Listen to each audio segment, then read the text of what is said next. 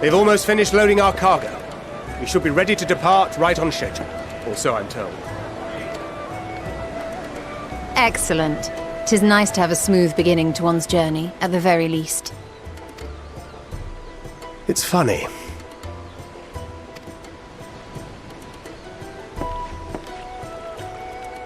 Master Louis Soir came here on a ship very much like this one. And now, years later, the street urchin he befriended that day is bound for his mentor's homeland. With his mentor's grandchildren, no less. Aye. 'Tis upon reflection that every twist of time's river and fate's whims are brought into sharp relief. Thou hast matured much in the intervening years. Wert thou not caught attempting to relieve Master Louis Soir of his purse scant moments after he made landfall upon this dock?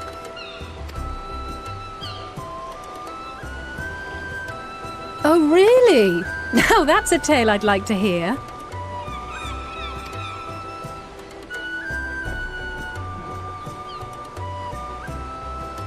Will this be your first visit to Charlian, Sir Estinian?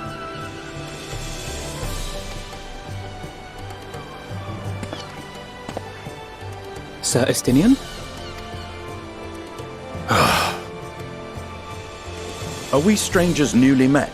Why this stiff formality? I, merely meant it as a professional courtesy, since we are now colleagues in an official sense. I'd rather you dispense with the sirs, especially in private company. Or I'll be forced to respond in kind, little Lord Alphino. You've made your point, Estinian. Painfully well. Better.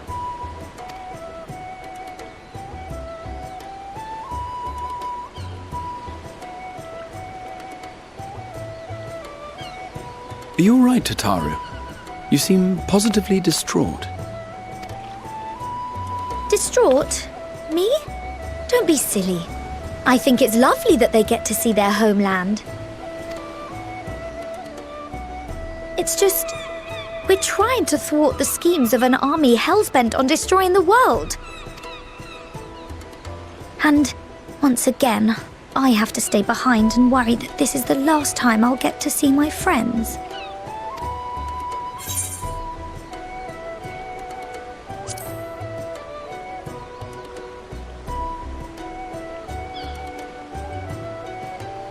I'll hold you to that. Ah, good. You're still here. Hori! Coulternay! What brings you all this way?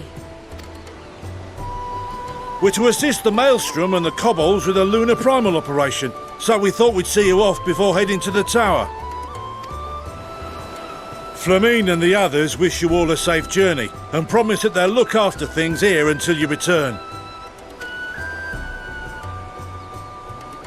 We will too, of course. Aye, we, your fellow Scions of the Seventh Dawn, will do our part to ensure the end of the world won't happen on our watch.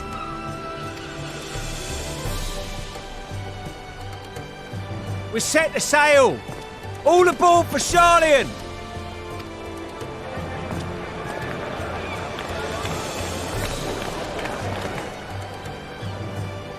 It's time. Then we must delay no longer. We will contact you the moment we learn aught of value. Wish us luck.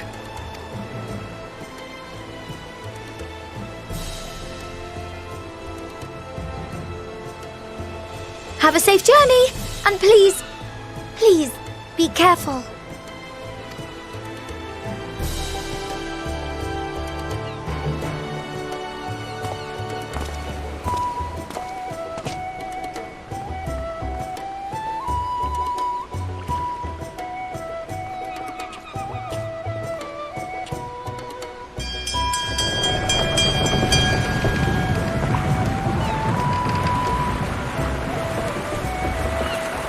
And so you venture forth unto the unknown. A fate beyond the horizon that cannot be divined. A future undefined and in flux. In uncertain times, naught but the simplest words of wisdom will suffice.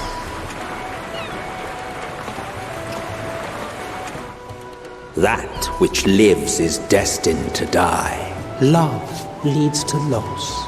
Every beginning has an end.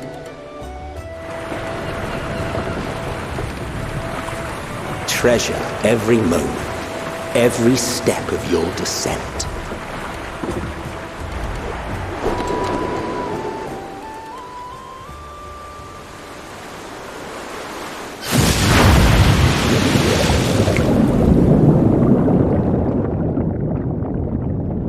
And there, in the depths where souls and stars rest, find your truth.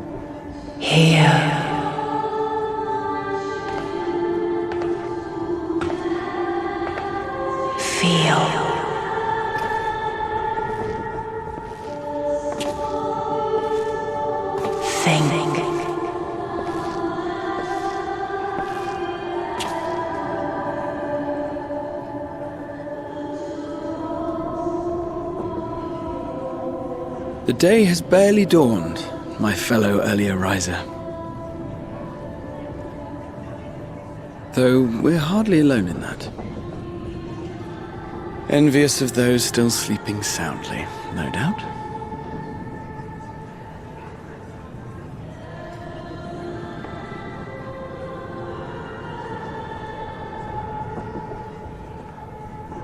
Called out to you, you say? I've heard nothing myself.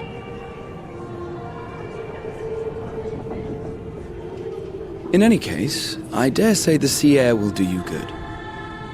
Why not join the others on deck? Charlian should be coming into view at any moment.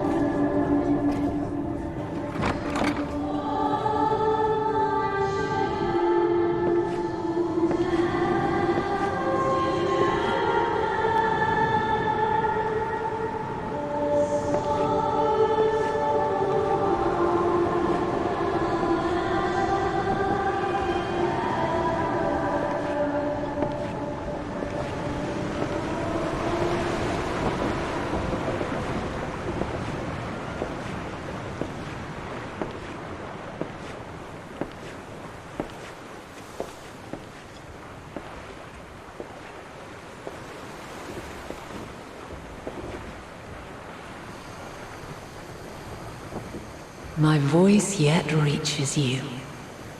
I am glad. Hear, feel, think. And thus do we meet face to face at last. My warrior of light, guided by the crystal.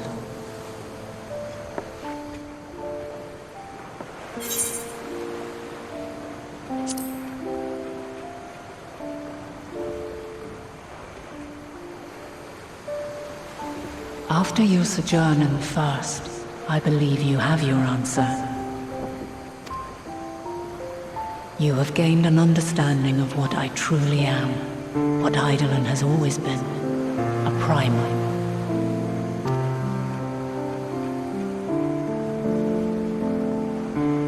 Zodiac was created to forestall the apocalypse which threatened the ancient world, and I was brought forth to bind him.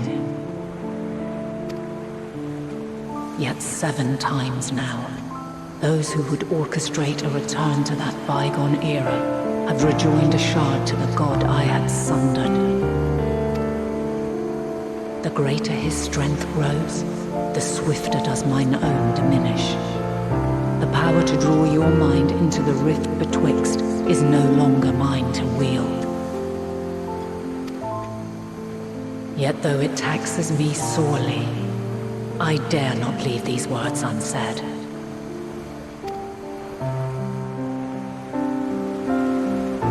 Even bereft of my guidance, you and your companions have accepted the burden of this star's troubled past. A conjunction has begun to form, an intertwining of your time and mine.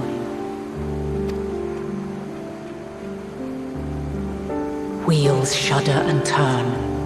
Conflict looms, monumental, which will decide the fate of this world and all life upon it.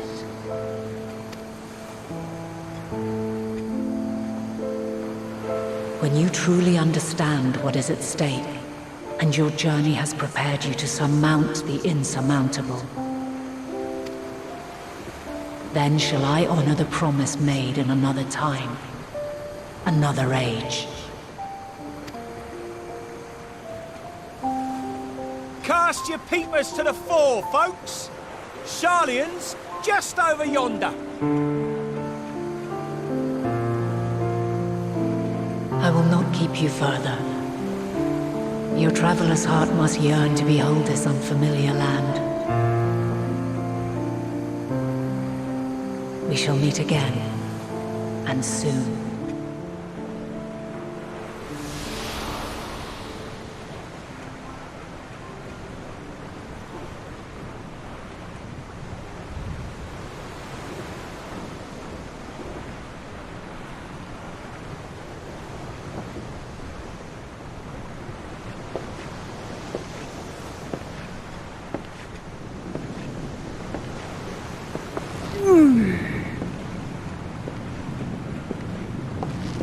Oh, what a fine morning.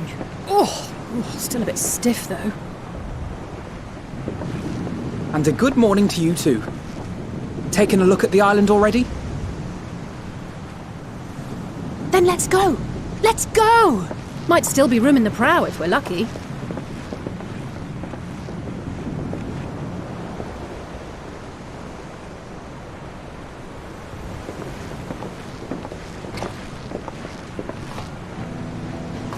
Ah, the sleepers have arisen. There she is. Good old Sharlayan. Oh, I see it.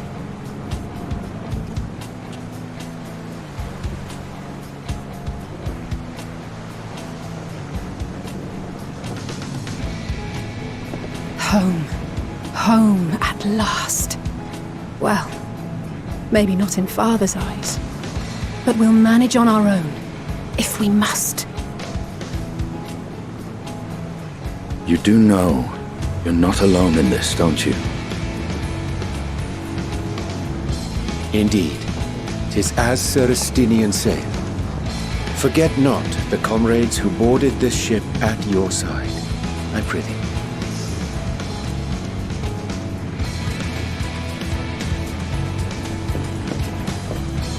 Thank you, my friends. We are ever grateful for your steadfast support. Upon arrival, we will be disembarking into the heart of Sharlayan proper.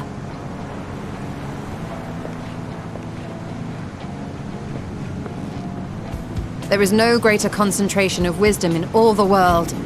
I am confident that somewhere within that center of knowledge and learning, we will find the answers we seek.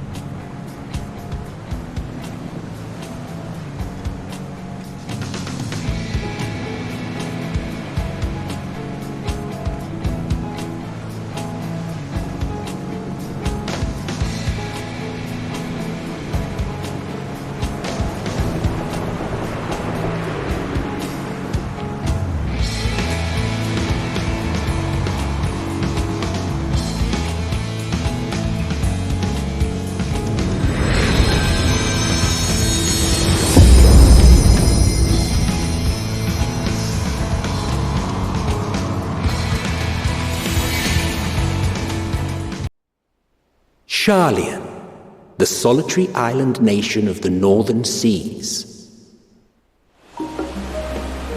Where under the watchful gaze of Thaliak, patron deity of scholars, academics hoard all manner of knowledge and secrets. Once, they deigned to accept foreign students into a distant colony maintained in the Dravanian hinterlands.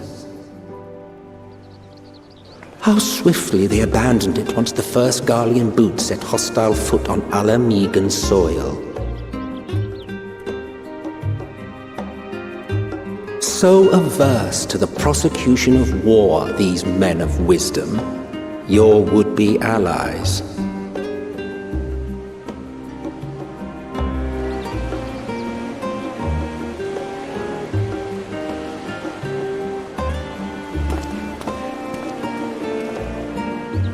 I thought they'd never let us off the ship. What's next, then? Entry applications? Hopefully they find no cause to deny us.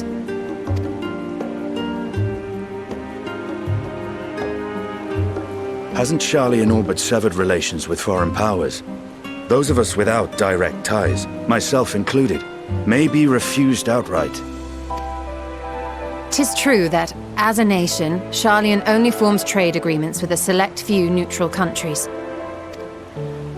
But from a practical standpoint, an island cannot afford to be overly strict with its borders, especially not if that island's people are wholly devoted to the accumulation of knowledge. If one submits the proper paperwork, with satisfactory evidence of identity and intent, then foreigners may be granted entry. May. Quite. So let us be absolutely clear on these points before we proceed. The immigration officer will ask for your affiliation and your purpose of visit. Considering Sharlian's views on intervention, I strongly suggest we avoid any mention of the Scions. Kral has laid the groundwork for us to act as associates of the students of Baldessian, and our ostensible reason for being here is to aid in their order's restoration.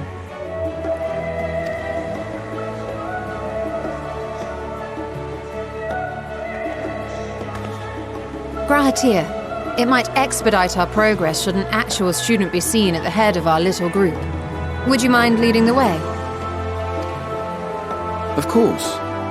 The immigration officers were this way, as I recall. Shall we?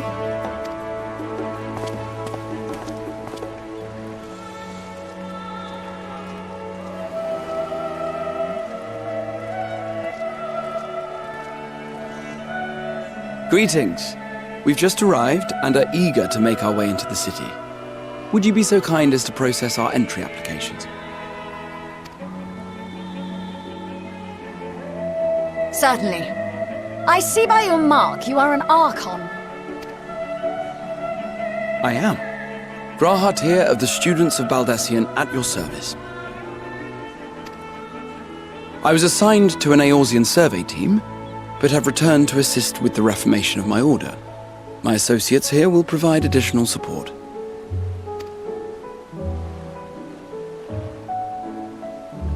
Very good.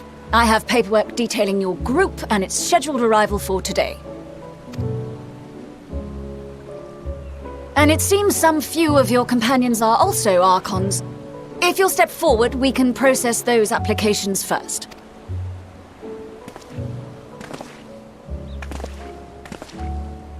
Ishtola rule.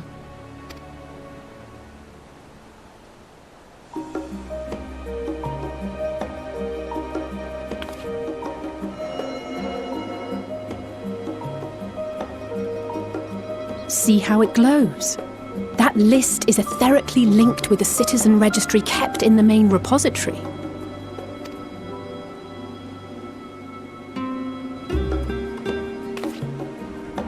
I've confirmed your status as Archons and amended your travel records accordingly. Welcome home. Now, who do we have here?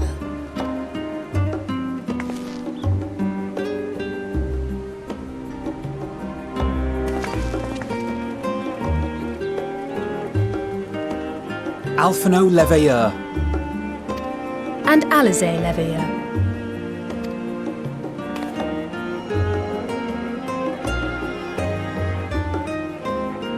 Your applications have also been approved.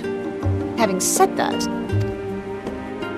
the streets are abuzz with talk of how House Leveilleur's lord disowned his young progeny.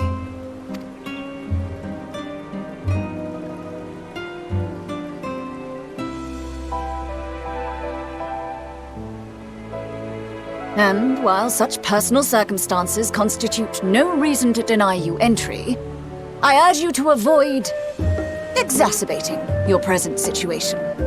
Times are quite troubled enough already. We shall keep that in mind.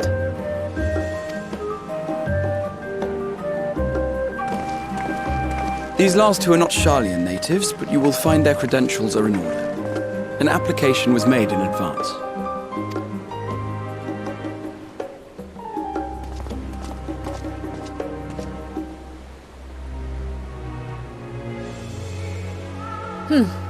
Name and occupation?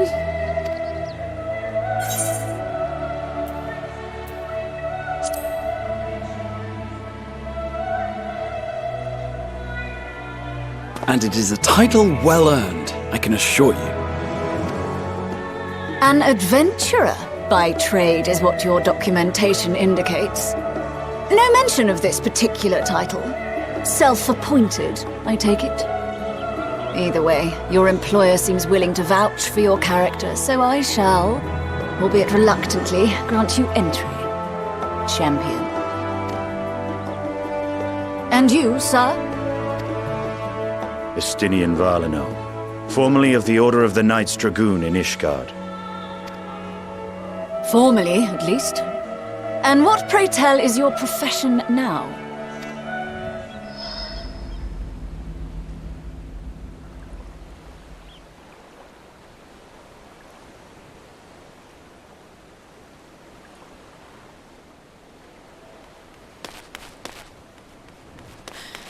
If you'll allow me...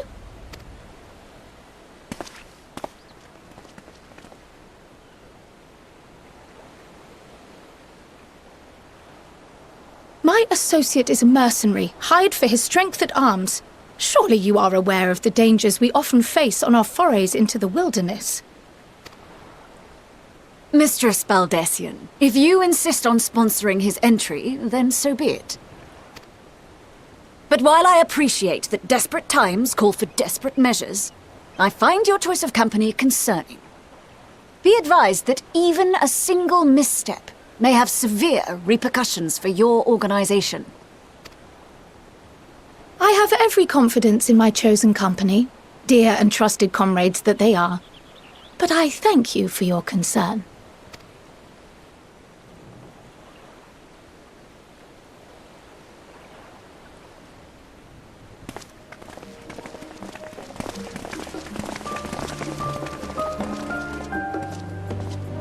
Croyle! It is good to see you.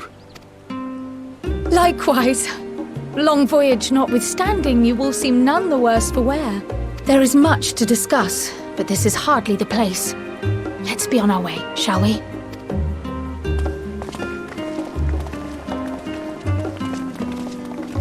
Oh!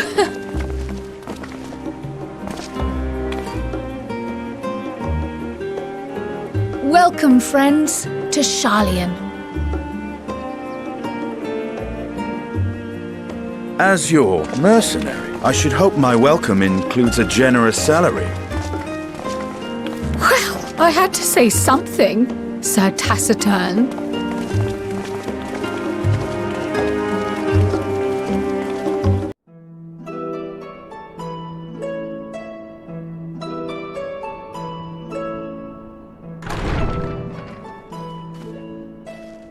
Pray forgive me. I was delayed. It's fine, Urianger. We're all here now. Let's get down to business then, shall we?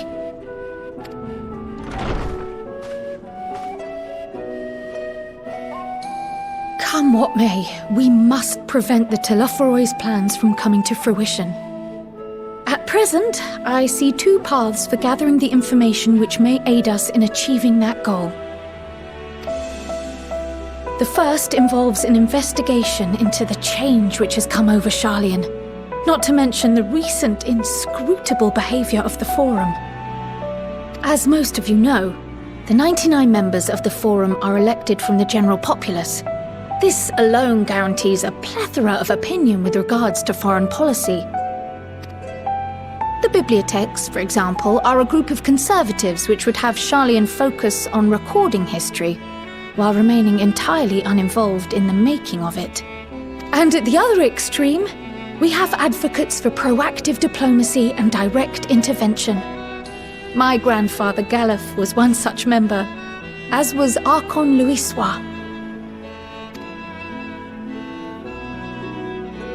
Yet despite our diverse factions and philosophies, the recent vote to deny Eorzea's request for assistance was unanimous.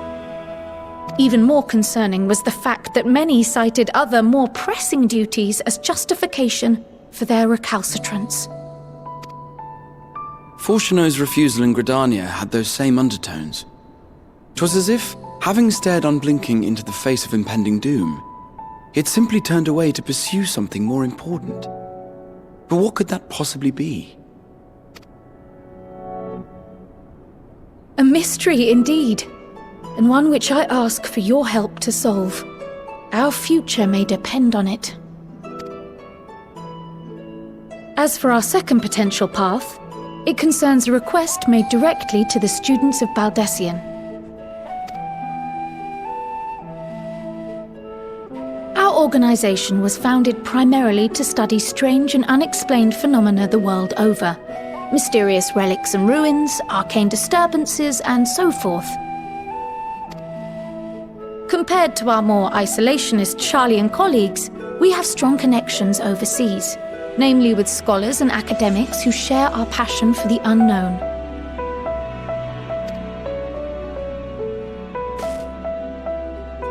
The request in question comes from one such acquaintance, Nidana, an alchemist residing in distant Favner.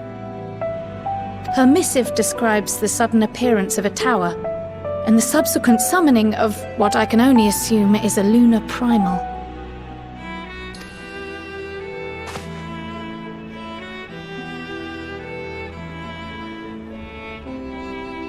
In response to this threat, the satrap of Radzat-Han, the individual who governs the city-state, has instructed the alchemists to find a means to deal with the spire.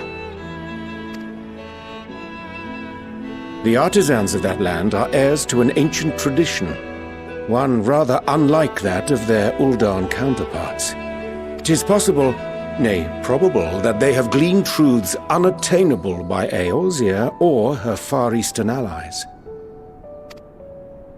They do, in fact, appear to have a strategy in mind, though it will require further research. To that end, they have requested an introduction to a capable warrior shielded by the blessing of light. Assuming we divide our forces to pursue both of Kral's lines of inquiry, then having you join the group heading to Thavnair would seem the obvious choice. But the investigation in Sharlayan is of vital importance as well. Equal, I think, to the Thavnarian one, given that the fate of the world may hinge on the results of both. Yes, it is quite the quandary. Though it is a great imposition and an altogether too common one, our efforts would be more likely to succeed were you to lead the charge on both fronts.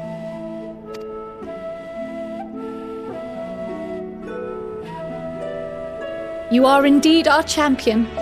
As to which task to tackle first, we will defer to your decision. Let us next decide how everyone else might best be assigned. As for myself, I shall continue what I've begun in Sharlayan. I should also like to steal the services of an Archon or two. And thereby gain access to a greater range of reading material. I will help with that. Allow me to offer my assistance. I have some small amount of experience in the field of research.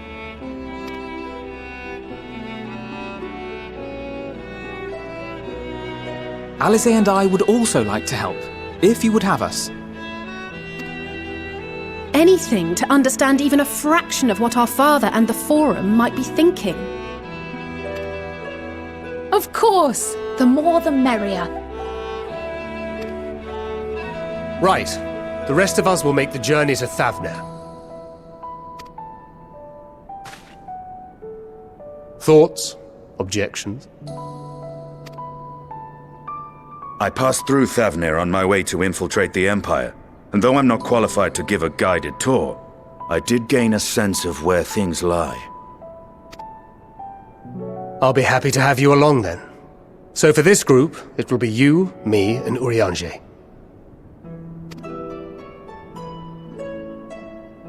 Give me a moment afterwards, and I'll supply you with all the details of Nadana's request.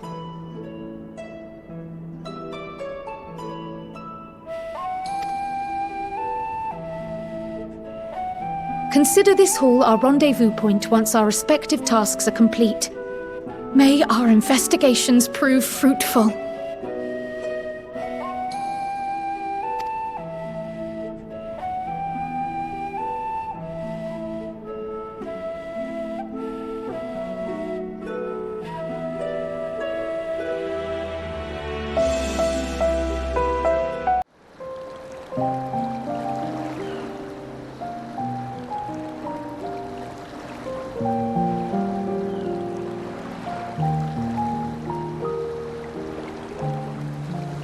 When our father disowned us, I couldn't believe what I was hearing. It wasn't until much later that his words began to sink in, that I began to feel the weight of what it meant. Do you remember when the decision was made to come to Sharlayan? Grahas said that the Forum was determined to keep us in the dark, and that Father's venomous performance was part of that strategy, to keep us at arm's length. Perhaps it was. Father argued with Grandfather on many occasions, but never with such dismissive contempt. And when he demanded what justifies the sacrifices we make in war, I honestly didn't know what to say. Neither did Alpha know, I know, but never for one moment did I believe we had made the wrong choice. So all I could do was fume silently. It was only afterwards that I realized how childish I had been, how being stubborn and self-righteous must run in the family. If I could have just mustered a civil response, then things might have turned out differently.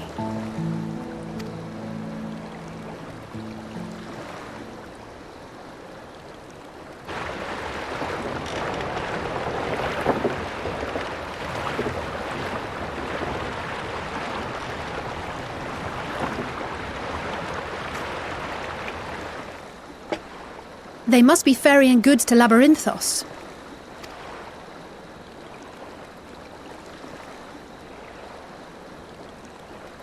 A vast complex beneath the island.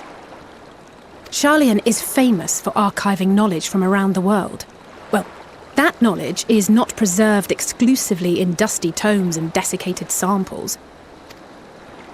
Our living library, comprised of all manner of flora and fauna, is housed and studied within that underground facility. Still, that did seem to be an unusually large shipment. When I lived here, it was rare to even see such cargo transported by boat.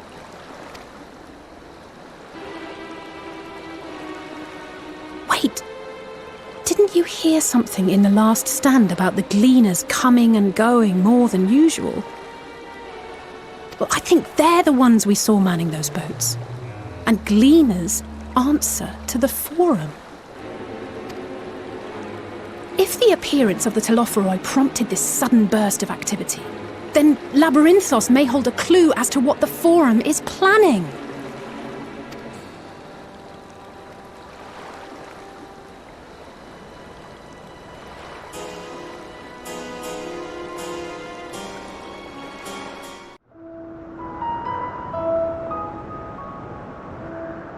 Deep beneath the scholar's city shines a false sun within a fabricated sky.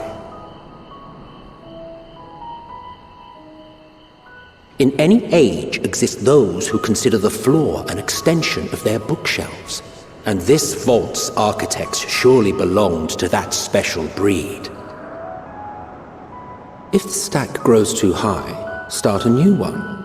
If no room remains, then make more rooms. A simple solution at first, and then bit by bit, a profound transformation.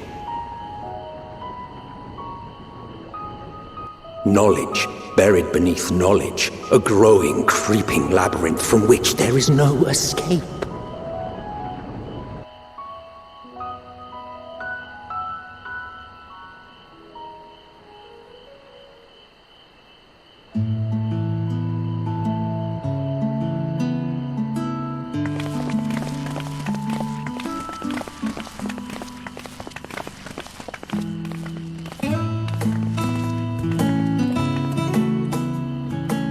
Not what you expected.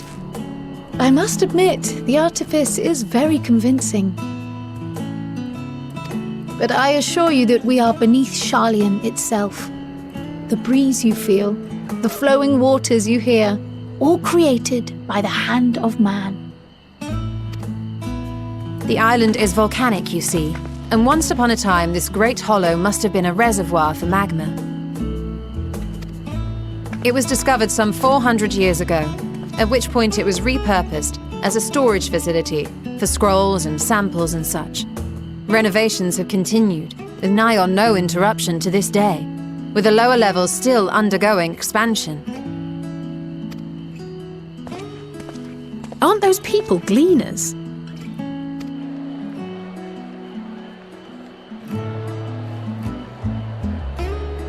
Aye, judging by their dress. They are said to work alone as a rule, but 'twould seem that rule is being enthusiastically broken today. It may be as you suspected, that they are engaged in a task apart from the norm.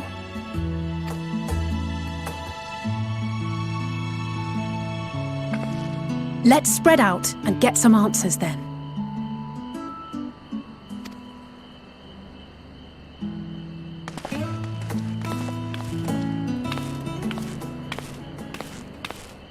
Ugh.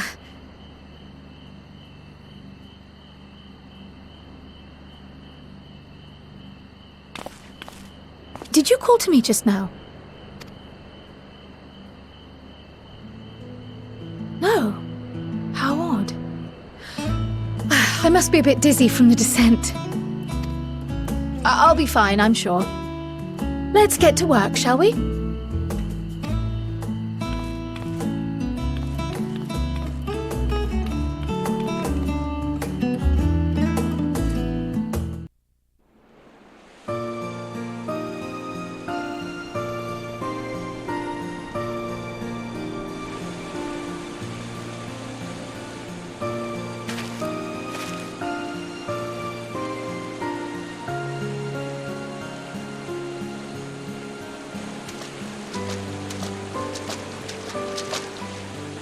Fair shot.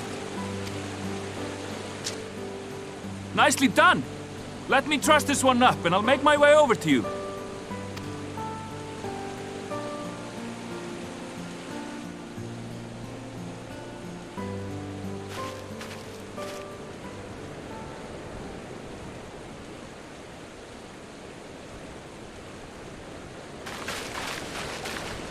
There you are. Any new revelations?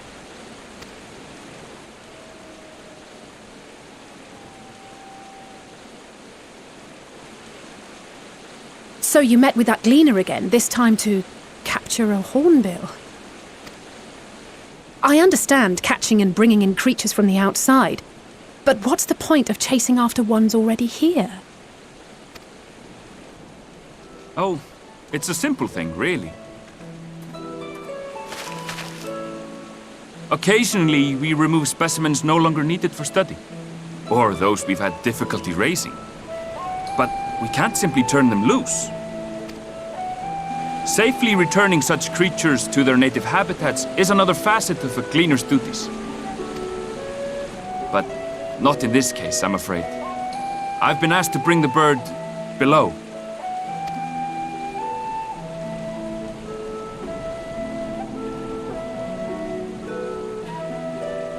the restricted section in the lower levels of Labyrinthos. Open only to a select few researchers hand-picked by the Forum. The projects down there are the subject of rumor and hearsay. Forbidden magics. Advanced technologies that can never be allowed to fall into outside hands. Even Archons are not privy to the truth. Those who are, the researchers involved in this secretive work, are not permitted to walk freely in the city, and are instead required to live in isolated quarters. What could a facility subject to such strict security protocols possibly need with a hornbill? An experiment? Possibly. I wasn't afforded an explanation. But judging by the requisition list given to me and my colleagues, I doubt it's for any kind of advanced research. I'd be more inclined to believe we were making preparations to migrate to the south. Mericidia or thereabouts. What? Why would you say that? Much of the flora and fauna we were asked to procure could serve as reliable sources of sustenance. They're comparatively hardy species, too, able to endure harsh climates. And among them are specimens known to be effective in improving soil quality and purifying water. When you put it that way, migration does sound like a reasonable assumption. That's all it is, though. An assumption. Through our tasks, we gleaners glimpse only bits and pieces of the Forum's plans.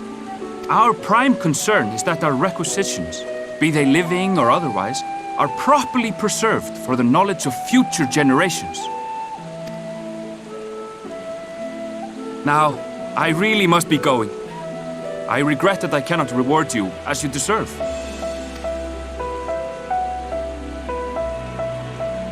Perhaps you might reward us after a fashion then. It is imperative that we reach the lower levels. And seeing as you are already set to descend with your assigned cargo, mayhap we could accompany you as your assistants. I'm afraid that won't be possible. Once the animals have been prepared for transport, we send them down separately via the lift. I will of course follow after to make my report, but I can hardly pass you off as porters when there's nothing left to carry. Indeed. Pray forget I said anything.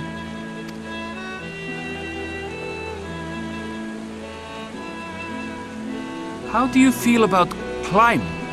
If you've strength and the courage to brave it, then there is another way down.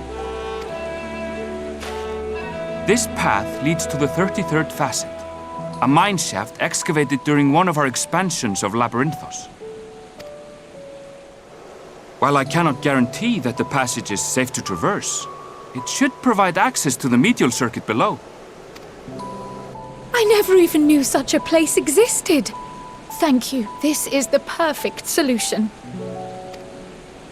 You're quite welcome, but consider yourselves warned. If the going proves too treacherous, you do well to turn back. I bid you good day.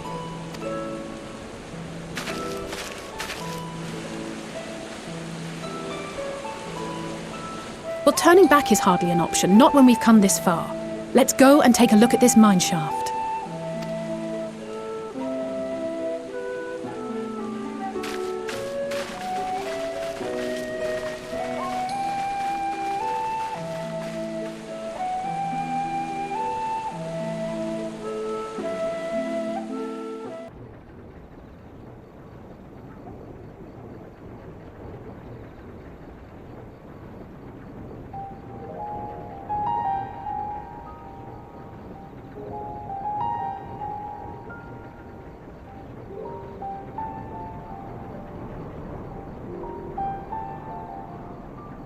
Hard to look away, isn't it?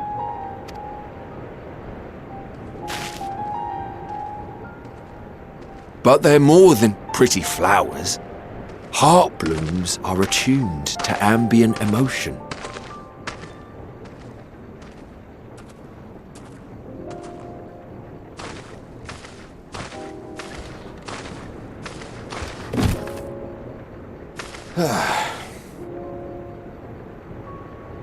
You don't seem convinced, but believe me, it's true. This ashen grey, for instance, it mirrors the anxiety and urgency of those working nearby as they rush to fulfill sudden orders.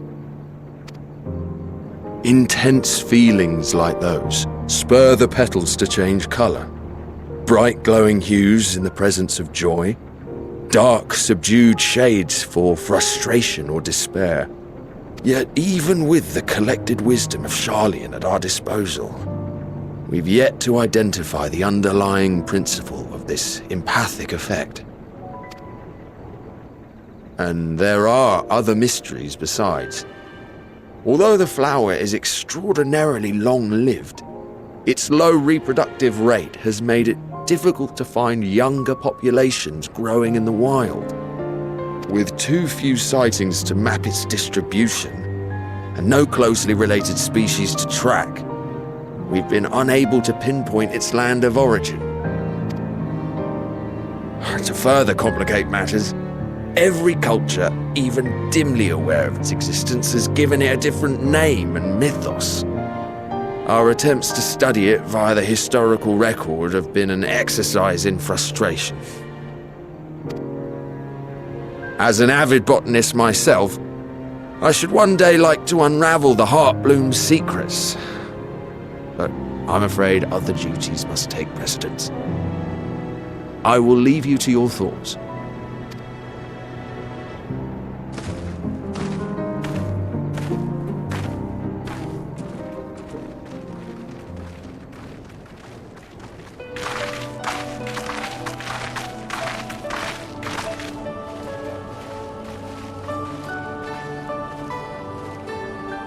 Have you learned aught of interest?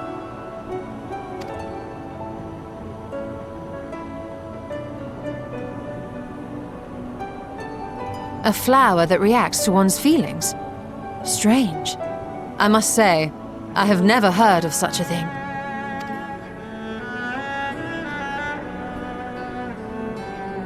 This is all very fascinating. But as it stands, we've failed to gain any significant insight into the Forum's undertaking. Indeed. While there is certainly enough activity to support Erenville's supposition that a priority has been placed on improving food production, unfortunately for our investigation, these workers were never informed as to how their duties serve the master plan. If only we could interrogate the Forum members directly.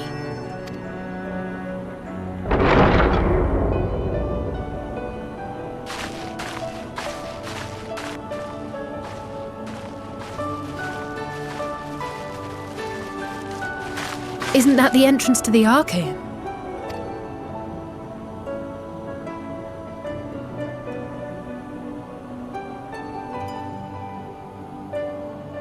Look, there! I think that's Erenville. A little difficult to tell from here, but I think you're right. He did say he was coming down to make his report. Erenville receives his orders from the Forum. Would it not follow, then, that the superior to whom he reports is a Forum member, or at least a close associate?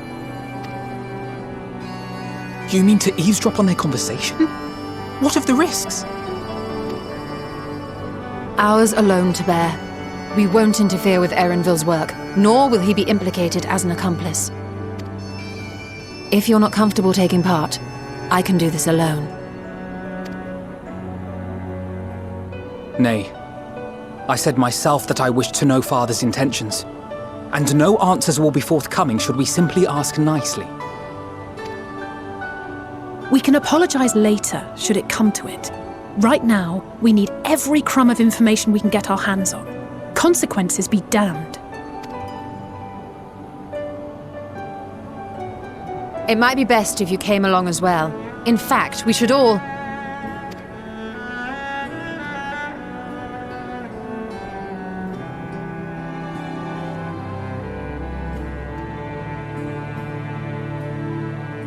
Crier?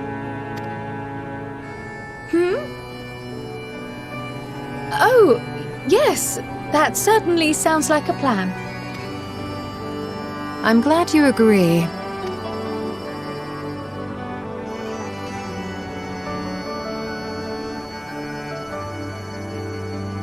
Quickly! Erenville is on the move. We need to get closer before we lose him.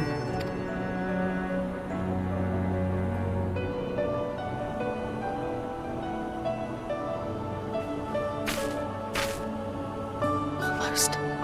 I can almost reach you.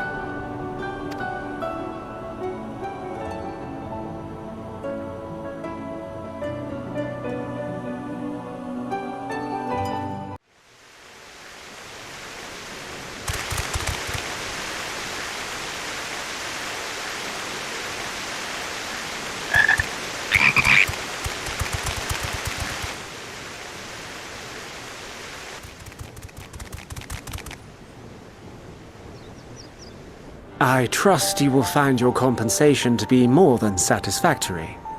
We wish to make clear that we are pleased with the efficiency and thoroughness of your work.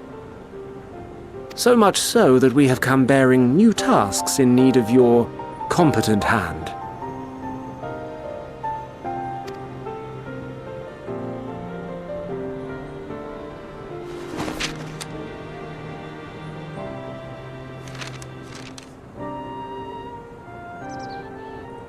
Another lengthy list. If I may speak frankly, the Gleaners have been pushed to the point of collapse by your unending demands. We are not familiars to be exploited. We are Sharlayan scholars and we deserve an explanation for this unseemly treatment. What warrants such urgency?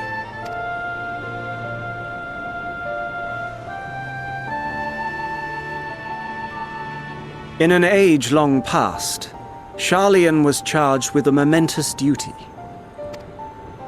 And now that word of the final days hangs heavy in the air, the time has come for us to fulfill that charge. I can say no more, but I promise you this. All will be revealed in due course. And when it has, you will understand that your toil was in service to the greatest good.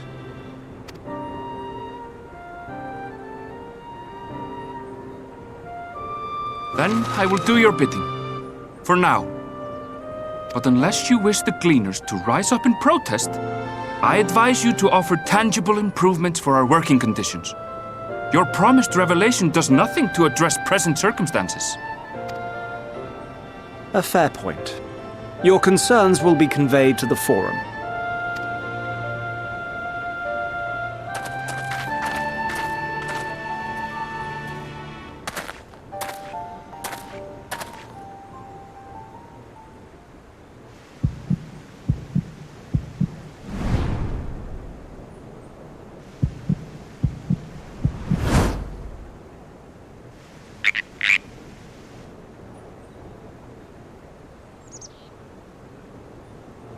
I hope that was informative.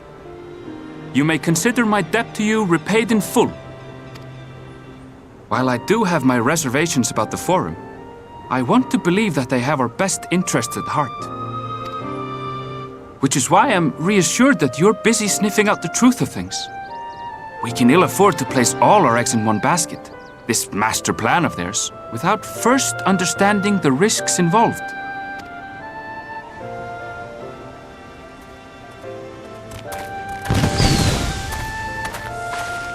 Wait! How did you know it was us? If you mean to impersonate a toad, try studying the real thing.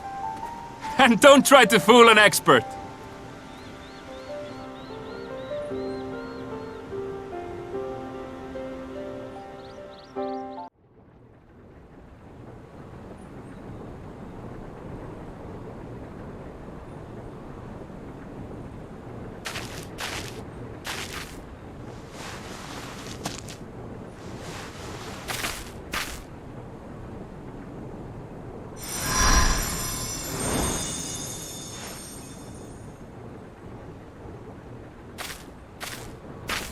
For you, The spell will keep it from wilting.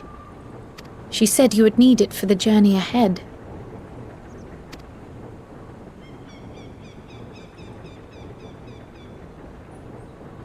Will you speak with her now? I cannot hope to match Minfilia's clarity, of course, but...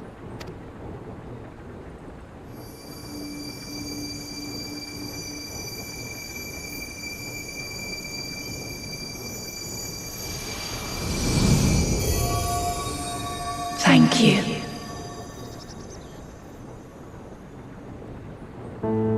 Do not worry. She has lent me her body for only a moment. Just as I could not save the first from the flood of light, it has become arduous for me to interact with the physical world without assistance. Though I might converse with you for a time, the incorporeal form I assumed on the ship would be incapable of casting even the simplest enchantment. It is in the depths of the ethereal sea, the place to which all life returns, where my influence is greatest. After Minfilia's sacrifice on the first, it was to the sea, here in the source, where I ferried her soul. I wished that gentle spirit to find rest in the world she loved so well. Her, and another who may yet have a part to play, though that will depend on you. Take the flower, walk free, for you are free to go where you wish, to believe what you will.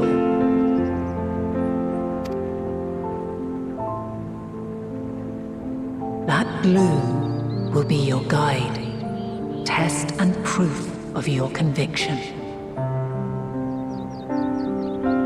In darkness, seek joy. Surrender not to sadness, and see beyond despair. Walk free, and bear the light for others to follow.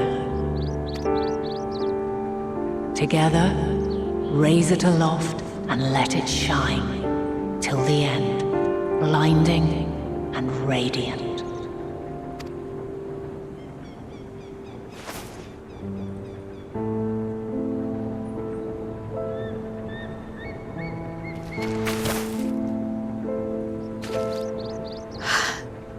Was all too brief. Already she seems so far away.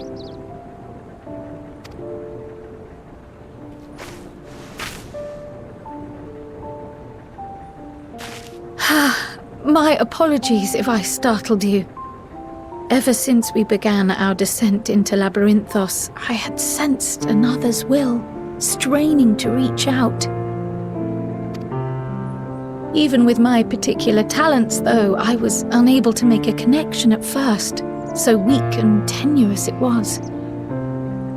Once I took hold of that wispy thread, imagine my surprise to discover it was Heidelin herself. Needless to say, it seemed wise to learn what we could before letting go. Her answers were more cryptic than I would have liked, but at least she left us with a guide of sorts, that unusual flower.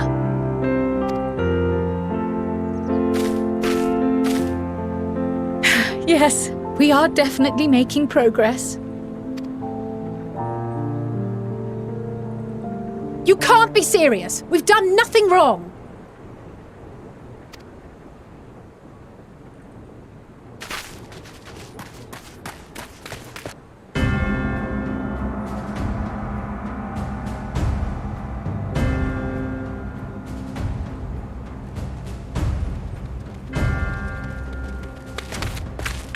Master Fortuno?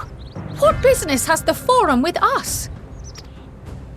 Obstruction and suppression, apparently. Mistress Baldessian, our records show you facilitated the Scions' entrance into Sharlayan by claiming them as assistants for your organization. We are aware of your investigations. After alerting the major institutions to the presence of potential troublemakers, we received word from an Archean custodian, a group operating under the auspices of the students, skulking about Labyrinthos and engaging in clandestine behavior. Clandestine? We may not have entered Sharlayan as Scions, but we did naught to conceal our identities. Our only purpose in this city is to seek the truth. I can think of no reason why our actions should warrant the Forum's intervention. 'Tis not our way to discourage the pursuit of knowledge, but the timing of such pursuits must be considered, not to mention their potential impact. With the world in chaos, we, the true caretakers of wisdom, have committed ourselves to an undertaking that demands the utmost discretion. And we will not risk its success by turning a blind eye to disruptive foreign elements in our midst. What then is to be our fate? Will you put us on a ship back to Eorzea? The Forum will convene to examine your case. The results of said inquiry will determine your future in this city. As for your absent companion, he has already been detained. Graha! But why? Is reading a crime now, too? Reading is encouraged, celebrated even. Not, however, of the volumes shelved in the restricted section of the library.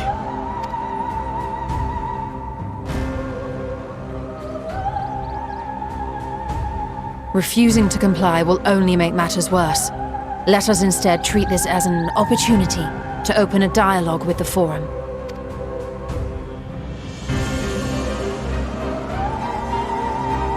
Silence is often one's best defense. I would advise against prolonging the proceedings with frivolous discourse.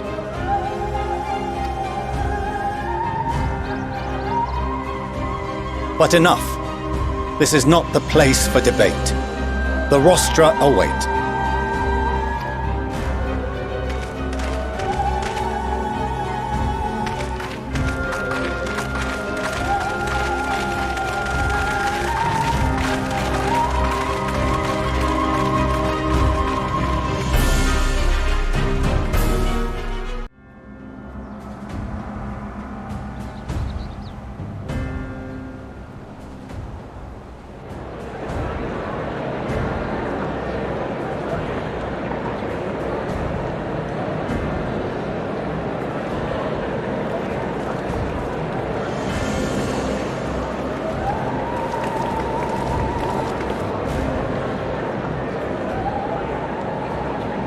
Forgive me.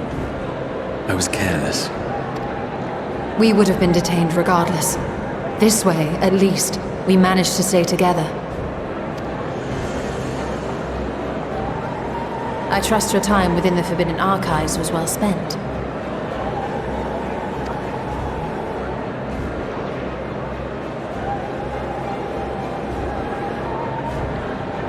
The Forum will come to order!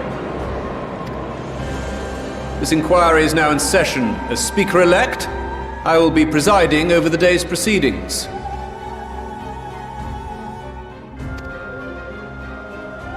Master Fortuner, would you be so kind as to restate the matter which compelled you to summon your colleagues with such urgency? As you are all aware, we recently denied Eorzea's request for Sharlayan assistance. Since then, certain individuals dissatisfied with our decision have taken it upon themselves to interfere with our work. They entered our nation masquerading as associates of the students of Baldessian.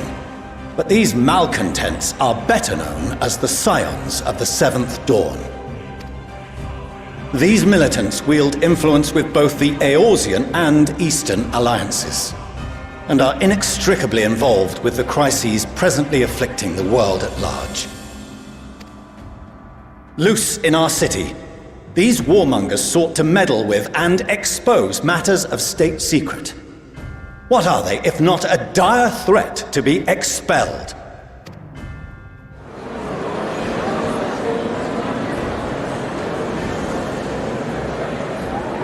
You have tarnished the good name of the students. Galuf would be ashamed.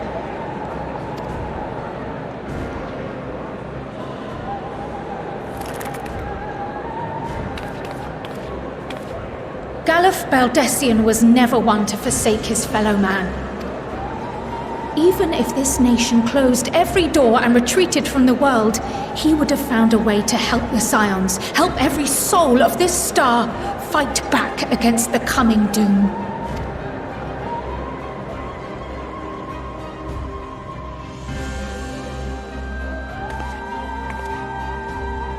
A terrible enemy stands poised to lay waste to all we hold dear.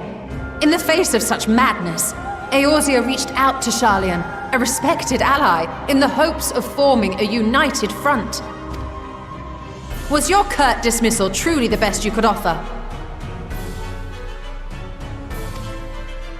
Or are you so preoccupied with your momentous duty of an age-long past that even the end of the world is unworthy of your attention?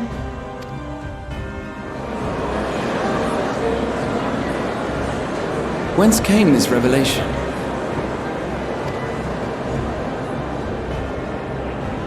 From the mouth of a forum member within fortuitous earshot. Then it seems your findings support my own.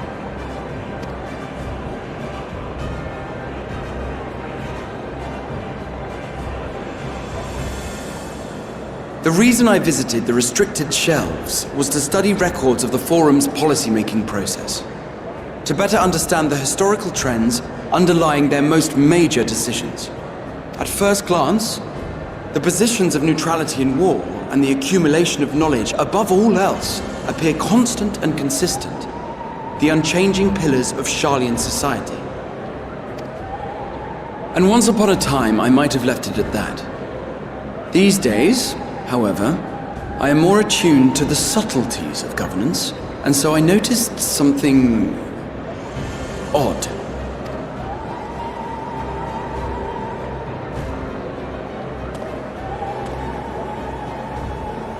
From a particular point in time, the purpose of these policies shifted. No longer was knowledge preserved for the benefit of society. Rather, society was to be gradually reshaped to ensure the preservation of knowledge.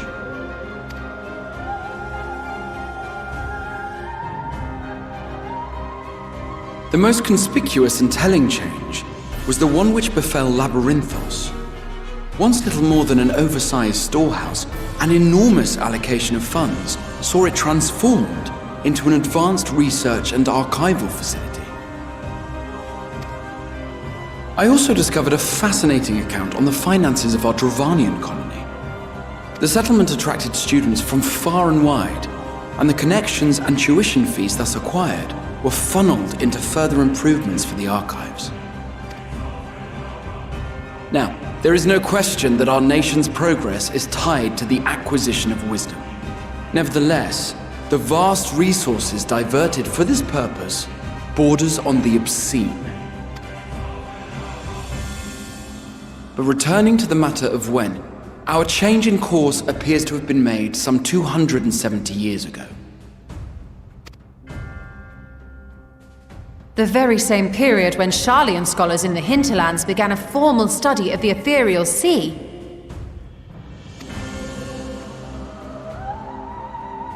You found something, did you not? And whatever it was, gave rise to your oh-so-important duty. Mind your tongue, Archon. If you had seen...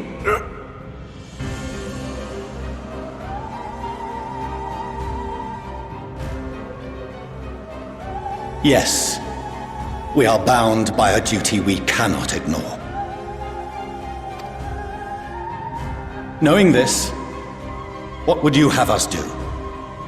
Abandon our vital work and join you on the field of battle? We will never choose the way of the sword. We will fulfill our mission not through strife and bloodshed, but survival. Come what may, we shall live on. We must. Do as you must, then. But we Scions will fight until the heavens fall, until our last breath.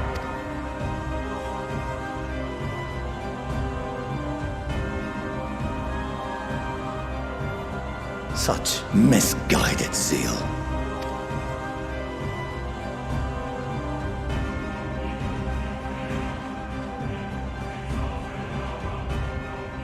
Father, Master Fortuner, I fail to understand the stance you have elected to take. But by the same token, I have yet to find a compelling argument to counter the challenge you put to us in Gridania.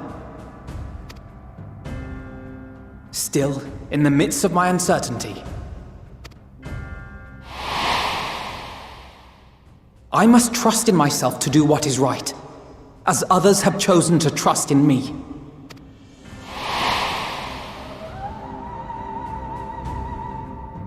So I will continue, as I always have, weighing the consequences of my every action, and allowing my hope for the future to inform my decisions. That's quite enough. Have you all forgotten the reason for this assembly? Skolok Monteshane. He's the head of the Studium and an old friend of my grandfather's. Honestly, every discussion devolves into some interminable debate. Terrible habit. Let's return to the topic at hand, By their own admission, these Scions have resolved to fight alongside the Eorzean nations against the doom which swift approaches. But there exists no evidence of an attempt to incite our citizens to do the same. Furthermore, while our decision may well have been the correct one, we cannot simply bull our way through these disagreements without inviting doubts or objections. Put yourselves in their place. Who among you would leave a tome unopened if an elder forbid you read it with no reason given? Now, if we're to quell further discontent, then we must conclude this matter with a fair and even hand.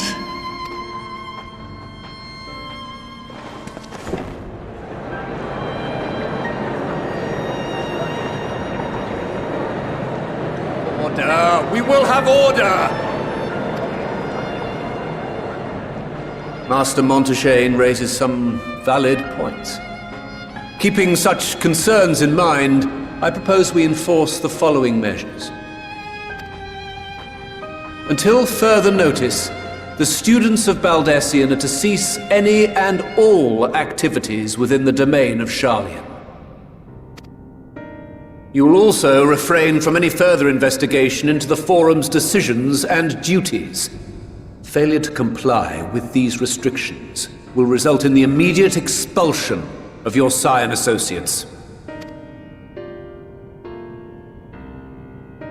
Let us put this judgment to a vote. All in favor, raise your hand.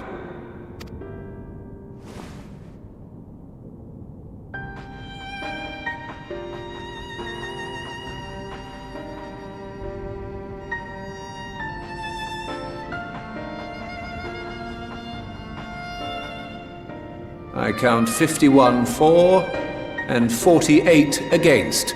The proposal is passed. Students, Scions, you have heard the Forum's judgment. Pray abide by it, or face the consequences.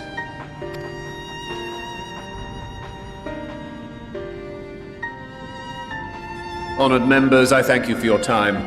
This inquiry is concluded.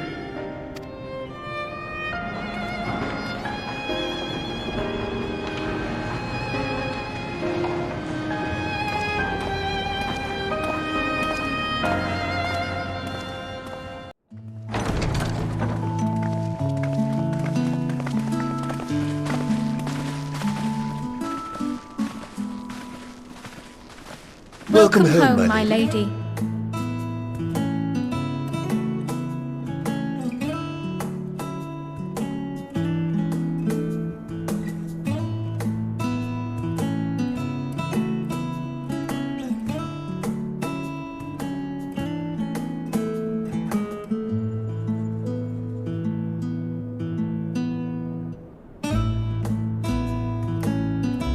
what? What are you gawping at?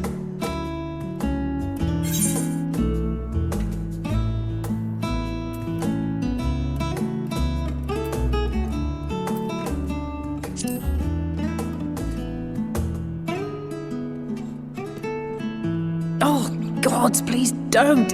It makes me feel like a spoiled princess.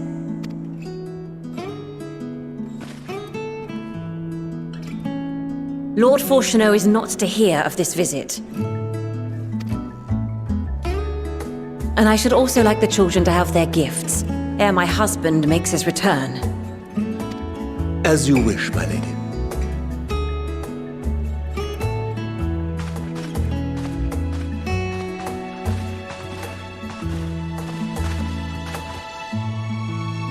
Master Alphino, Mistress Alice, if you'd accompany me upstairs. We shan't be long.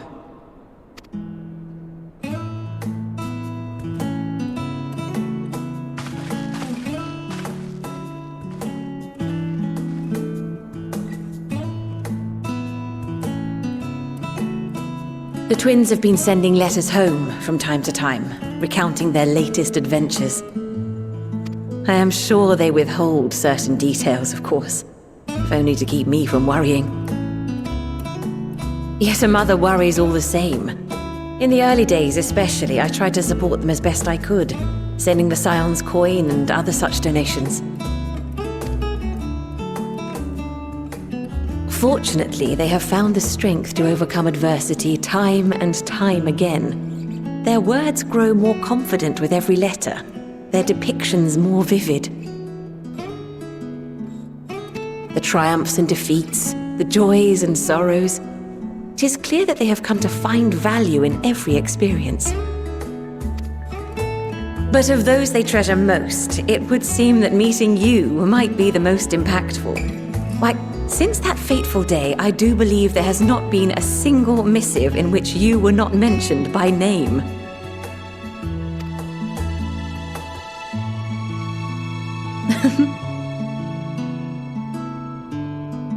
It is plain they care for you. And I am glad they have such a steadfast companion watching over them. Under normal circumstances, I would offer you tea, but alas, these are anything but. In any event, why don't you keep me company whilst we await my children's return? Perhaps you might regale me with a tale or two of your exploits.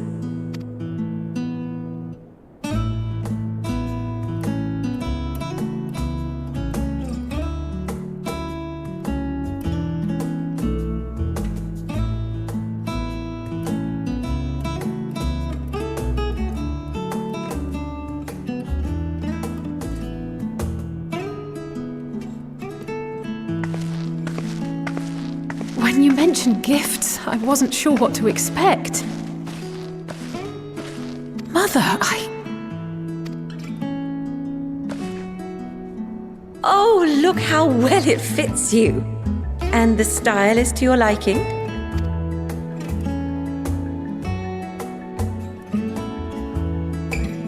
It's perfect. Exactly what I would have chosen. But please, tell me you had something different made for Alphino. Naturally. You are hardly little children anymore. And while I shall miss dressing you in those precious matching outfits, I must respect the individuals you have grown to become. See for yourself.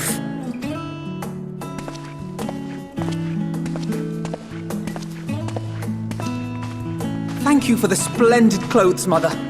Stylish, comfortable, and eminently practical. I am so glad you like them. They are, however, missing one final touch.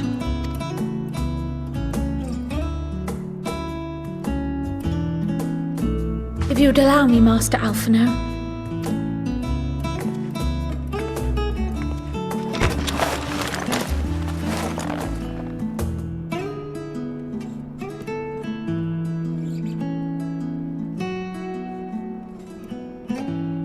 Wait. Are these... A sage's tools of the trade. They belonged to your father.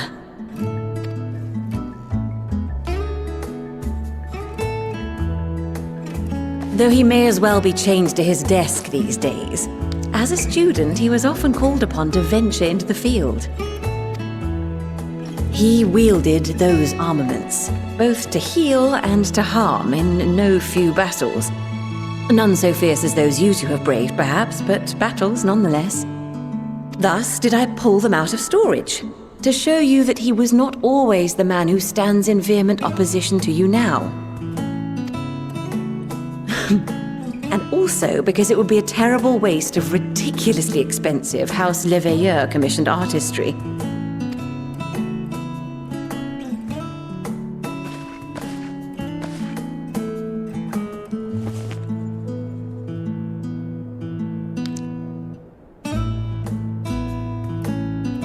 I am told these devices are quite difficult to master. But someone of your extensive experience should soon have them darting about with grace and aplomb. May the wisdom in that crystal serve you well. And please, try to find common ground with your father, that you might come and go without need for this awful subterfuge.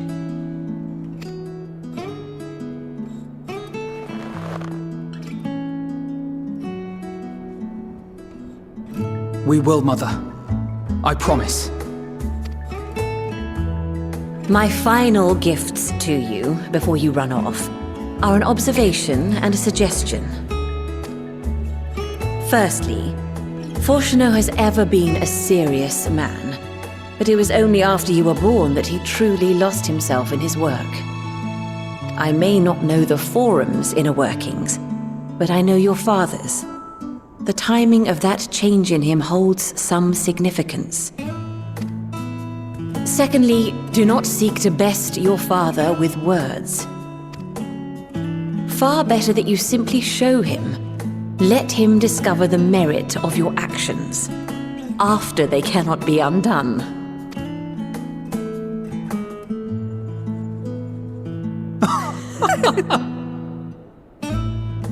Oh, Mother. We shall take your wisdom to heart. Thank you again for these gifts, and farewell for now. Safe travels, my children. Eat well, stay warm, and keep your friends close.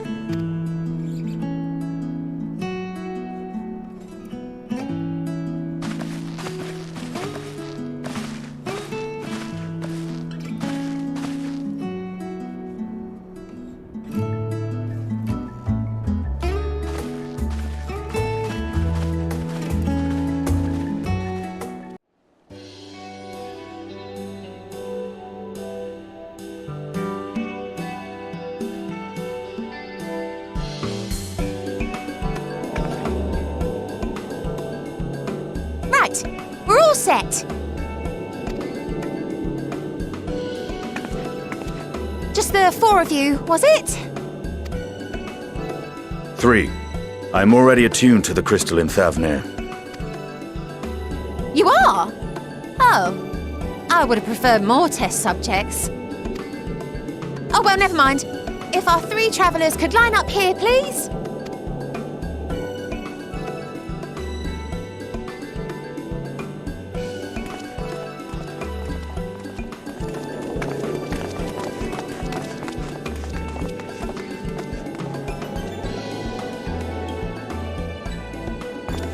Yes, right there is fine. Take a deep breath, and I'll soon have you soaring through the ether.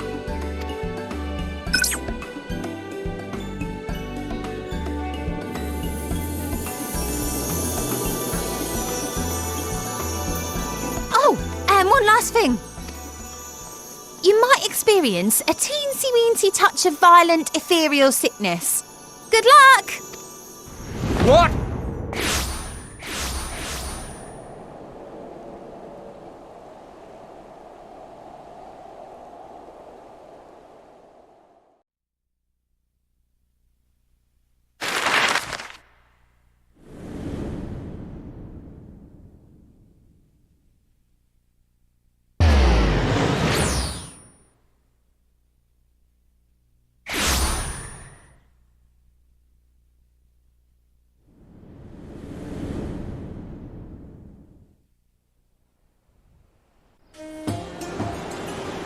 Thavnir, home to city-state Rads at Han.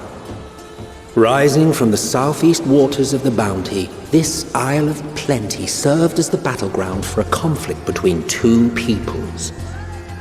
Their cultures bled into one another until a unique amalgamation was distilled from the chaos, in a process not unlike their precious alchemy. Once solidified as a single nation, an adamant stance of neutrality would hold invaders at bay for a time.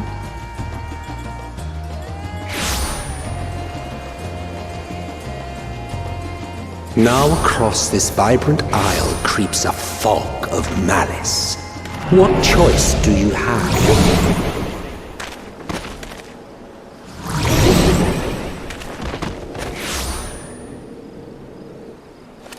What chance?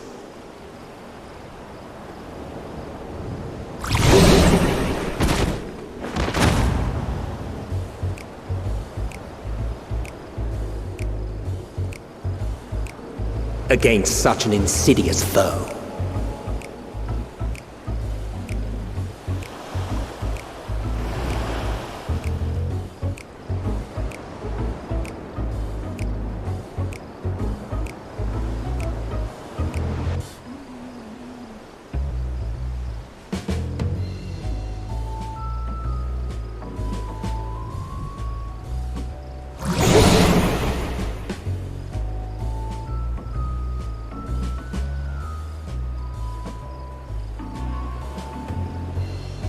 Seen fairer faces after a bout of bad shellfish.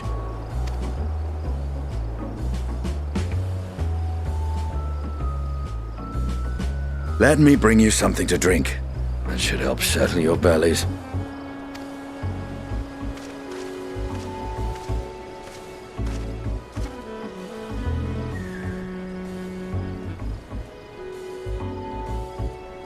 There was a note with Kryle's instructions.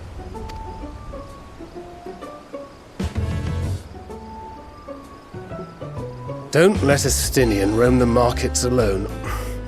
He's alarmingly bad with coin.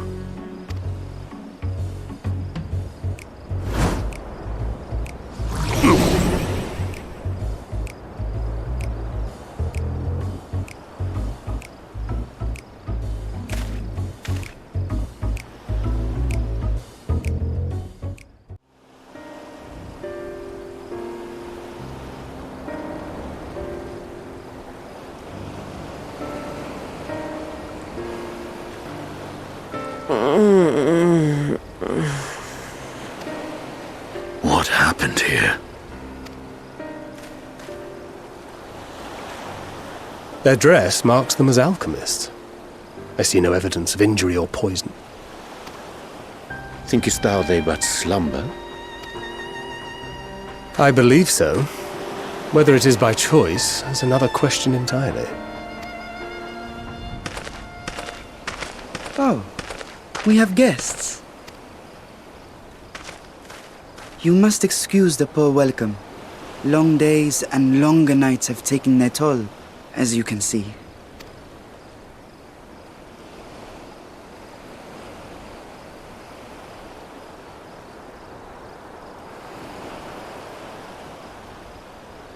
I am Vashan, servant to the satrap. My task was, in fact, to wake these good men and women, if you will allow.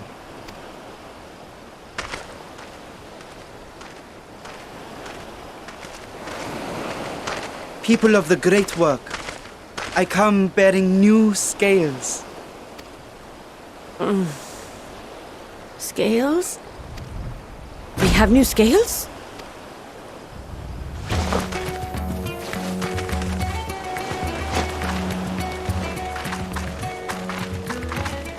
Yes, my friends. Gather round. I have them right here.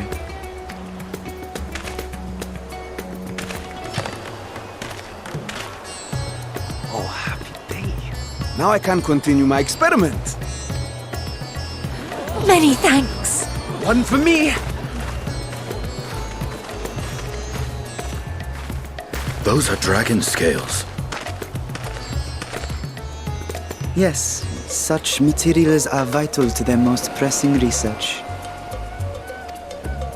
And we are fortunate to have them. Our experiments are so close to bearing fruit. Soon we will have a talisman capable of nullifying the etheric emissions from that accursed tower. Did I say something wrong? Are you not here with Varshan? Wait, who are you people?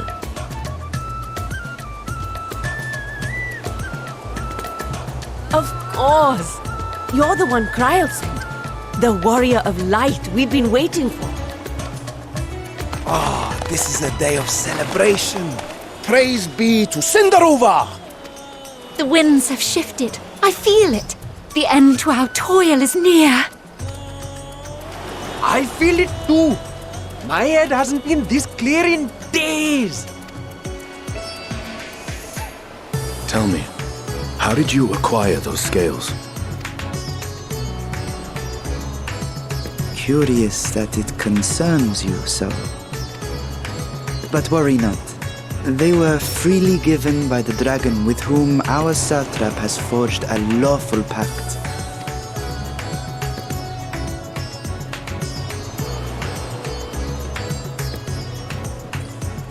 That is well. You must be quite familiar with Dragonkin, yes? Is this their congealed blood I see on your weapon? Speaking of dragon blood, you yourself have been infused with it, have you not? I should like to draw a file or two, if so. Now, see here. Come along, come along. I must insist that you visit our laboratory. Cease your shoving, or so help me.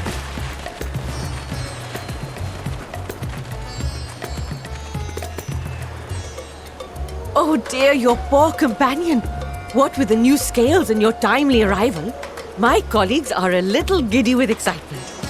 No harm will come to him, I promise. Meanwhile, shall we find a quiet place to talk? As you may have guessed, I am Nidana, the alchemist who sent the request to your Mistress Kryl. We have workshops across the nation collaborating on this research project. But it is here, at the Great Work, where I collate our results. Come with me, all of you, and I can explain the crux of the situation.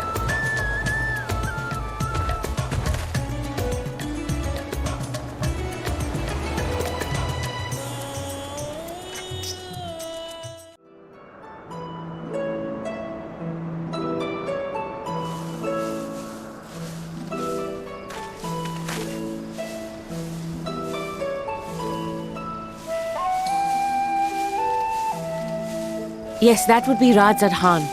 Hardly anyone has been allowed in or out since our troubles with the tower began.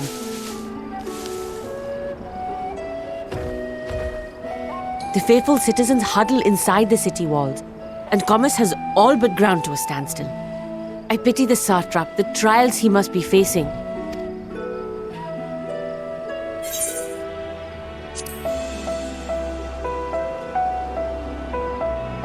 Well, He is the most important person in Radzad Khan. Long ago, this island was home to two tribes of Matanga, the Gajasura and the Arkasodra. When the Aura came to these shores, it was the Arkasodra with whom they joined forces.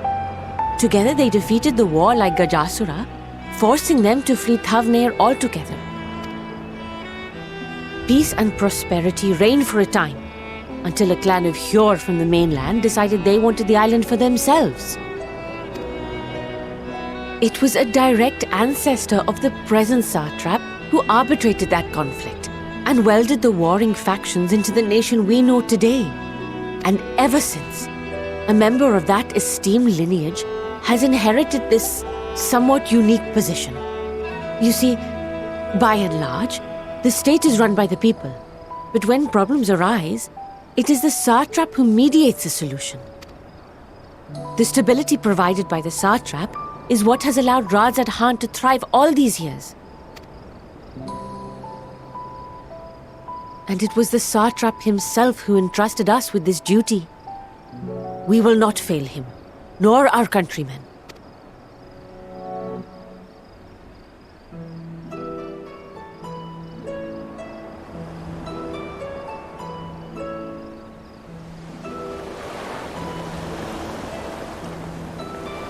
What is the delay with the vessel? I told you I need to adjust those ratios.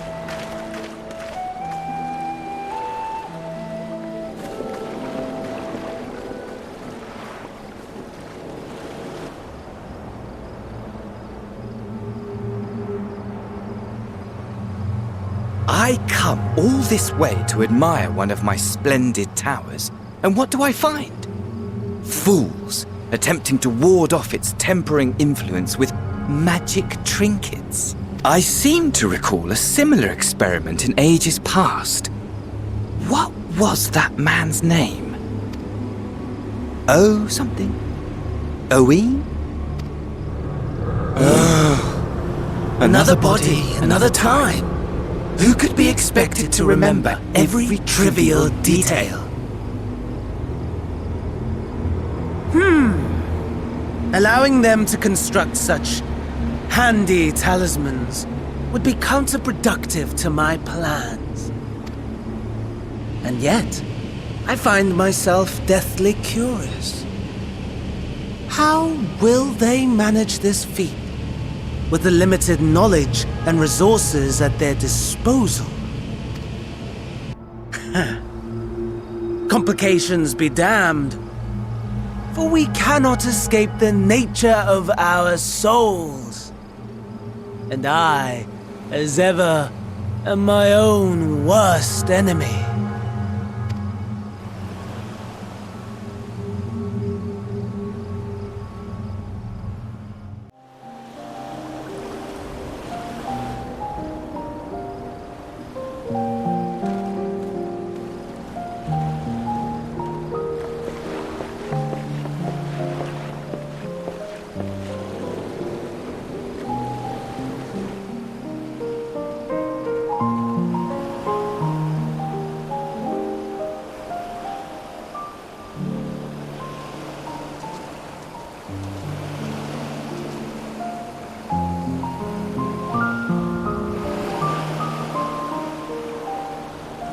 I see our taskmasters have allowed you a moment's respite as well.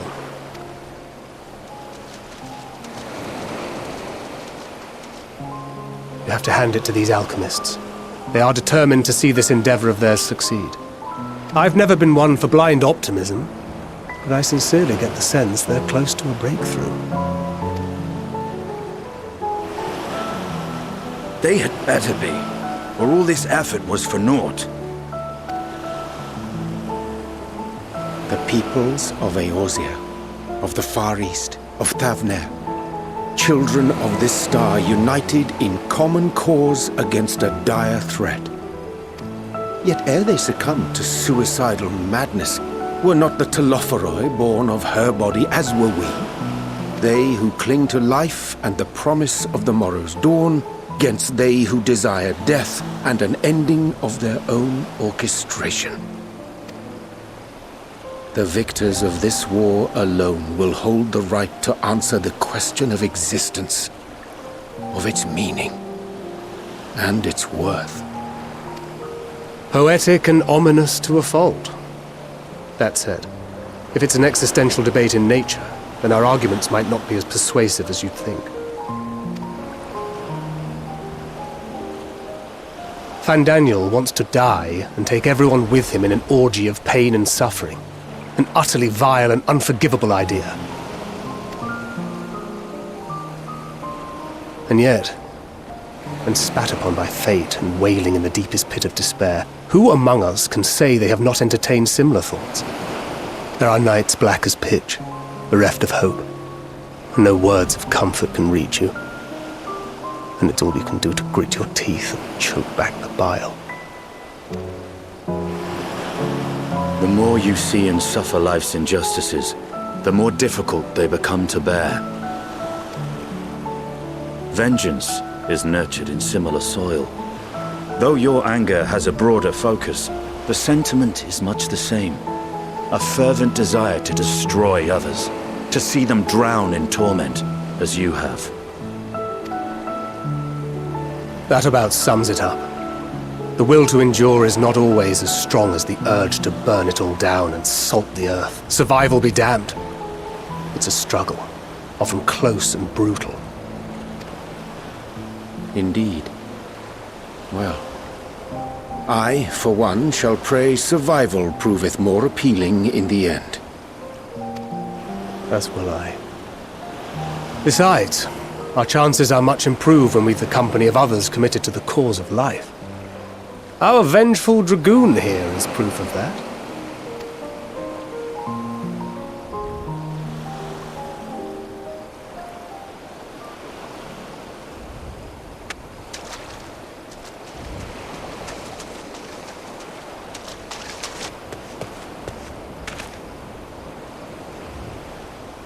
What is it? What did you see?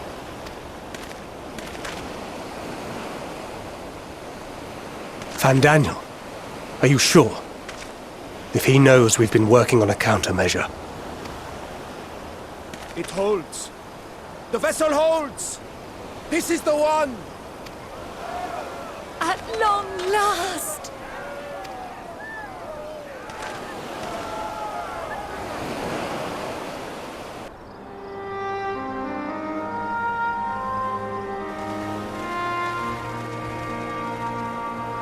Look! We have finally created a talisman strong enough to withstand our experiments! We've named it a warding scale for the time being. With this in your possession, your soul should be completely shielded from corruptive ether. Afforded such protection, any one of us may approach the towers without fear. Thou hast mine admiration. 'Tis an invention of historical significance. I thank you for your kind words. But I would prefer you keep them unsaid until we test the talisman's efficacy in the field. It is for the next stage of our plan that we summoned you in the first place, to accompany me to the Tower of Zot. Should the scale prove effective, as I very much hope it will, then you'll have little to do. But should the effect be weaker than anticipated, I must ask that you restrain me, or knock me senseless.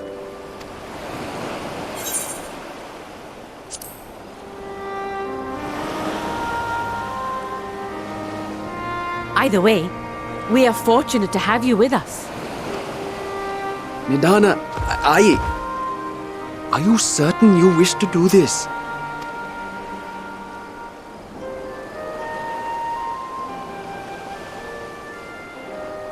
If others are to trust our creations, then we must have faith in them first. And as the senior researcher, it falls to me to lead by example. But should I fail to return, then learn what you can from this attempt and apply it to the next. Our work must continue. Is that clear?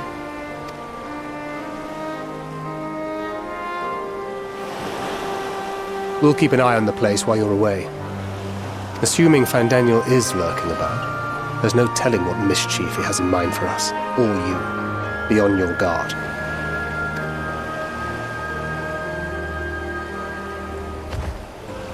Shall we be on our way?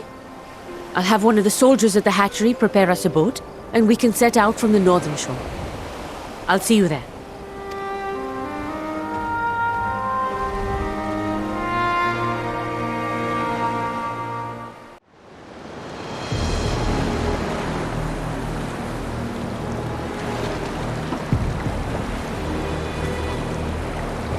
We should soon cross the threshold of the tower's influence.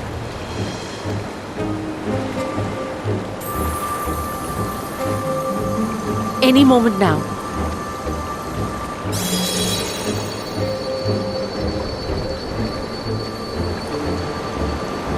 It's working! And you are still yourself? Then I'd like to see how it fares closer to the tower if we could.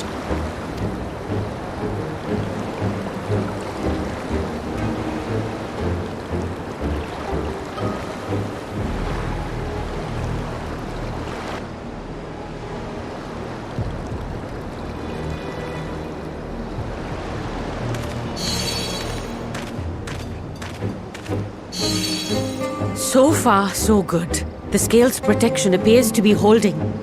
If we can just make it to the tower's entrance.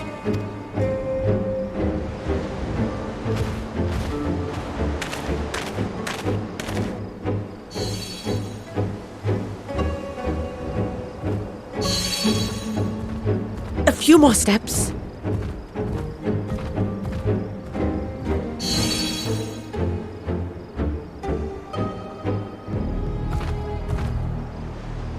Praise be to the sisters, we made it!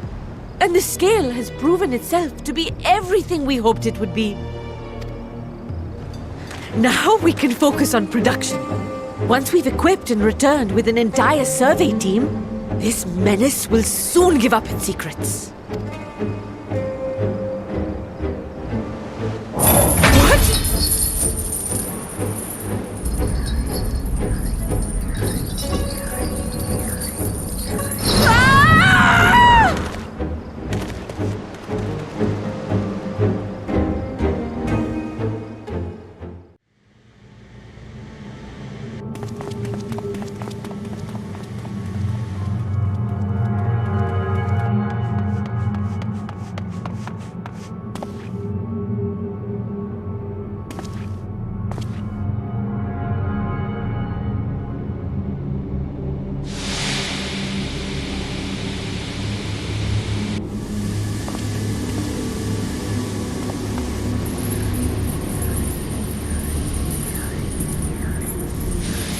Let me go!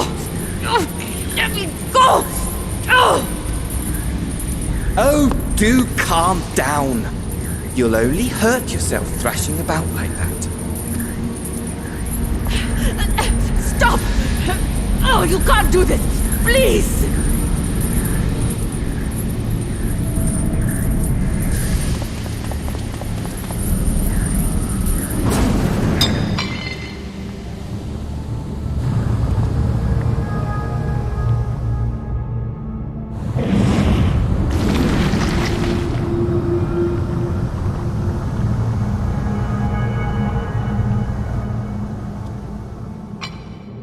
A little late for heroics, I'm afraid. The similarities are striking. My! Such hostility! Never before has my artistry so displeased. My patrons of old would have positively squealed in delight, though, between you and me, I find gushing praise exhausting.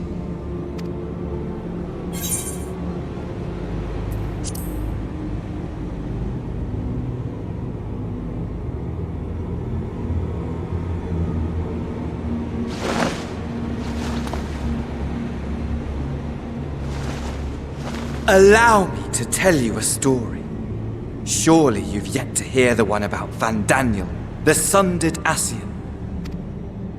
I inherited the position and the soul of the Van Daniel who sat on the convocation in the time of the final days, theoretically speaking. Practically speaking, that fact is of no consequence. I was born and lived as, well, me. Eventually, I was recruited into the Ascians and imbued with the former Van Daniel's knowledge and memories, but I never felt that they were truly a part of who I am.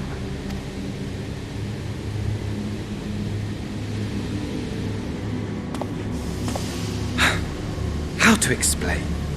Perhaps if I told you who I was before my Ascian embrace, although that chapter too is a past I've long since discarded.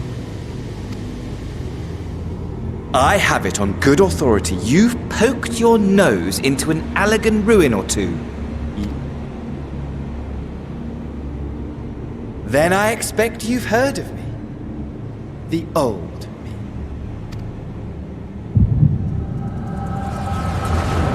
At your service.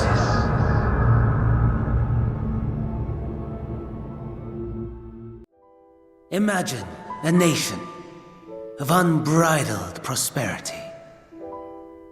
Every need met. Day after day of unbroken, unshakable peace. Existence fulfilled and ripe for decay. You are a genius without peer, Amon. However do you conceive of such delightful experiments? That fool was beside himself with panic when he awoke with the head of a bull. Even his cries for help emerged as so much guttural lowing. Oh, the memory of it. My poor sides. My friends and I were so consumed by laughter we struggled to breathe. No more than entertainment for bored wastrels ignorant of its worth. My all-consuming work. But it was not their only indulgence.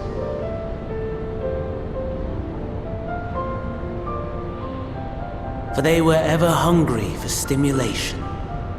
Slaves to the slightest hint that amusement was afoot. Our nation was ailing, but I would see the poison purged. I resurrected a legend, our first and greatest emperor.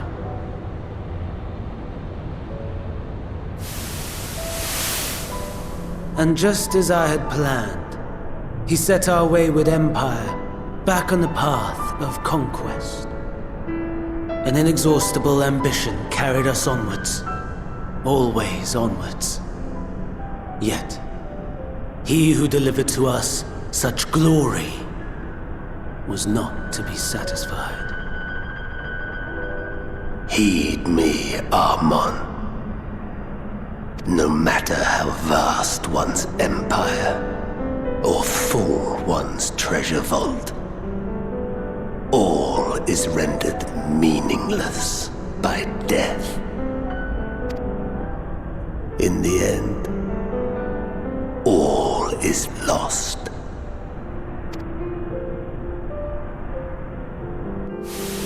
You know as well as I that the Emperor stands to lose this war, and so I have come to claim you. For while your methods leave something to be desired, we cannot deny the results of your work. And as fortune would have it, the seat of Fandaniel, your rightful seat, lies vacant and waiting. Take your place amongst your peers, rather than die a pointless death amidst the ashes of your doomed nation. Send one of your clones to the Crystal Tower that you might see for yourself. See what lies ahead.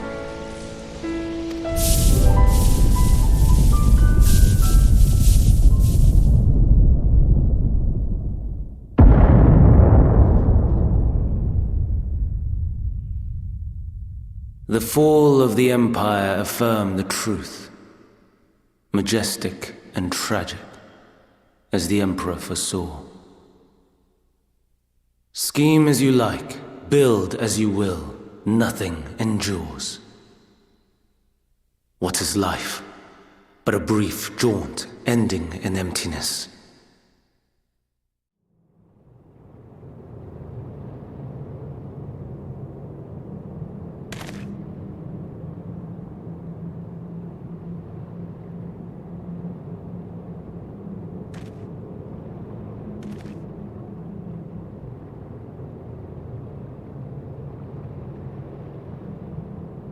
So easily distracted. Why, I almost left without saying farewell. As for your friend, you needn't worry. These pawns are far more useful to me alive as fuel for the primals. If you attempt to pull them free, they will die. So, enjoy tackling that conundrum with your comrades. We shall meet again! Not in one of these minor spires, oh no, but somewhere more suitably grandiose. Your favorite playmate is ever so eager to see.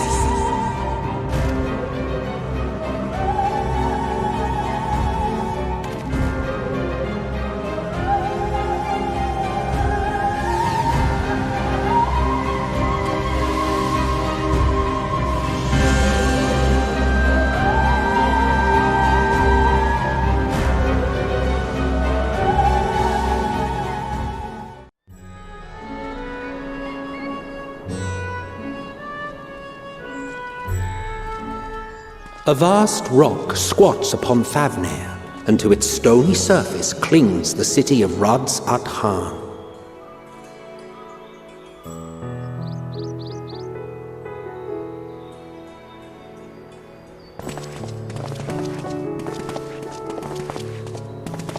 Ye who enter here are subject to the scrutiny of gods, the gate's most watchful eye. The orb which beholdeth the truth of all things.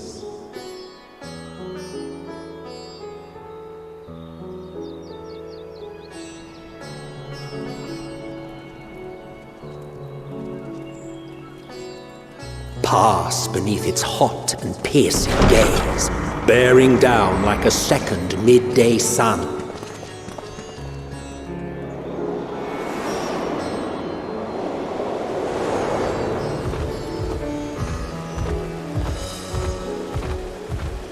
The fragrant haze, a mixture of sweet incense and acrid smoke.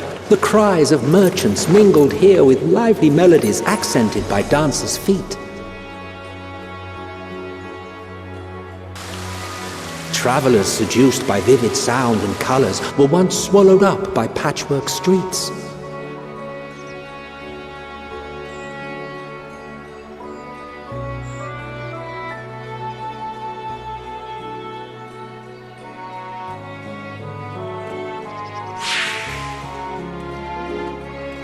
But no such scenes to savor now. To what somber present does that divine eye bear witness?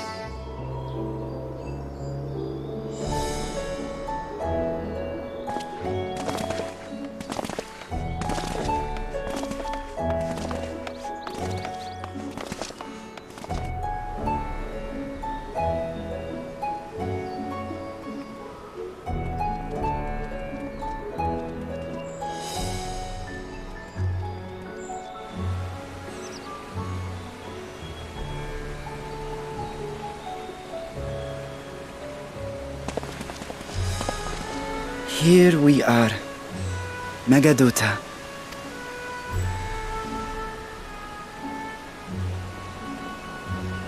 It seems a shame to bring you here directly. Under normal circumstances, it would have been my pleasure to show you the sights. And it would have been our pleasure to see them. Alas, it seems our tour of the city will have to wait. I'm afraid so. Come, we should head inside.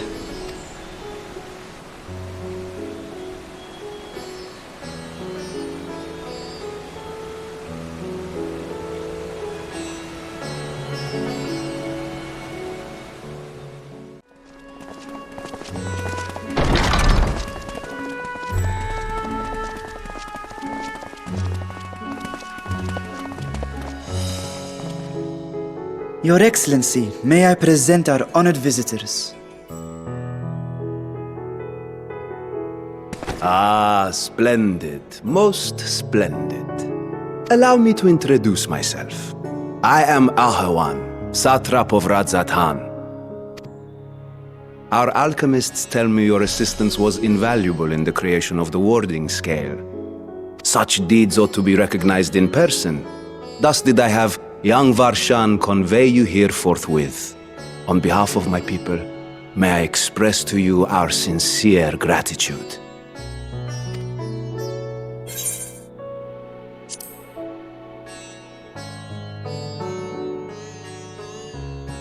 A regrettable incident indeed. Her colleagues insist that we honor her wishes and trust in the talisman. that it will be instrumental in saving Nidana and the others. I am eager to hear your opinion on the matter, so let us not stand on ceremony. Come, sit. I think not.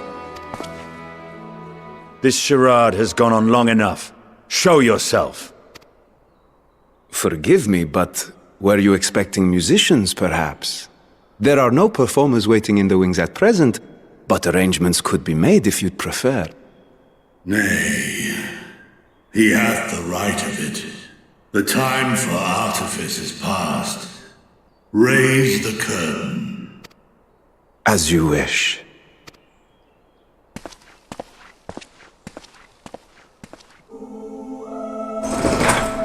You travel as assistants to the students of Valdesian, but you are known to me.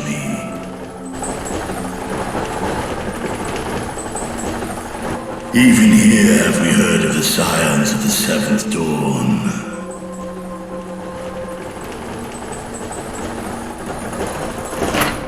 I am Vritra, and for years uncounted hath this isle served as mine abode. Vritra, of the First Brood, sibling to Hraesvelga and Nidhogg. Aye, mine elder brothers. Of Midgard's Sornwa's spawn, I was last to hatch. Well, isn't this a surprise? We were told Radzat Khan had an alliance with the dragon. Not that a great worm sat in the satrap's own hall. A necessary subterfuge, as the true tale of our nation history illustrates most effectively. In the beginning, the rock upon which our city is built was home to Vitra, and Vitra alone.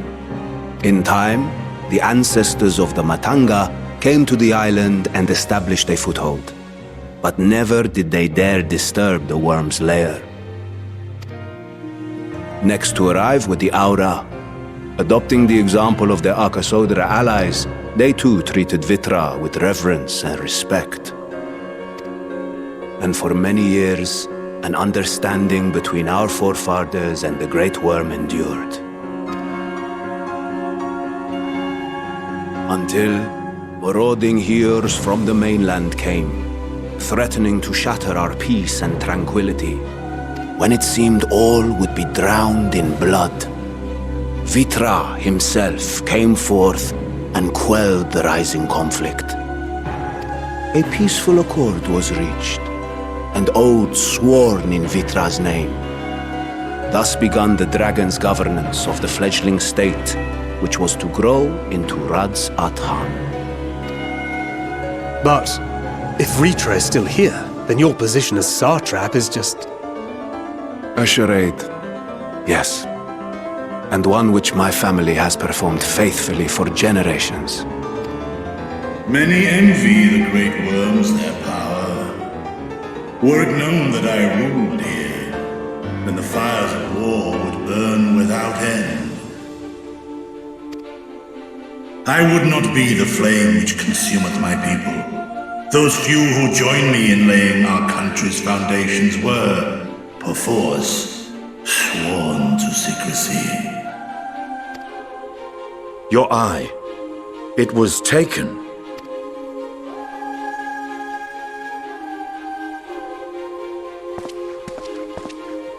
"'Tis here, buried within the semblance of flesh. The body before thee is but a simulacrum, constructed by the finest artisans of Radzat Khan. With mine eye nestled within, it doth serve as an inconspicuous vessel for my will." That would explain why I felt the presence of a dragon upon our first meeting. I am woven with words fashioned to deceive such arcane senses. Though 'twas short-lived, it seemeth thy fusion with my brother hath left thee much altered, Estinian warm blood.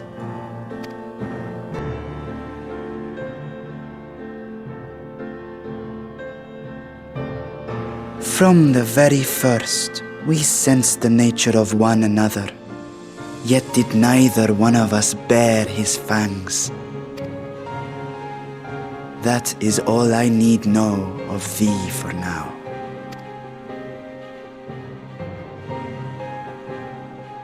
With my secret thus revealed, I have for you a proposal, not as a worm of the first brood, but as the ruler of Rats and Han.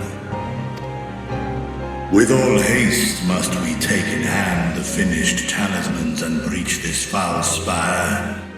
Thence, should it lay within our power, dispel its wicked influence.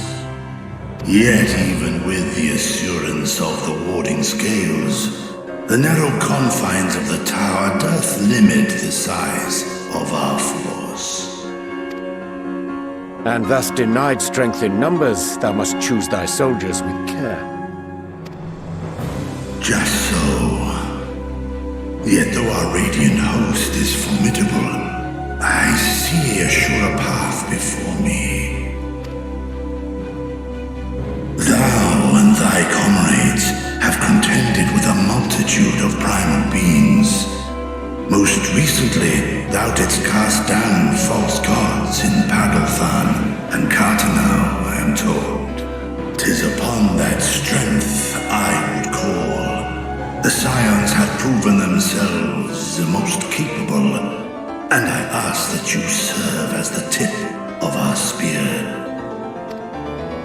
Talismans would, of course, be provided for each of thy companions, and should you agree to this undertaking, more will be provided to make use of as you see fit. There's no denying it's a dangerous proposition, but the rewards may far outweigh the risk. Just think of what we might accomplish if we could equip all our allies with warding scales. I worry, however, that even the four of us may be too few for what you have in mind. Might we regroup with our friends first to discuss the matter? 'Tis no trifling task that I have laid before you. Go, steel your hearts and hone your plans. Such time as you require shall be spent in crafting your protective charms. It seems a quick trip back to Charlian is in order.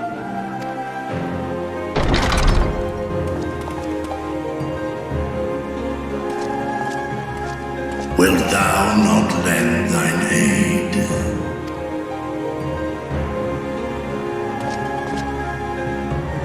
Whether your request be made as a great worm, or the ruler of Rads at Han, I see no reason to refuse, nor will I.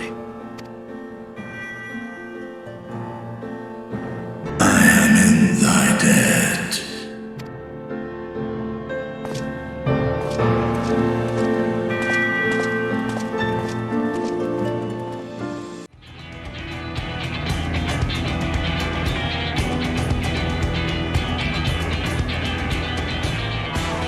Your time in Thafnir has certainly been eventful. In my opinion, carrying out Vitra's request and assaulting the Tower of Zot should be our highest priority. I agree. While I still have questions concerning the Forum and their grand undertaking, we have all but exhausted our avenues of investigation. Simply pressing them any harder on the subject will almost certainly result in our expulsion. Therefore, I suggest we explore the Ethereal Sea connection by way of a letter to Master Matoya, then make our way to Thafnir. I wonder, even with the protection these talismans afford us, what can we hope to achieve once inside the tower?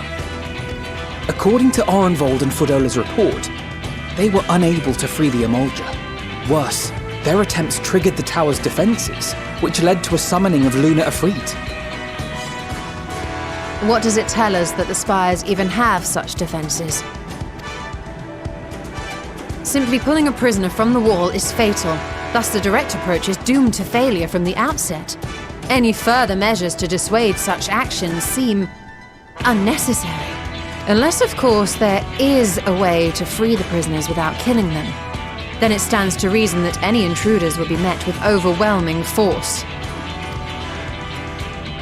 The towers appeared throughout the world in but the twinkling of an eye. 'Twas by magical means these structures were raised, I surmise. A spire thus conjured must needs be maintained, and I suspect an arcane catalyst, some manner of core, doth lie hidden within. Destroy the core, and the tower ceaseth to be, thus liberating the captives without harm. So we can hope, and I would prefer to enter the tower with a working theory than with no plan at all. Assuming Ishtola's reasoning is correct, the chances of the defenses remaining dormant are small to none. Any primals will have to be dealt with, and defeating one will likely only lead to the summoning of another. Our every victory will only compound the prisoner's suffering. May we not then divide our forces? Those proficient in healing will focus on sustaining the captives. That duty can be covered by Urianger, Kryl, Yostola, and myself. The remaining Scions will proceed with the search for the core. Admittedly, this strategy puts both parties at greater risk, but it should bolster our chances of saving the Arcosodra by a considerable margin.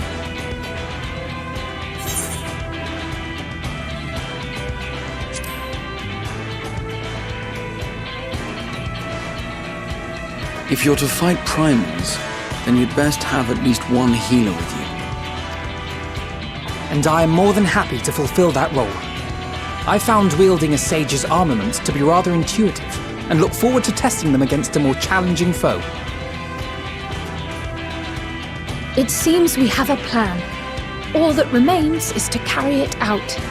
I will inform Radzit-Han of our movements, so let us make our preparations and regroup near the tower. A military post in what's left of the Hamsa hatchery should serve as a convenient staging. That sounds perfect. And remember, the experimental etherite at the confluence is there for those who need it, so there's no excuse for being late.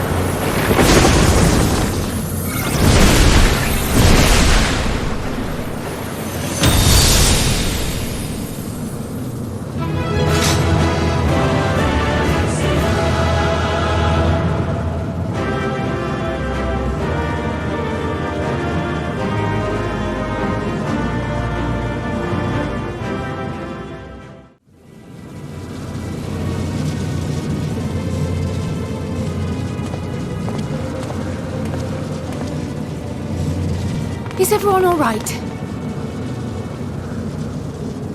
We fortified the captives with what magics we could. Have the defenses been disabled? All appears quiet for the moment. The lower floors were disturbing enough, but this place feels wrong.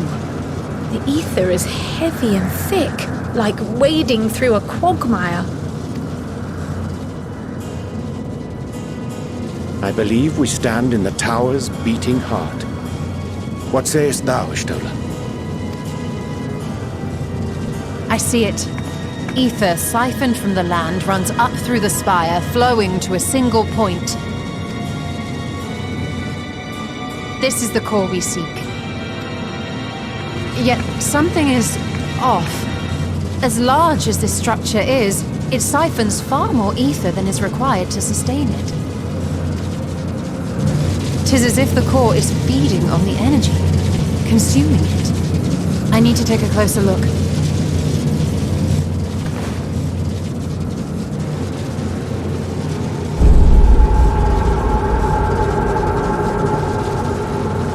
Curious.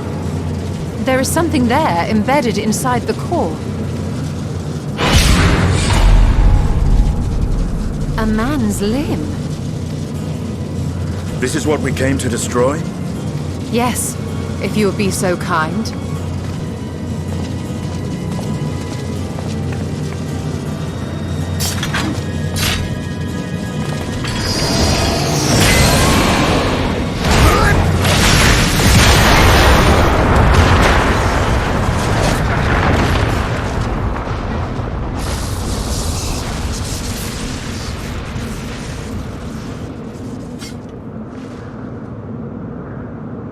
And that should be the end of it.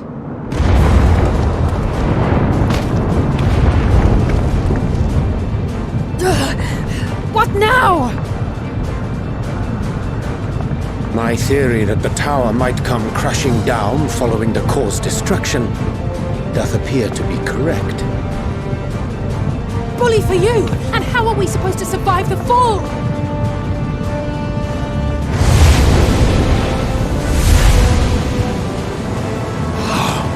What of the prisoners below? The floor beneath our very feet dissolves. Brace yourselves! I pray I'm not too late.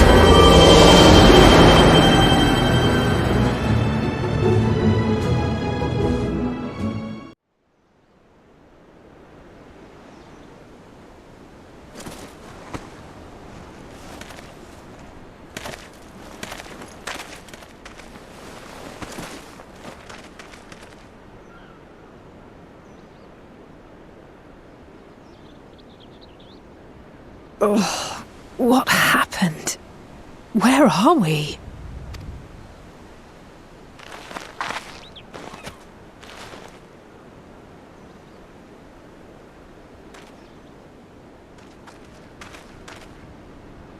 By my reckoning, we're still on the island where the tower stood.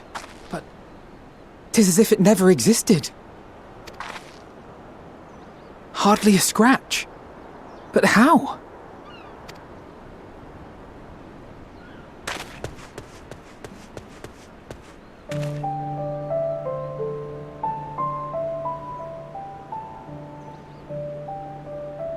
Graha wove a levitation spell at the last moment. Large enough to catch everyone, it would seem.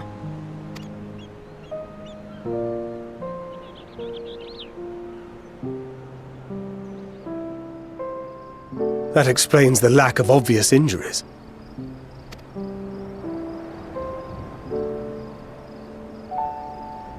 The expenditure of so much ether has taken its toll. He will need plenty of rest, but should otherwise be none the worse for wear.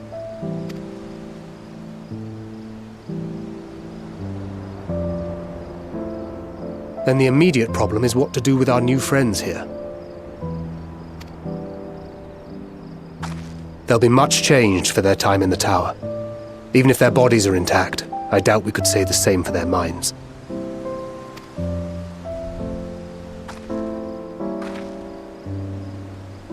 Angelo and I will take care of that. I have every faith in you, Alize, but there are just too many for you to treat alone.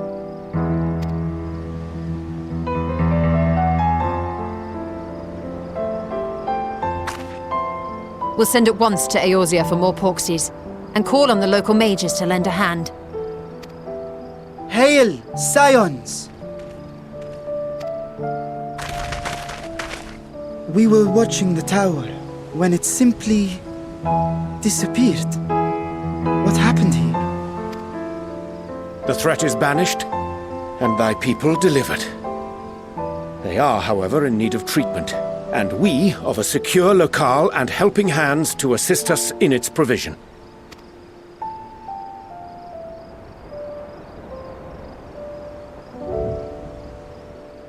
You shall have all this and more. Come, Let us convey these unfortunate souls to the city.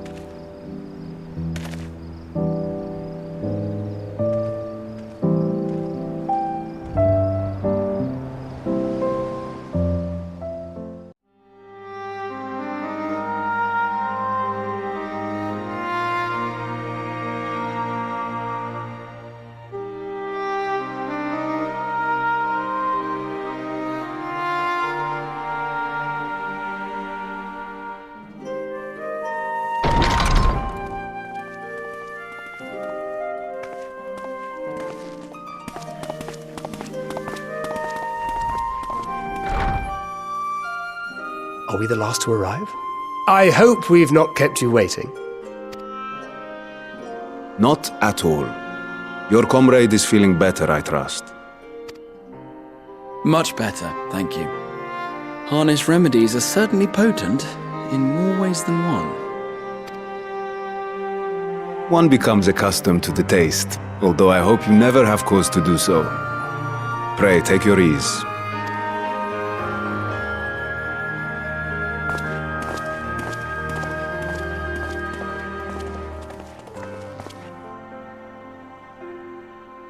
Full glad I am to see you all unharmed.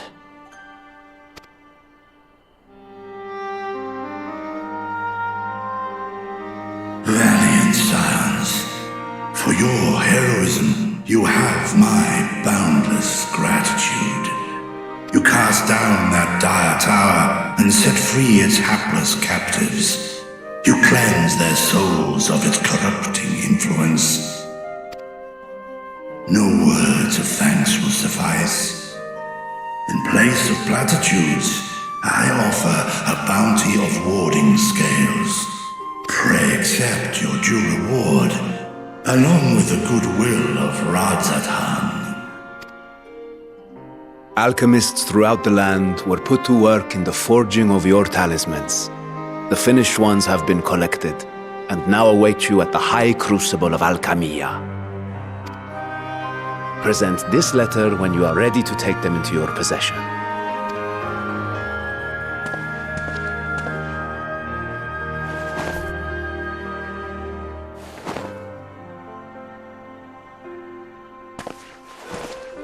We are humbled by your generosity. Know that the inventive wisdom of Radzathan will be vital in restoring serenity to our star. Every single one of those scales came from you, didn't they? You must still be in such pain.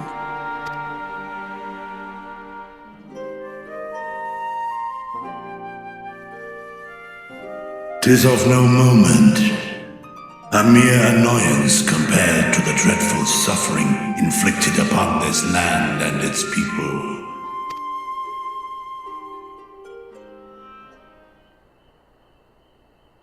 Albeit brief, my involvement in the Dragonsong War afforded me a glimpse of the myriad sorrows which consumed both dragon and man.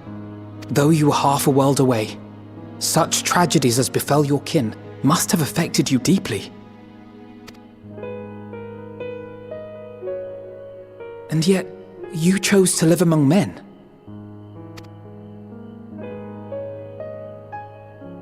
In the age when that conflict first bloomed, my choice had already been made. In some distant place, man slew dragon, and dragon slaughtered man.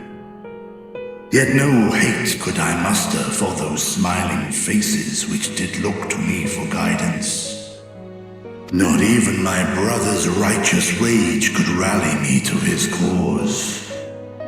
I huddled here, secret and still, hoping against hope that which I had built would remain untouched by the chaos and carnage.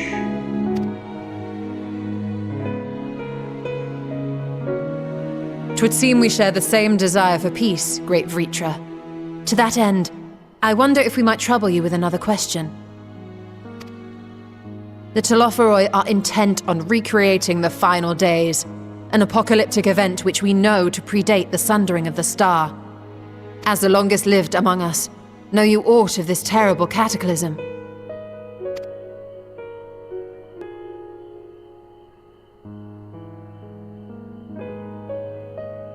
Nay.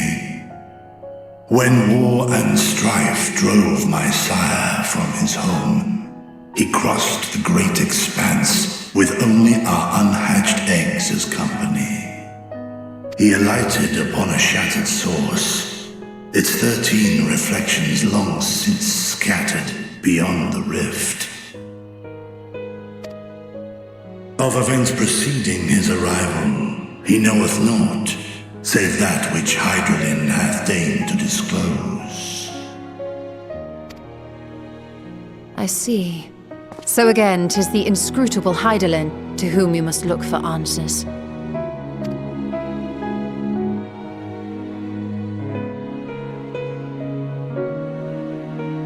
Seek you to divine the will of this star?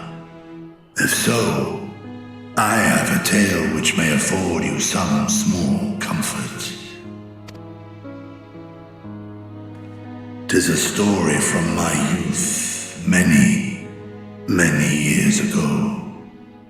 To my sire, I once posed the question, of all the stars in the sky, why didst thou settle upon this one?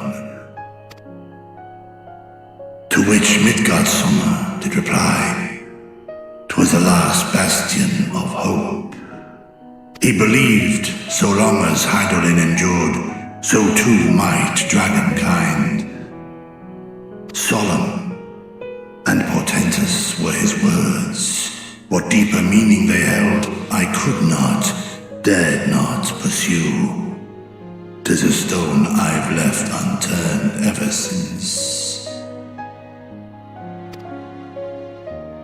Yet take you solace in the knowledge that whatsoever Hydralin does strive towards, 'tis an ideal which hath earned my sire's conviction.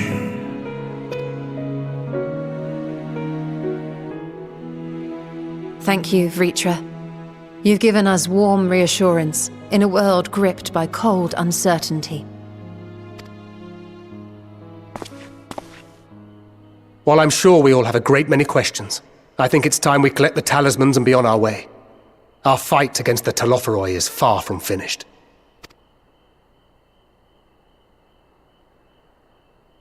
We must take our leave, but please do inform us if we can provide any further assistance.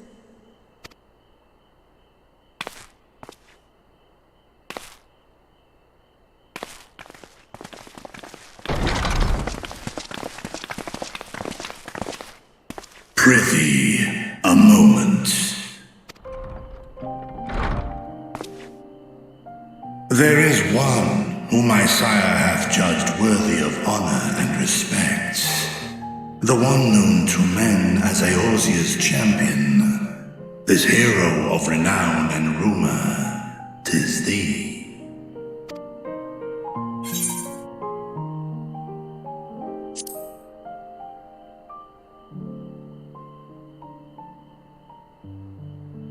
I knew it to be so.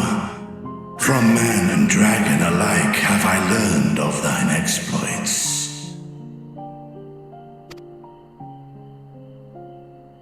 'Twas a revelation most pleasing that thou, a child of man, had gained Midgardsormr's trust.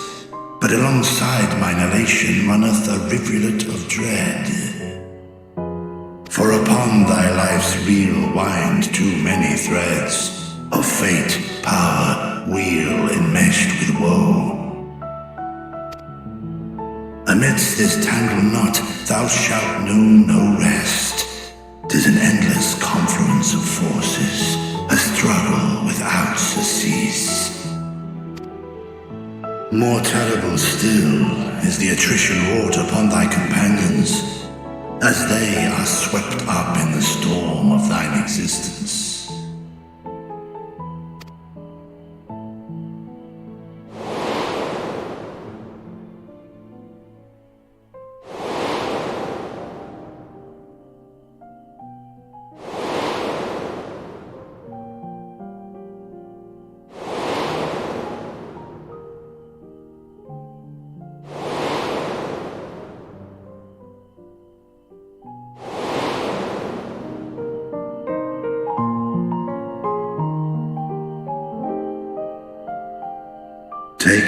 guard and protect them well. They will be your strength and your salvation. The hope thou wilt need come the end. Even cowering behind my curtain, I know the suffering of the powerful. I have watched my siblings driven mad by loss.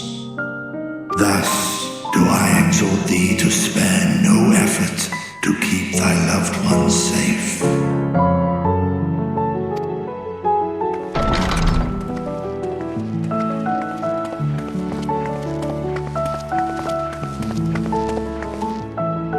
Apologies.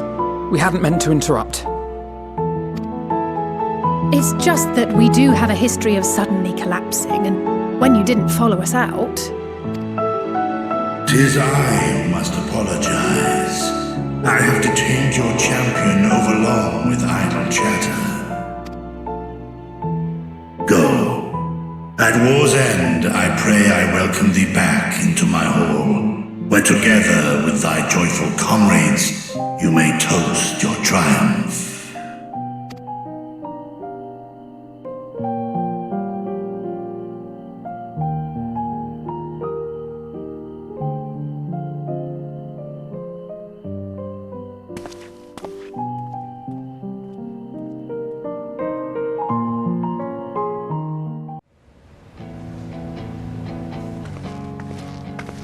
These are the talismans we were promised. Yes, and I made a quick count. There are far more than we could have hoped for. Enough to outfit an entire company of soldiers, in fact. Considering the involved process, that they were able to manufacture so many in such a short span of time is nothing short of a miracle. Once we have distributed them to our allies in Eorzea and the Far East, we'll have a fighting chance to bring down the other spires, just as we did with the Tower of Zot. Or we could use them to invade Garlemald proper, and strike directly at the Telophoroid's base of operations.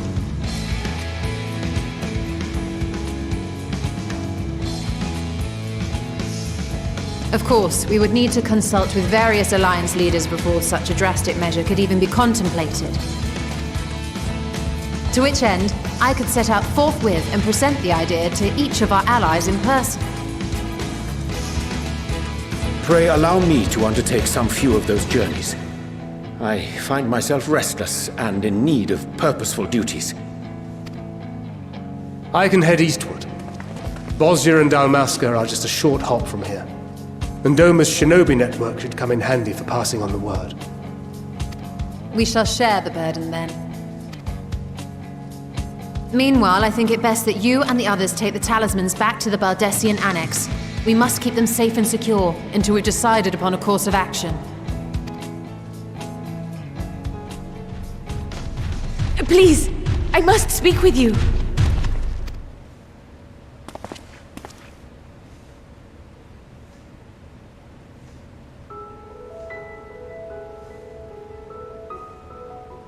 Nidana, you're awake.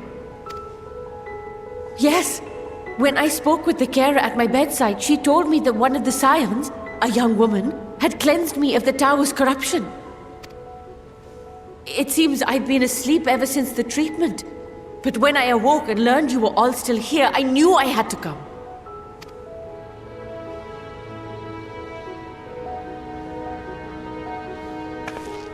As you said, Nidana was captured only recently.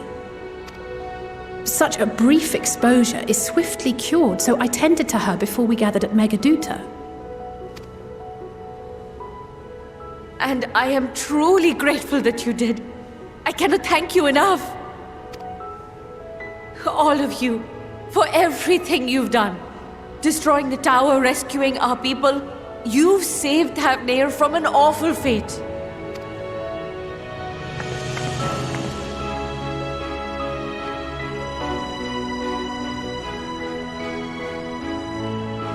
Yet who hath truly saved whom?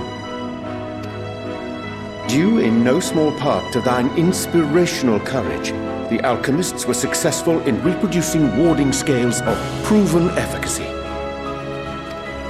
Replications of thy work now stand ready to travel across the seas, unto the hands of those who might wield them against this rising evil. The talisman? Is this true?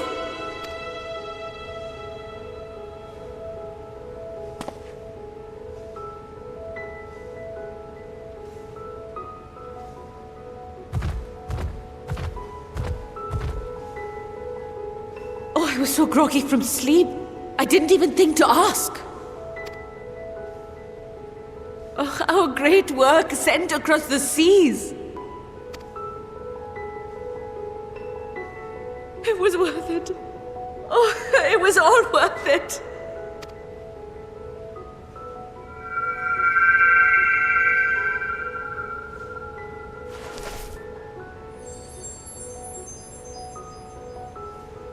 Look at that!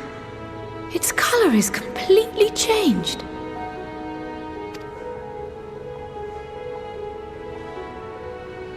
What do you have there?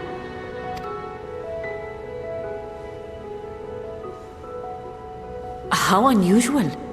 I wonder if the effect is a reaction to Akasha. I'm afraid I'm not familiar with that term. Akasha? It is one of the unseen energies defined by Harnish alchemical theory. Though a gross oversimplification, some describe it as an essence influenced by feelings. You imply that it is distinct from ether? As foreign scholars often conflate the two, but we see them as separate concepts. Ether is an energy which permeates the land. It exists within animals, objects, even the air we breathe, affecting all through which it flows. Akasha, on the other hand, exists in a domain beyond our reach. A gift bestowed from on high, or torn from the heavens in some traditions. Akasha can neither be created nor destroyed. It is beyond our power to purposefully alter or manipulate. The only thing observed to influence it is an abundance of, I want to say, spiritual emotion. As a veteran of the battlefield, surely you've experienced moments of desperation or exaltation when you've transcended the usual limits of your capabilities. That is a manifestation of Akasha, the invisible essence harnessed by heart, mind, and unyielding spirit. I really must hear more about this theory. Our disciplines are based entirely upon the idea that ether is the fundamental form of all energy. I'm glad my haphazard explanation has piqued your interest. But even for us, Akasha is a somewhat abstract field of study. A lack of practical application lends itself poorly to formalized research. Which is why my analysis of your flower can amount to little more than idle speculation. I am sorry. Nonsense! You have nothing to be sorry for. Your insight is much appreciated.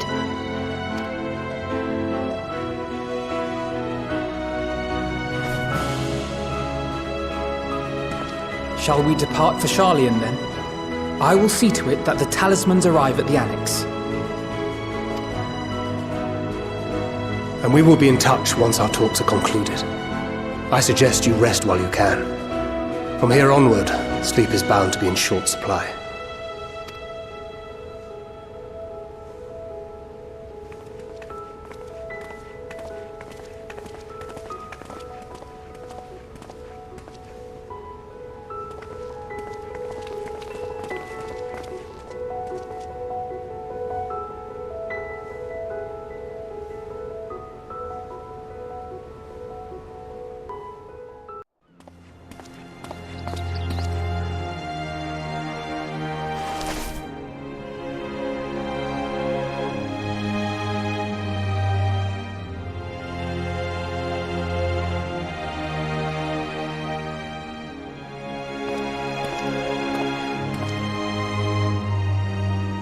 Take heart and protect them well.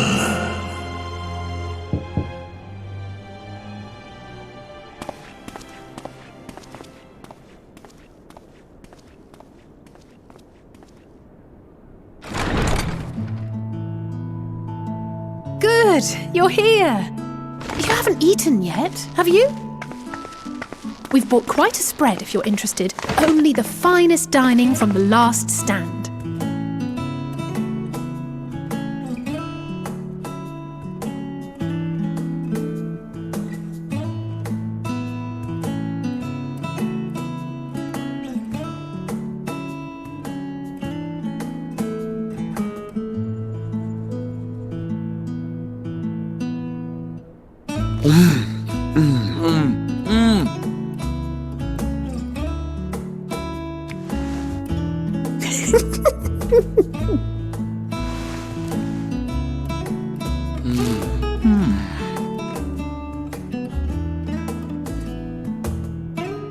Lest you wonder, we invited Estinian as well. But he refused with a rather grim-faced, "No, thank you." I suspect Charlian cuisine is not to his liking. Oh, I don't know about that. Perhaps our lone wolf just needed some time apart. What? To perfect his brooding stare? Next time, I'll drag him out by the ear, sit him down in front of a Charlian feast, and see that he eats every last bite. An excellent idea. Of all people, warriors must take proper meals and rest if they are to maintain a healthy constitution. Poor Estinian, beset on all sides.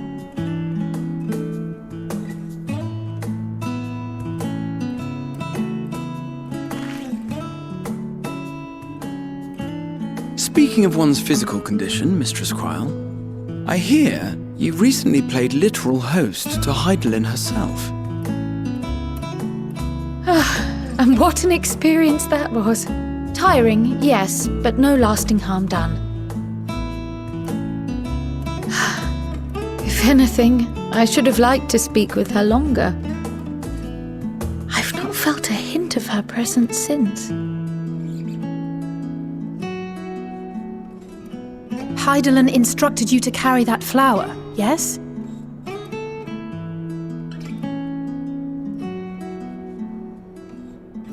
Twill be your guide, test and proof of your conviction. And then something about seeking joy in darkness, was it? Come to think of it, isn't that what happened with Nidana back in Rads at Han? The flower did seem to radiate a joyful glow, as if reflecting the elation we all felt, the relief of a people with renewed hope. Indeed, and in turn I felt buoyed by that radiance. 'Twas akin to spotting a beacon and knowing we were on the right path. I know we've not yet triumphed over the Telophoroi, or learned the full breadth of the Forum's plans. But even within the midst of our struggles, we find small moments of joy to sustain us. Rare and hard-won perhaps, but it is this pursuit of happiness that gives us the strength to carry on day after day.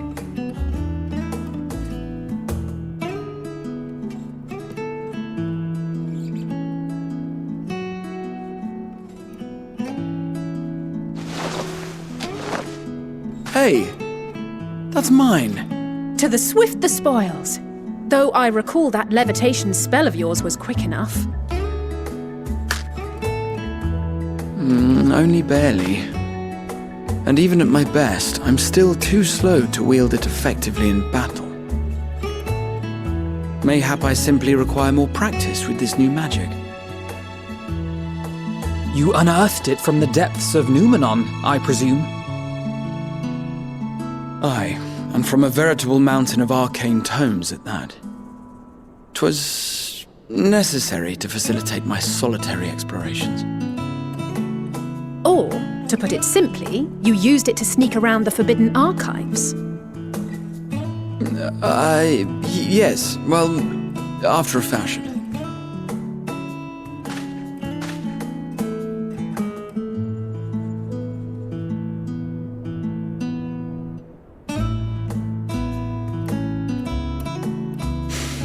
They're tall, you see.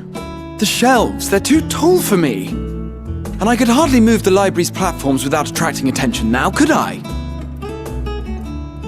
Oh!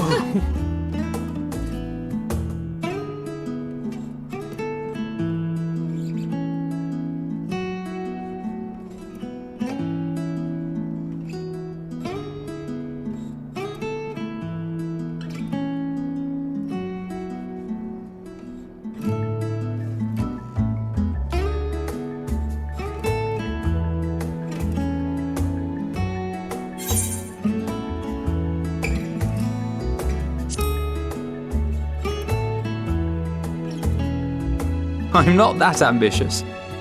But 'tis pleasant to idle away the hours every once in a while.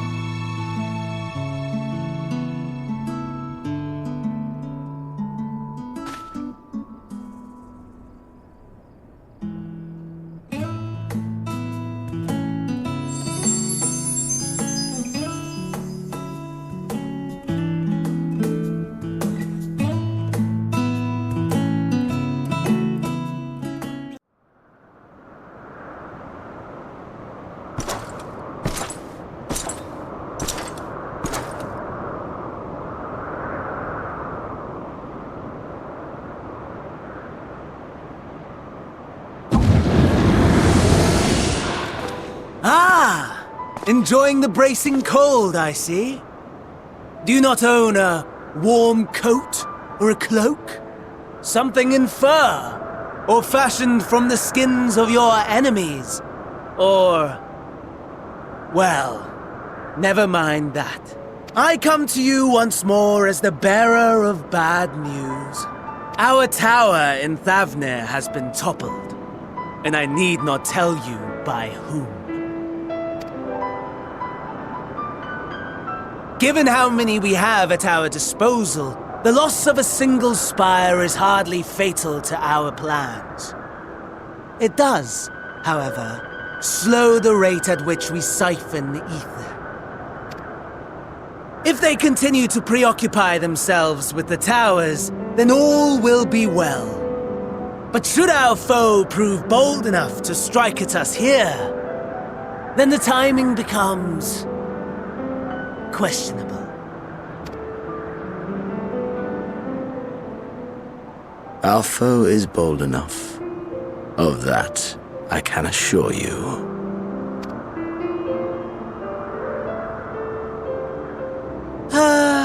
Yes, very well then. I suppose I must prepare a proper welcome. Honestly, talk of your nemesis is the only thing you seem to enjoy. Does nothing else spark your interest? No. All else is... equal. Equally tedious. Equally disappointing. The world is a tepid bog into which we sink, too weak to thrash as the mud clings to our eyes and fills our throats till we blissfully choke. But then came the light, blinding and pure and hot, so very hot, enough to set my soul aflame. I basked in the afterglow until the void yawned once more, and then I knew the muck would never claim me again. There was naught for me ahead, so I drew the curtain on all that had come before. Burn, burn, let the whole star burn. I will have my contest. I will reclaim my moment. "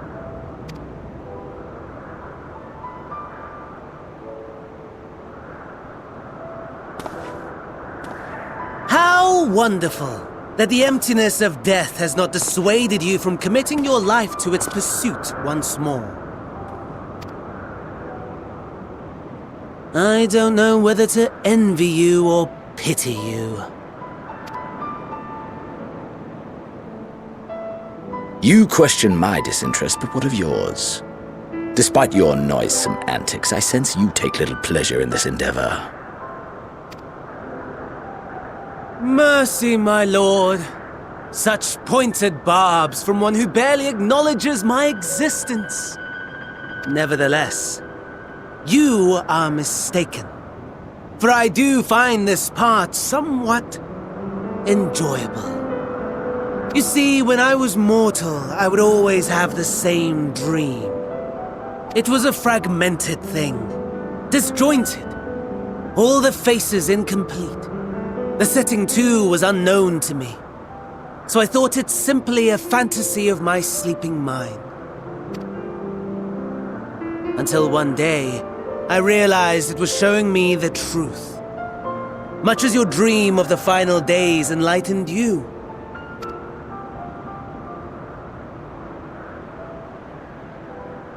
And soon, very soon, the rest of the world will see the truth of my dream, too. Yes, I think that is something we can both enjoy.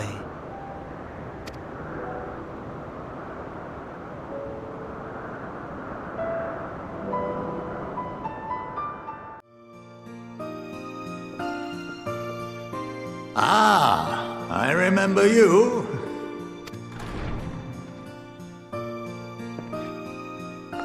I pray we have not caught you at an inopportune moment. We wanted to offer our thanks for your kind words in the forum.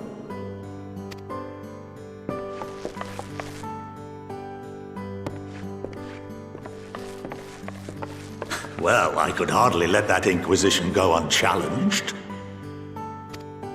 I've always believed that curiosity should be nurtured, not stifled. Thankfully, a majority of my colleagues agreed. A slender majority, aye, but a majority nonetheless. Had the vote not gone our way, we would be having a very different conversation, if any at all. Though I'd like to think you would have not given up on our cause. I'm told you paid a visit to the Annex afterwards. Yes, that's right. I was hoping to speak with the grandchildren of my dearly departed friends Galuf and Louisoix in a less dour setting. But it seems I just missed you.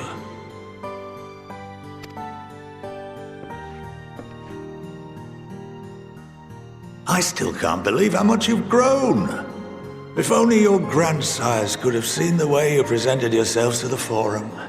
Why, it fair brought a tear to my own eye.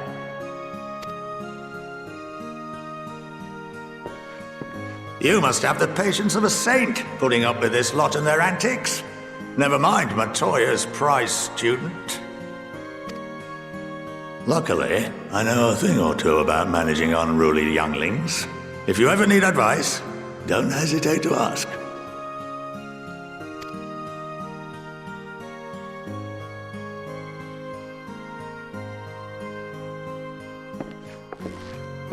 If I may, there is a rather more pressing matter we wish to discuss. What can you tell us of this duty that the Forum must fulfill? Nothing, I'm afraid. Like all humble servants of the Forum, I am sworn to secrecy. Or rather, I couldn't tell you if I tried. Our duty is of the gravest importance. Furthermore, if the particulars were made public, it would incite widespread panic. As such, those entrusted with this duty have been bound by an enchantment, which prevents us from speaking of such matters without the express permission of the Forum. How is that even possible?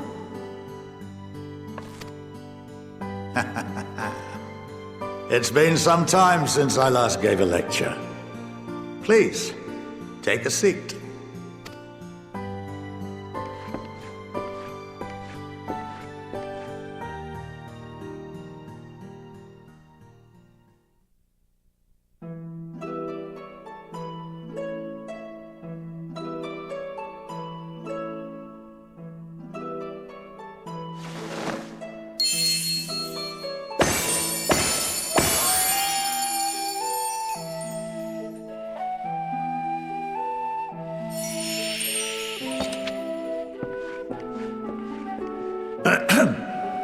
We shall begin by reviewing the fundamentals of etherology.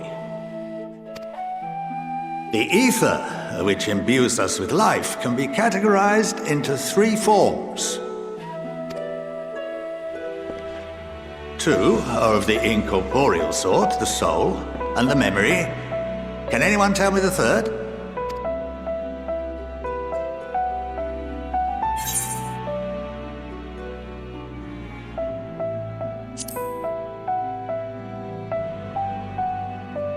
Yes, very good.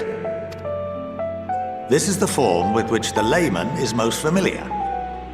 Consumed by even the simplest of daily activities, and replenished by the food and drink that sustain us, this form of ether is in constant flux. In contrast, the ether that comprises the soul is rarely subject to dramatic change. The same can be said for memory, as the two are intrinsically linked.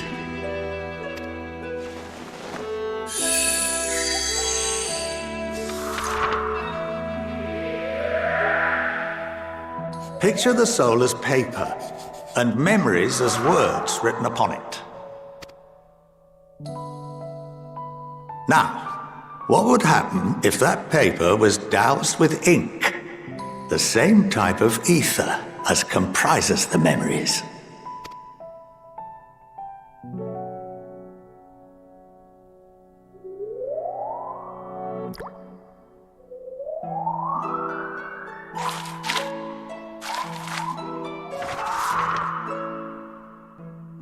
It would blot out everything that was written. Precisely. We would be unable to recall the memories, and any activities that depend upon them would be hindered as well. In fact, this exact phenomenon was observed on a vast scale not so long ago. And what might that have been?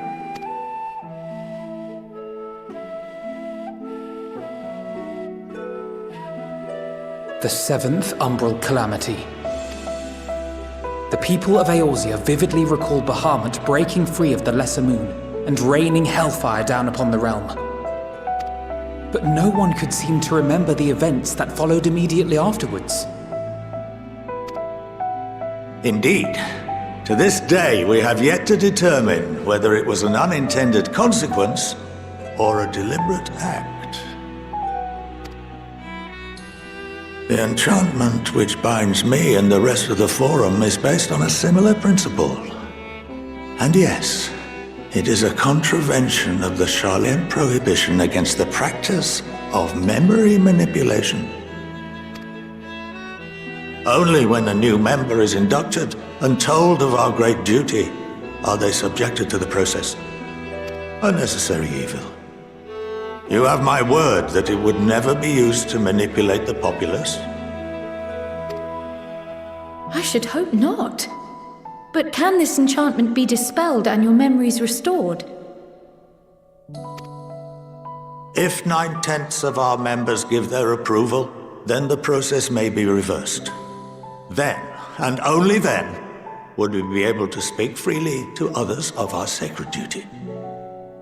Barring that, we must wait until we return to the ethereal sea.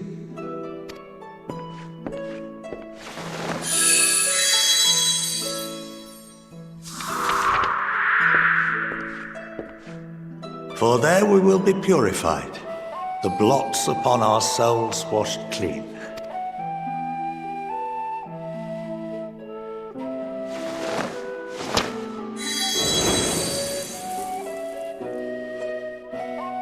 And our memories drift apart and dissolve, rather defeating the purpose, I suppose.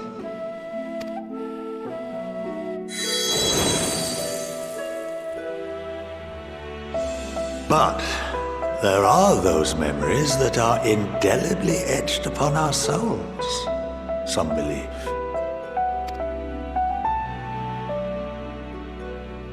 What happens after that? We are reduced to pure ether, coalesce with that of others, and create souls anew. Alternative schools of thought assert souls remain whole and return to the corporeal world, reborn into another form. Both theories have their proponents. Personally, I consider each equally probable.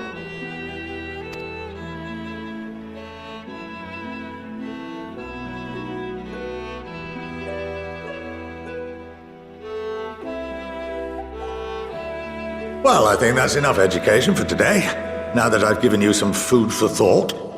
Or rather, an entire banquet.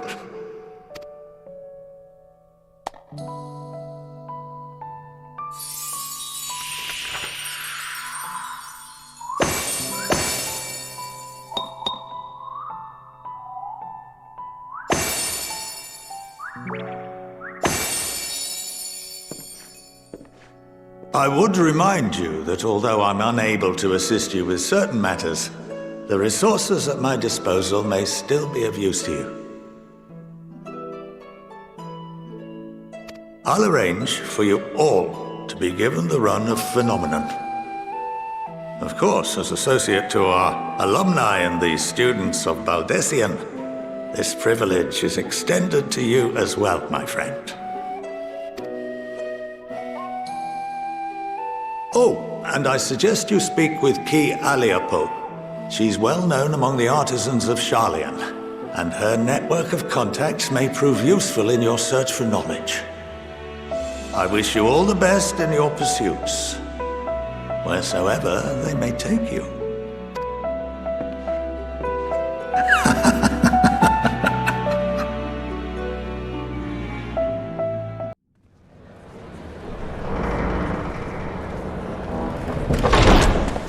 By the 12.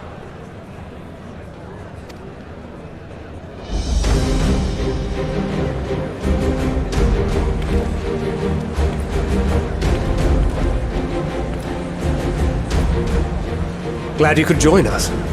I hope you don't mind, but we went ahead and started without you. As you can imagine, our traveling companions were eager to become acquainted. 'Tis a rare thing indeed to see such a diverse and talented group of individuals assembled for a single purpose. We fight not only for the sake of Eorzea, but for the entire world, including the people of Garlemald. Much rides on the efforts of the Ilzabard contingent. Indeed, which is why I am glad to find myself in the company of many trusted comrades, yourselves included. Lucia! I have come at the behest of Lord Emmerich, who has honored me with the role of Ishgard's representative. And for the good of all nations, not least my former homeland, I am determined to see this mission through to its end. We have a hard road ahead of us, but walk it we shall, together.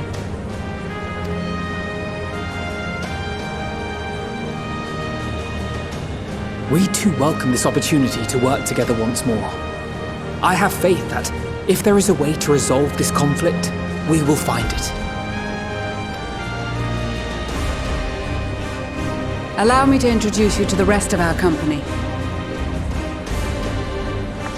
Everyone! If I may have your attention.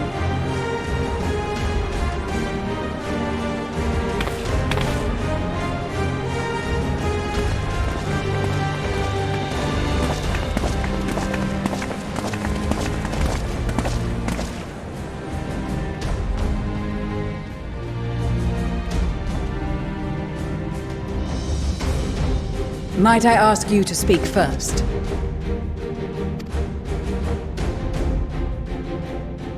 If I must, I am Arun Senna, spokesman for the Gridanian delegation, here on behalf of my esteemed sister, the Elder Seedseer. We shall provide support and protection to those in need during our time in Garlemald. To that end, I am joined by healers selected by the Conjurers Guild, with the Order of the Twin Adder's Finest serving as our escort.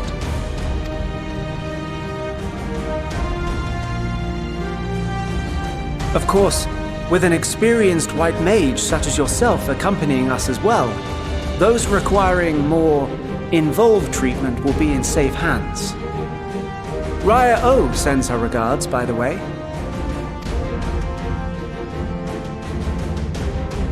Suppose I'd better say my piece. Wait, I know you. The name's Sicard, in case you've forgotten. Truth be told, I'd rather you had forgotten. Any road, the Admiral asked Captain Hillfear to send his best, and for whatever reason, he picked me. Of course, if I'd refused, I'd be the laughing stock of the bloody executioners, and my reputation's taken enough of a keyhauling as it is. But more importantly, like any pirate worth his salt, I know when you're staring down a storm, you gotta trust in the commander of your ship. So if the Admiral wants us to go to Garlemald, not for plunder and glory, but the promise of peace in our time, then that's what we'll do. Since we all know how much the Empire loves its steel, we thought we'd bring along a few smiths to make the most of it. Give them a pile of scrap and they'll cobble together anything you fancy. Of course, just like the Gridanians, we got fighters of our own. We might have come with a more constructive purpose in mind, but we're more than capable of cracking skulls, believe you me. Well, you're certainly raring to go. But then again, so are we. The most dependable warriors of Uldar and Alamigo have assembled at the Sultana and General Aldin's behest. If Garlemald has truly fallen, then the whole place is likely to be crawling with Telophroi. We'll need plenty of troops to clear and hold a path for others to follow. That's where we come in. Naturally, Marshal Tarapin and I will be leading from the front.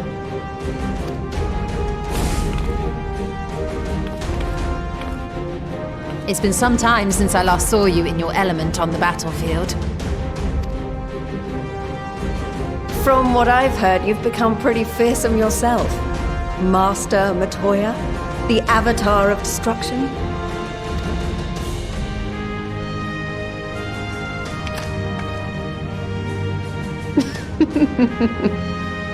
With comrades like these, I know we'll succeed, no matter what awaits us. And then we might finally get a chance to enjoy a good long rest. But until then, let's give it our all.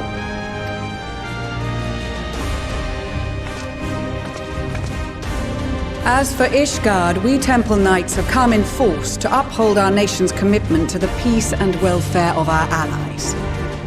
The bitter cold of Garlemald is a formidable enemy in of itself. Our experience fighting in ice and snow will prove invaluable in the days ahead. Accordingly, I have been designated commander of the Ilzabard contingent. I will do all in my power to provide you with the leadership and guidance you require.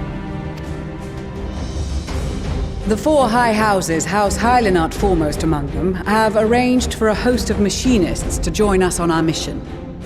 Their knowledge of Imperial Magitech is sure to be a great boon.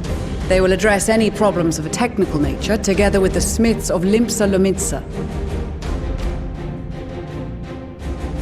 There is another awaiting introduction. Lord Emanolaine! Ah, yes. Emanolaine de Forton, at your service. Though, lest there be any misunderstanding, I should stress that I've not become a fearsome warrior while you were away. Rather, far from it, actually. My brother, in his infinite wisdom, decided this would be an excellent chance to make something of myself. Oh, and fight for world peace and all that. But, should the opportunity arise for a spot of ballroom dancing, I will be your twinkle-toed gentleman of light.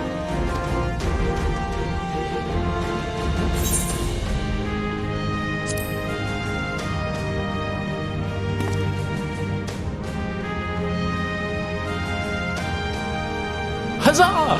I cannot wait to regale Honoroa with my tales of derring-do. I believe that concludes introductions for the Grand Company of Eorzea. Our allies from the Eastern Alliance were due to arrive some time ago, but it would appear they have been delayed. Would that be the shinobi of Doma? Actually, they've been tasked with relaying messages back and forth between the various Eastern nations. According to Lord Hien, however, an equally capable company of warriors has been sent in their stead. Out of my way, you preening fool!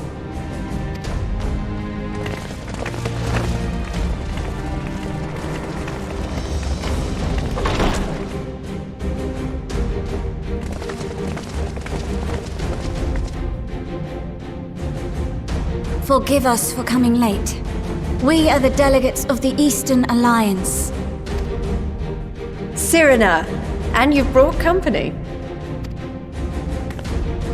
For battle and blood we come, as a step is sorely lacking in both. No towers befoul our lands, so we marched on those of Doma, only to find them beyond our reach. But now our thirst for slaughter will be slaked. No quarter to the enemy! Sadu Hatun, no. We go to make peace with the Iron Men, not war. Warriors of the Steppe, we've heard many tales of your bravery. We welcome you as allies. And these other ones you have brought are... members of the Dalmascan resistance group, Lente's Tears.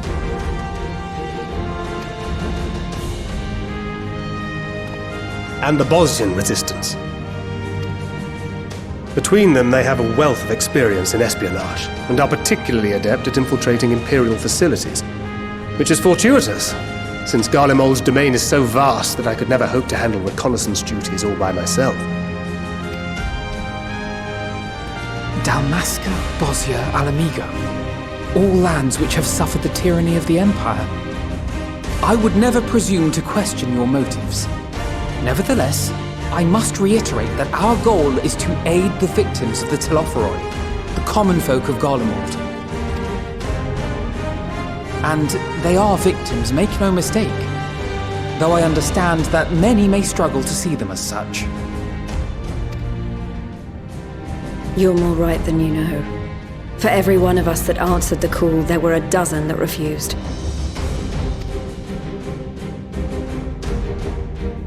Not only in Alamigo, but everywhere we went. And who could blame them? The Empire's always been the enemy. But after seeing what we've seen, fighting and working against and with Garleans, there's no denying the simple truth. They're just people. No different from you or I. They've got their share of liars and murderers, but so do we. So do we all. Fordola, who once swore herself to Garlemald, has proven herself a trusted ally time and time again. Every Eorzean here knows Cid Garland, the Imperial defector who shared with us countless technological wonders. Maxima, who stands with us today, tried to reform Garlemald from within and make peace with Doma. So you can believe me when I say that every fighter here understands and accepts that the Imperials are not monsters and are deserving of help. Or at least that they were able to put aside their feelings for the greater good. It won't be easy, but we're all determined to make this world a better place.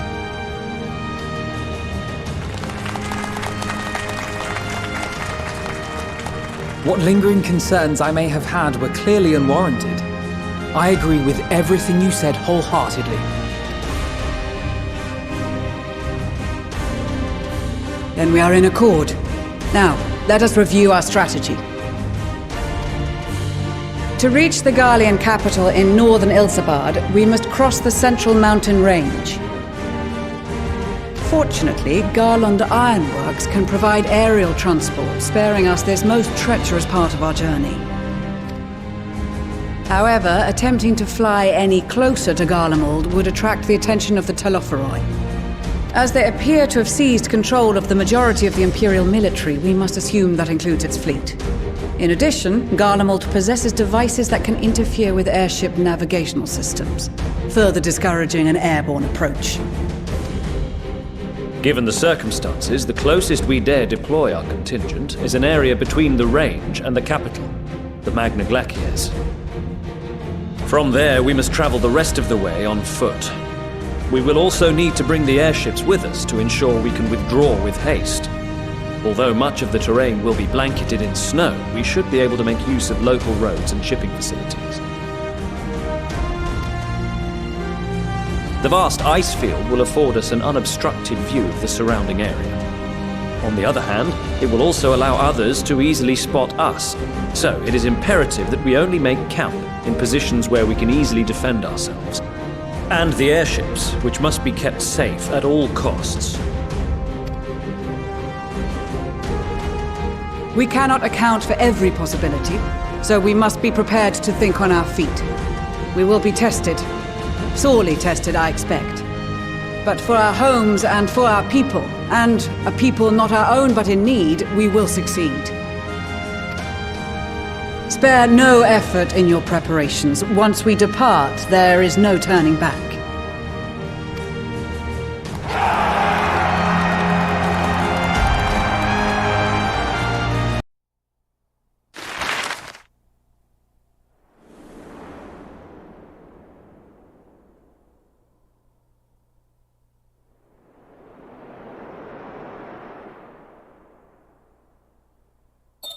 Ilsabard, divided in twain by a vast mountain range. Those who would traverse its jagged peaks face peril at every step. But why go by foot when one can simply fly?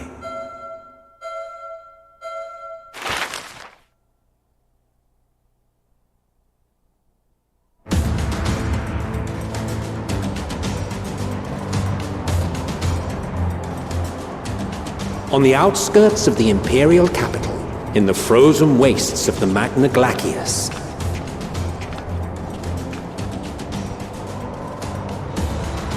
the winds howl in icy protest as if to warn against further trespass.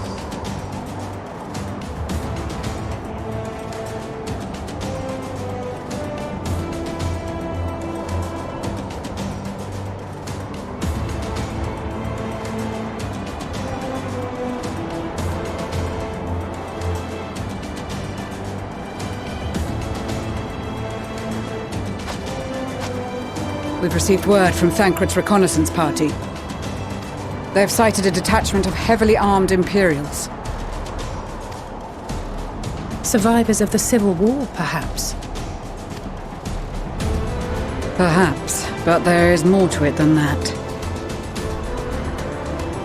Maxima reports that they are led by Vergilia, legatus of the 3rd Legion, which comprises the bulk of their number.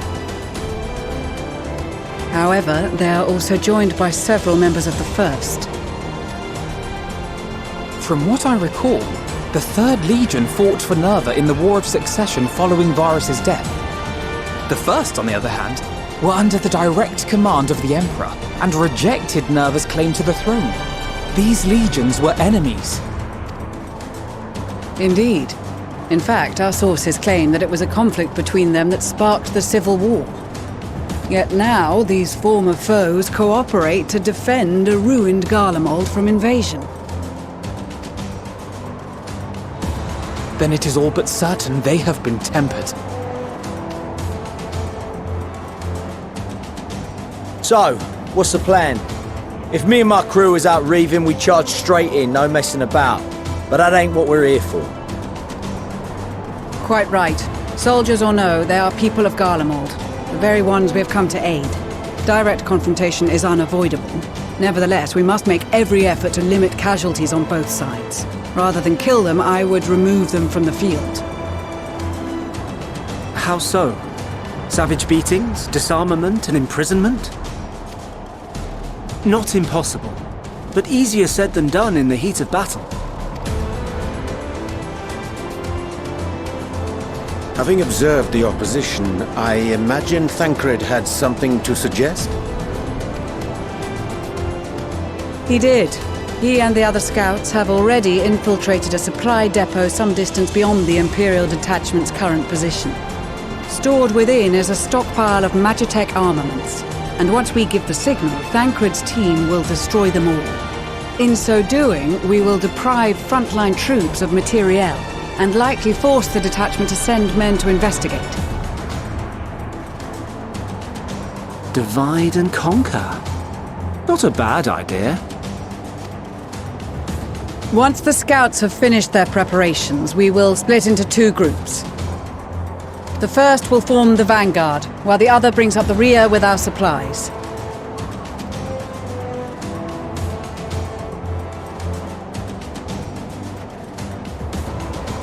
As for the Scions, I ask that you lend your assistance where you deem it needed most. I would prefer, however, that you accompany the rearguard and be prepared to join the van at a moment's notice. Kept in reserve as our trump card, so to speak.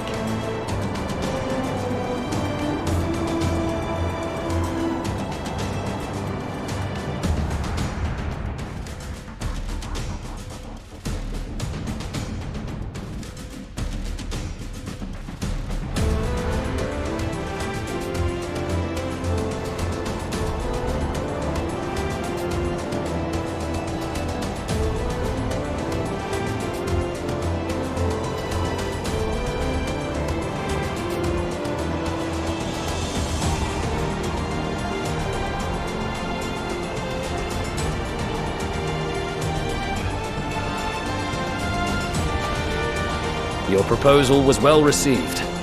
More specifically, they asked that we destroy the Imperial's toys in as spectacular a fashion as possible. Ishtola always did have a flair for the dramatic. She's not an easy woman to please, but I shall do my best to satisfy her thirst for fireworks. All right. Once more for my peace of mind. Our first objective will be to rig the enemy's Magitech with explosives. After we've withdrawn to a safe distance, we'll detonate them remotely. Our second will be to issue a deactivation command to the automated units via the control terminal. If our calculations are correct, this signal should reach those deployed on the front line, giving our friends a much-needed upper hand.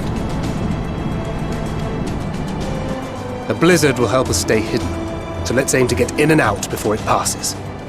Trust in the plan, and we should all live to see tomorrow.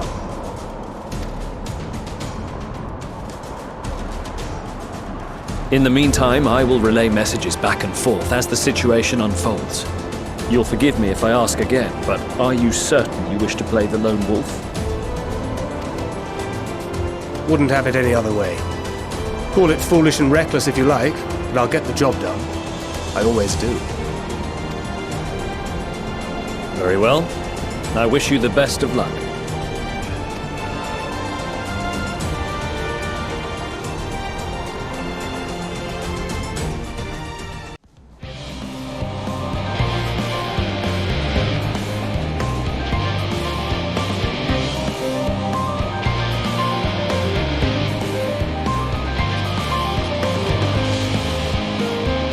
You are returned, and none the worse for wear, to my considerable relief. What news from our comrades? They stand at the ready. Excellent. Then let the fireworks begin.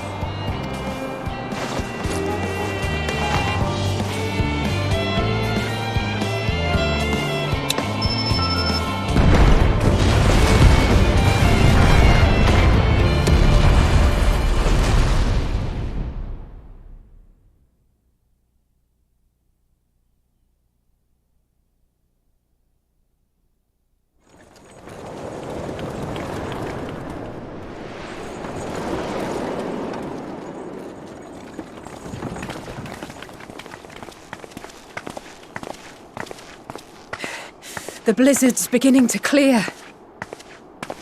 The Vanguard should be engaging the Imperials any moment now, if they haven't already. Ishtola and the others are with them, so I'm sure they'll be all right, but...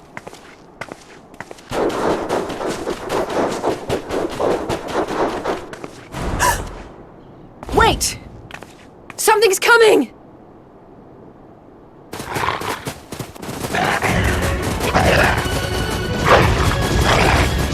Oi, oi! Looks like we ain't the only ones who sent out scouts. Keep them away from the carriages! We lose those, and we're as good as dead!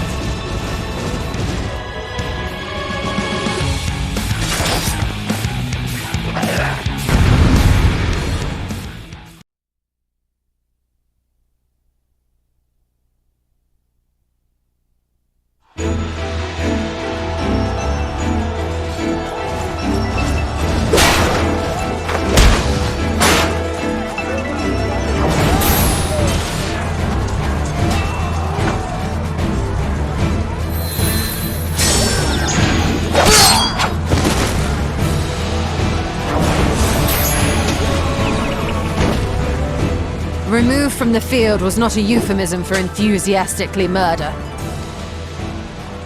It's nothing that won't heal. In time. The trouble is, their tempering has made them utterly fearless. Subduing them would be easier if they had the capacity to submit in the first place. Well, this is the path our young charges would have us walk, and that we all agreed to follow. You knew it would be hard, yet still you pledged your lance, did you not?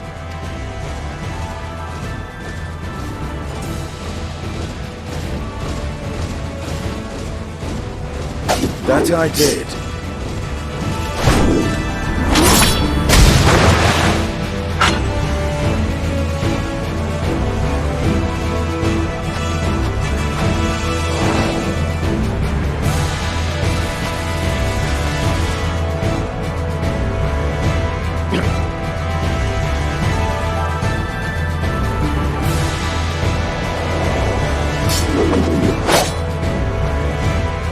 That's for Gilia! Damn it. I need to help the others take her down. There's no end to them!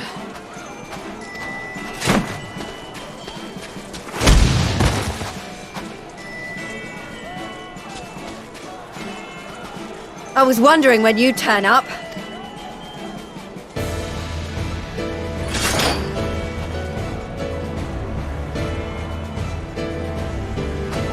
There's no stopping us now.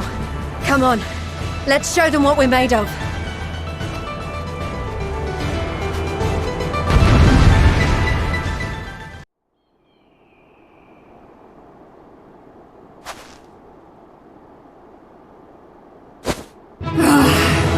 A worthy adversary! Rest, recover, reclaim yourself. Then we will fight again. To the death! Sadu Hatun!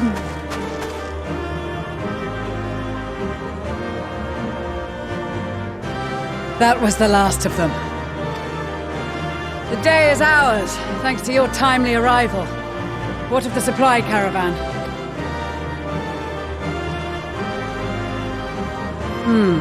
Outmaneuvered, but not outmatched. Good. Let us take the Imperials into custody and rejoin our comrades. And soon we shall arrive at the capital.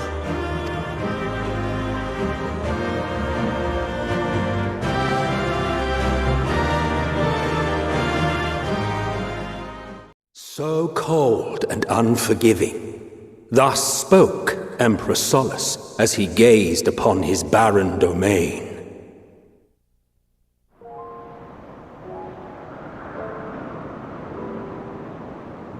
800 years it had been since the Garleans first set foot here. Bested by the Kavosi after centuries of war and driven from fertile southern pastures into the blasted northern wastes.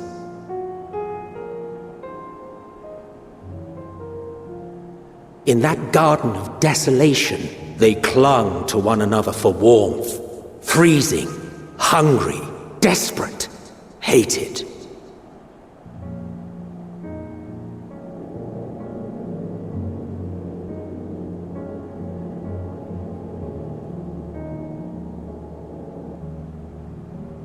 The chosen forsaken.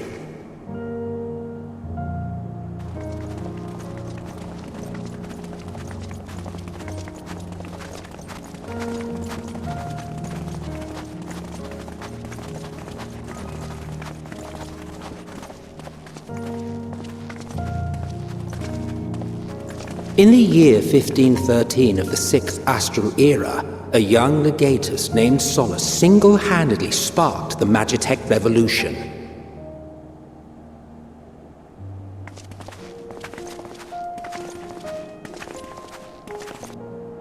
How did he conceive the machina that feed on ceruleum? Once a common, soft-spoken soldier, how had he so quickly ascended through the ranks? Like so many others, those who knew the truth are gone. Taking in the capital with his eyes for the first time, I recall thinking to myself, far colder on the earth than in the heavens. Yes, far colder indeed. Bitterly so.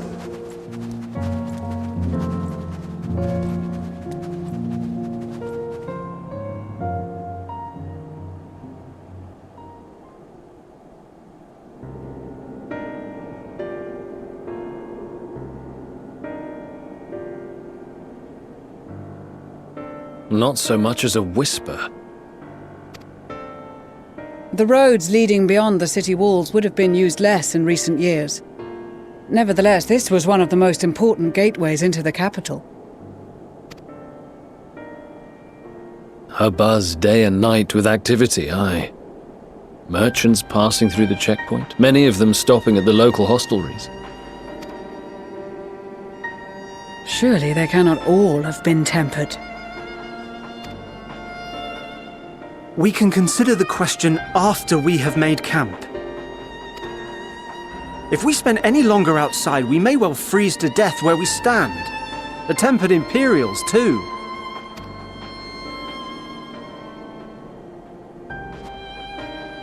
This will be our temporary base of operations. Secure shelter for ourselves and the injured, and dispatch scouts to survey the surrounding area. If we're planning on staying here a while, we ought to give this place a proper name.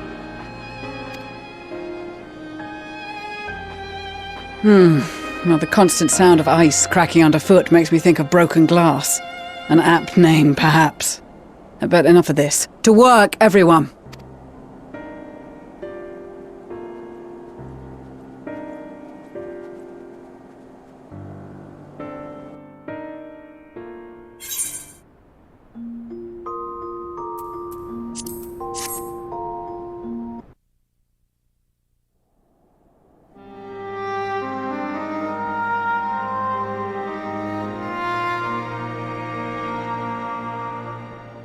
Our present situation is as follows.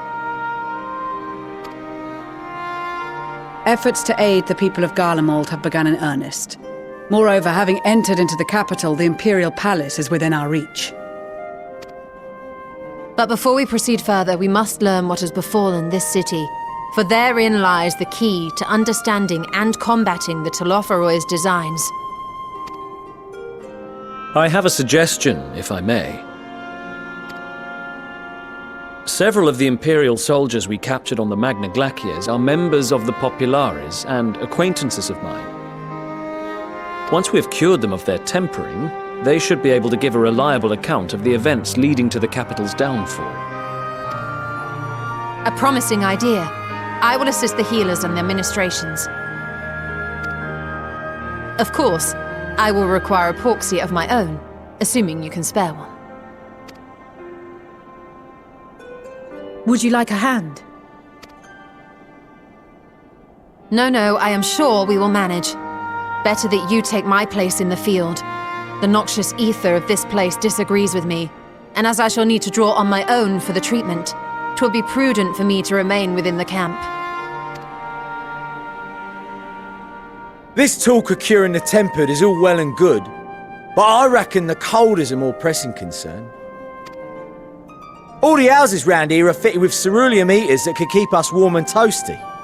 Problem is, the machines seem to have given up the ghost, and if we keep sitting around, freezing our asses off, we'll be next. My smiths reckon that with the right parts, they can have them working again, but it won't be easy. Understood. The machinist will assist them in the repairs.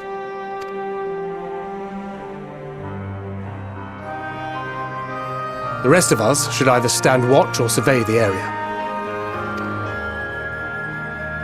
We've made our presence known to the Telophroi. They will be searching for us, if they have not already ascertained our position.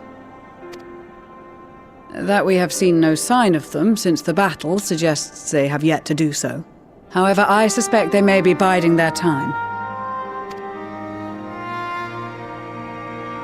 Or perhaps we are beneath their notice.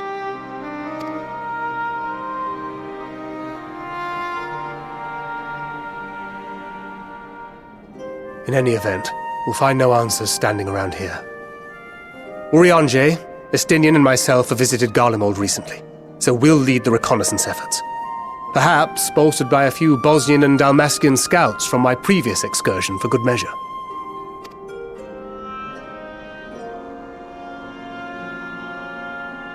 Don't forget about us Alamegans. We have experienced scouts of our own. Well now, this is turning out to be a rather sizable team. With such numbers, we should be able to cover a wide area with relative ease, including that surrounding the Imperial Palace. How about you, Graha? I have a feeling we'll find a use or two for that vanishing spell of yours. 'Twould be my honor to be of service, though I doubt that you of all people need rely on my tricks. That leaves us with guard duty.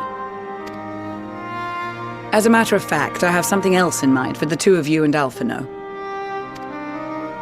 Between here and the center of the capital lies the Eblan Rhine. I would have you search the area for survivors.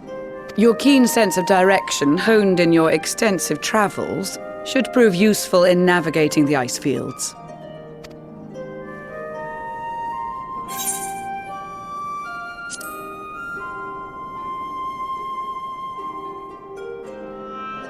I have faith that you will, and look forward to greeting you on your safe return. You all have your duties. Let us make haste. May the Fury bless and keep you.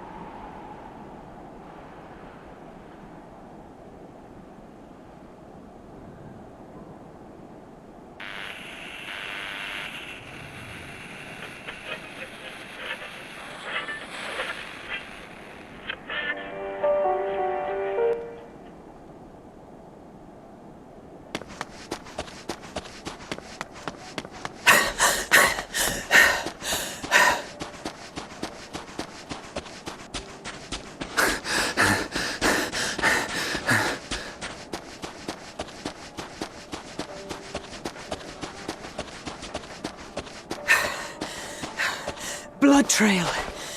We found one. They were attacked.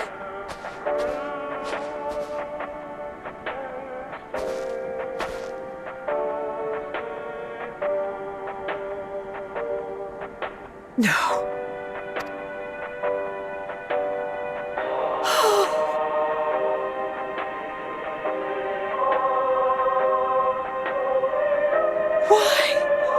Why wouldn't they?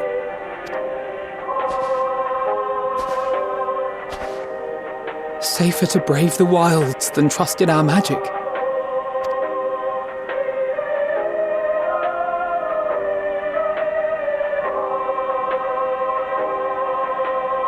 We should have... I should have...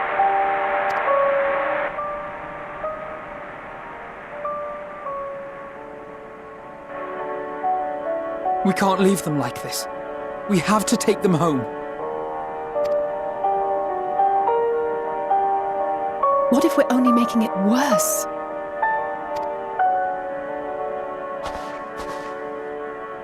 Maybe we don't belong here, but neither do they. Not out here in the wind and the cold.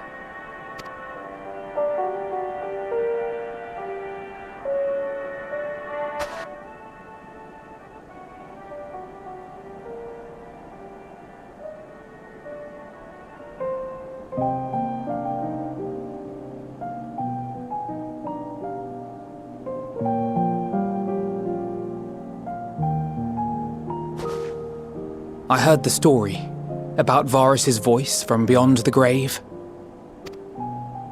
Of course, I didn't believe it, but Licinia and her sister did. Perhaps there is something to the tale after all.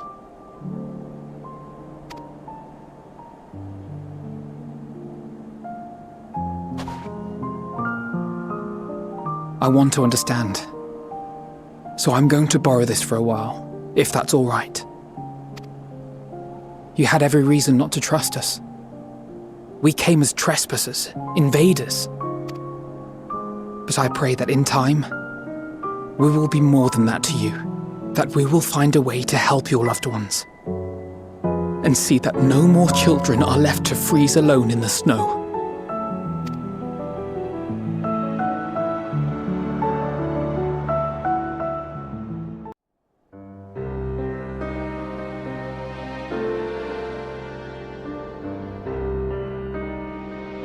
Thank you for your report.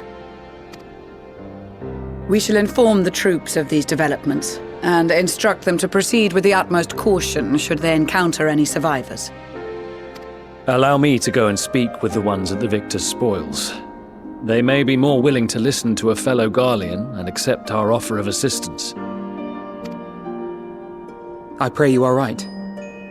And though I am loath to burden you any further, should there be an appropriate occasion to speak of Licinia and her sister, please do so.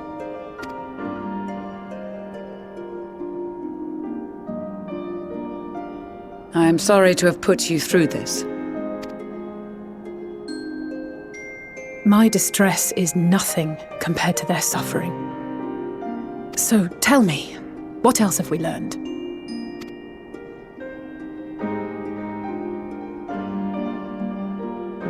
As you may have already heard, we have succeeded in curing the members of the Popularis, Maxima identified. They have provided us with some intriguing insights into the current state of Garlemald.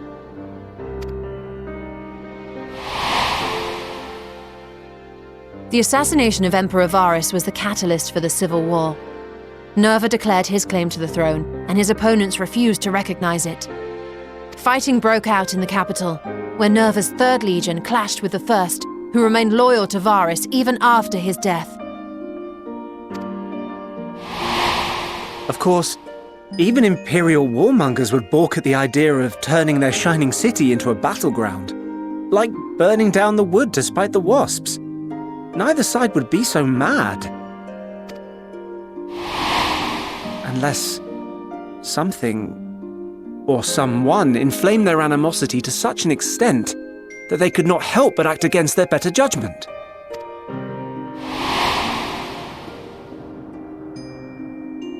It brings to mind events at the Gimlet Dark, does it not?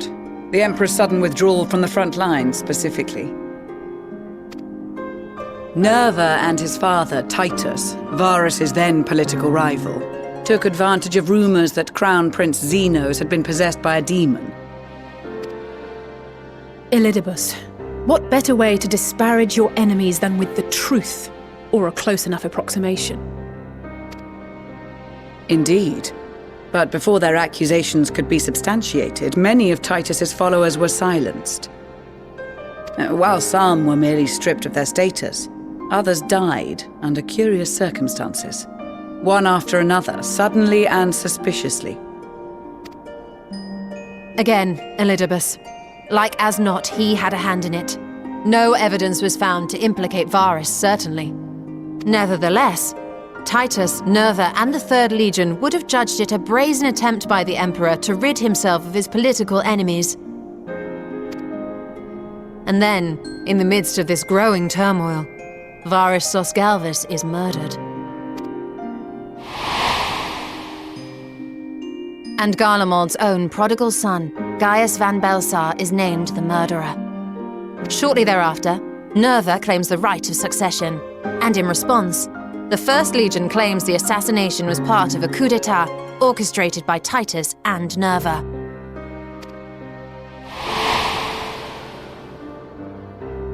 So no one is at fault, and everyone else is to blame. I should add that both parties received substantial financial backing. presumably to provide them with the means and encouragement to pursue a swift victory, and that these contributions came from the self-same benefactor. I'd heard House Brutus had been filling the Third Legion's coffers, but the First as well. It would seem so. Though the Populares determined that the First Legion received funds from a variety of organizations, all had connections to House Brutus. So Fandaniel, in the guise of Asahi, was playing both sides against each other the entire time. The information we gained from my friends does not end there. One night, shortly after fighting broke out, the capital was shaken by an immense tremor. From that point onward, they have no memories, no recollection of any events, including our clash on the Magna Glaciers. But when asked about the Imperial Palace and its bizarre transformation, they somehow recall Emperor Varus giving them orders in their dreams. May the Tower of Babel stand as testament to the glory of Garlemald. This sounds awfully familiar. We have something to show you all.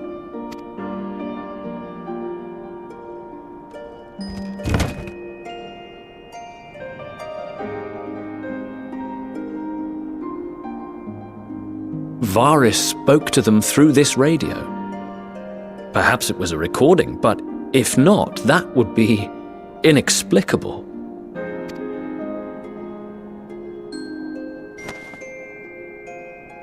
We are of one mind, then.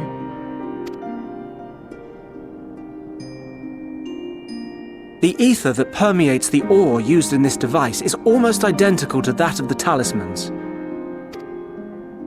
I see it. While it is likely more by coincidence than design, these devices might also ward against a primal's influence. A picture is beginning to form. If the tremor felt throughout Garlemald was a wave of ether emitted by a primal, then while those within range would have been tempered, those huddled around a radio desperate for news concerning the civil war would have been spared. No wonder Licinia kept it close.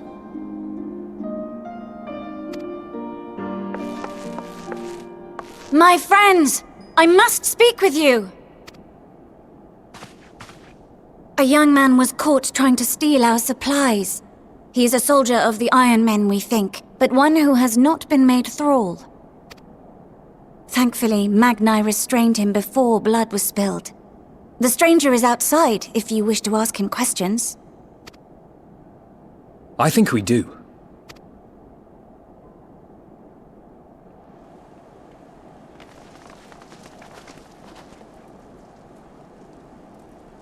Who do we have here?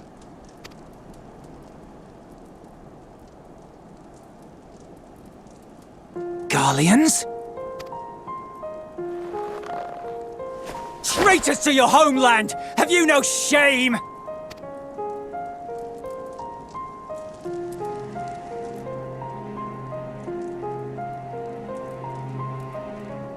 I am Lucia Junius, a Temple Knight of Ishgard.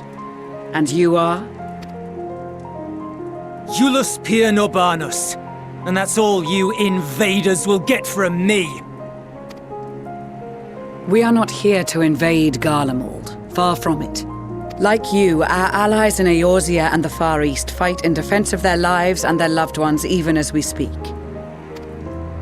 But it is the people of Garlemald who have suffered most. This we know.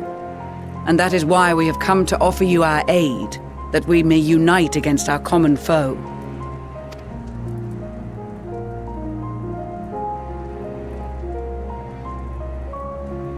Whether you believe me or not, those are the facts. Now, answer me this. Why would a proud soldier of the Empire be reduced to stealing? The situation must be dire indeed for you to go to such lengths. If it is supplies you seek, we would gladly share ours, or turn a blind eye while you leave with your spoils. I will not negotiate. My commander will determine how to deal with you and yours. If you wish to treat with him, I will take you, but no more than 3. I don't much like the sound of that. But if we do accept his proposal, I suggest the 2 of us and...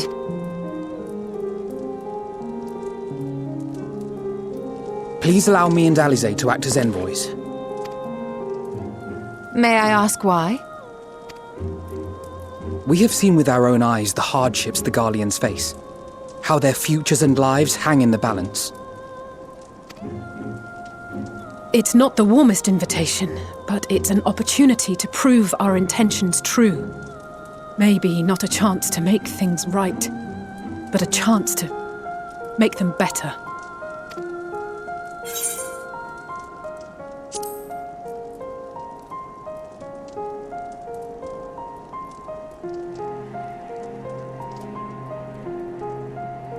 I can see that persuading you otherwise is a lost cause, but you will proceed with the utmost care.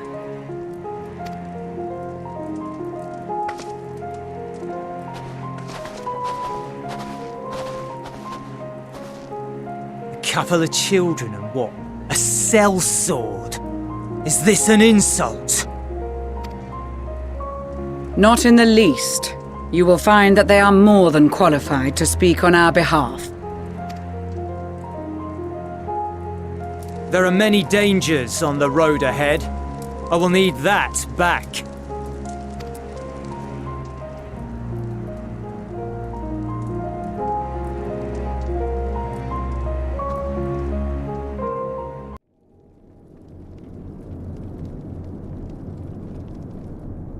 These are their chosen representatives.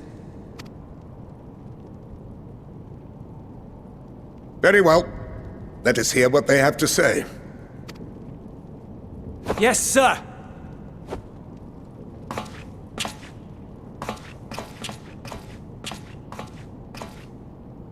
I present to you our commander, Lord Quintus Van Kina, Legatus of the 1st Legion. The 1st? I had no idea you had survived.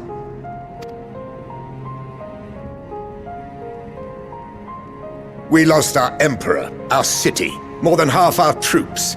For my wounds, I may never take the field again. But we survived, aye. In a manner much to your liking, I dare say. We have no intention of adding to your misfortunes, nor do we bear you any ill will. Spare me. Though you children may speak in earnest, overtures of peace ever ring hollow in my ears. So long as man stands to profit from his neighbor's suffering, war is inevitable. Driven from our ancestral homeland into this blasted waste. Yet still you yearned to rob us of our paltry scraps. 'Twas only with Magitech that you learned to keep your distance. Though we knew it was only a matter of time before you regrouped and returned. Conquest and empire were our only defenses. Emperors Solus and Varus understood this, and through their campaigns saw us grow and prosper. Much blood has been spilled in Garlemald's name, aye. But if it is a choice between yours and mine, then it is hardly a choice at all. I do not deny that a great many conflicts throughout history were driven by the desire or necessity to gain by another's loss. That is not why we are here. Nor have we come to petition your aid in the war with the Telophoroi, grave though that threat may be. Our purpose is simply this. We wish to help you. Let us help you. If there is aught that can be done to ease your plight, we would be glad to do it. Perhaps you would.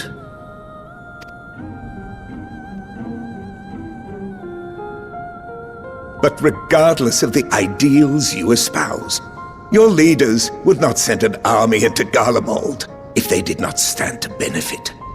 If we accept their aid, they will expect their efforts to be rewarded once the Telophoroi are no longer a threat.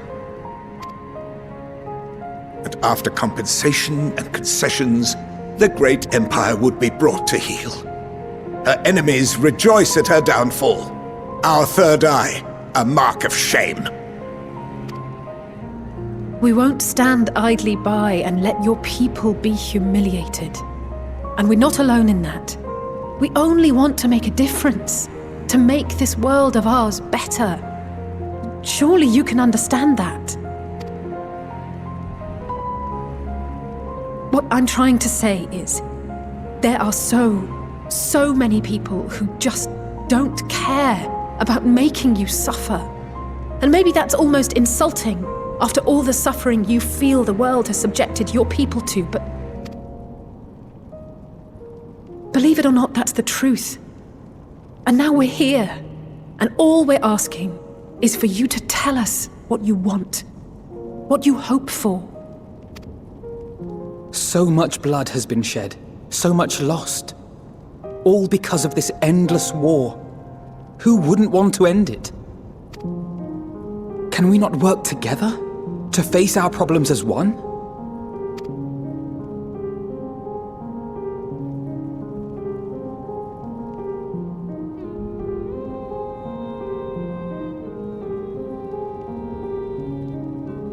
Answer me this, young peacemakers. If a world without conflict is your desire, why reject the unity and prosperity of Garlemald? Is it because we do not share your faith? That we do not share your heritage?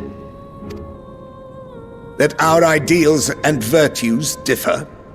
That we cherish and hold in the highest that which you do not?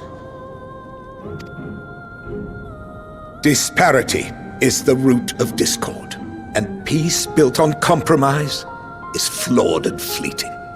Happiness for one and all is a dream, and the reality is that to the victor go the spoils.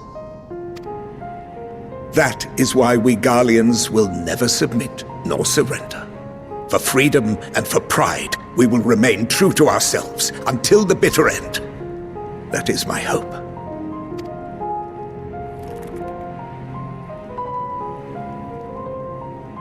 It seems there is nothing more to say on the matter.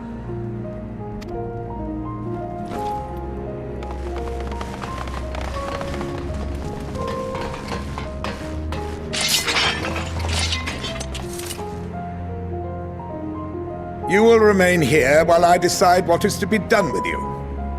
Do not be alarmed. No harm will come to you if you cooperate.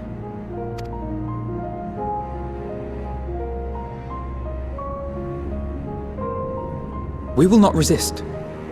However, as your guests, I ask that we be allowed to speak with the other members of your group. As you wish.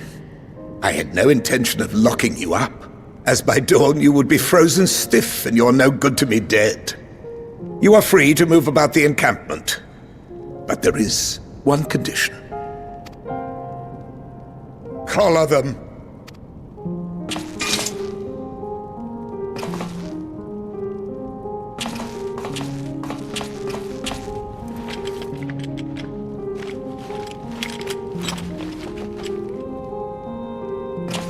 What are these?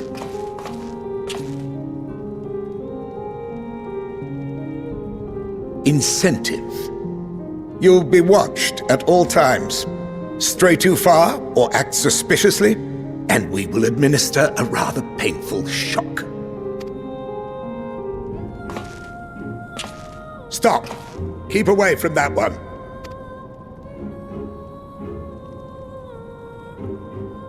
The champion of Eorzea is not so easily cowed.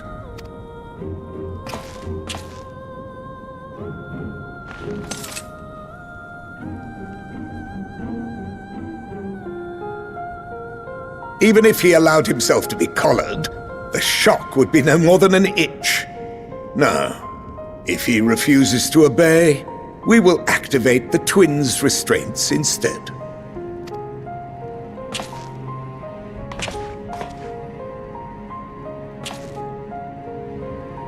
You needn't worry about us. We'll forget we're even wearing them soon enough.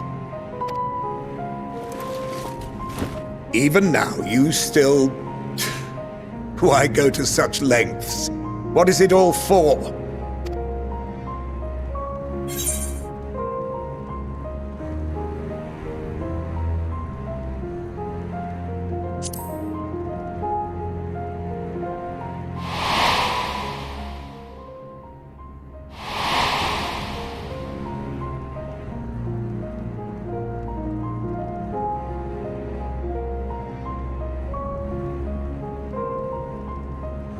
You are a curious one. A far cry from the merciless barbarian others paint you to be. You will be their warden. Take them away. Yes, sir.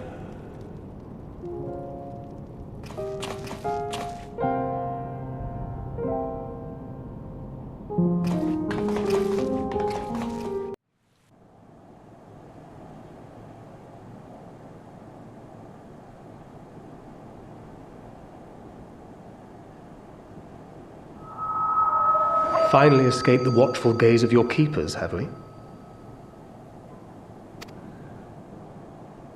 Don't react. You'll only draw attention to yourself. Just carry on as you are and listen. After you left with the Garlean lad, Lucia bade a few of our scouts follow you at a discreet distance. We observed you being led into the station, but decided against venturing inside. When you emerged sometime later, and we saw that the twins were sporting Magitech collars, it was clear what had taken place. Now, as quietly as you can, tell me everything.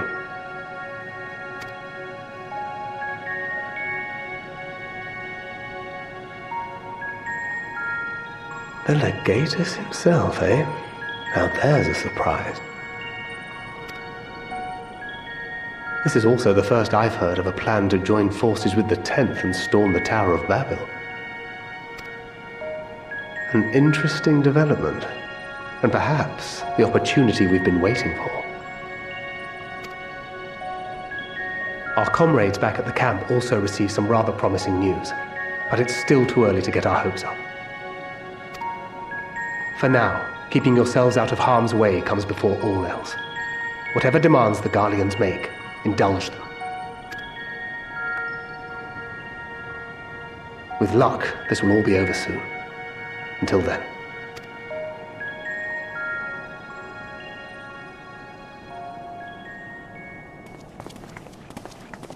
They had not gone far.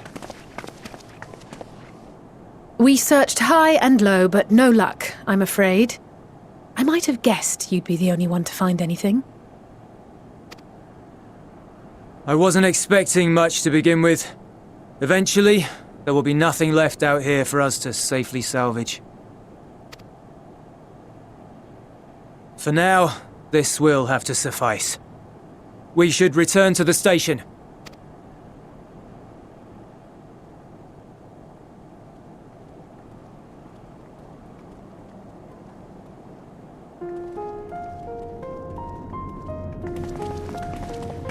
Ah, there you are. Heard you'd gone hunting for ceruleum above ground. Brought back a king's ransom? Hardly. But thanks to these three, we have enough to last a little while longer. Well, well. It's not at all as I was expecting, these ones. For savages, they seem positively docile.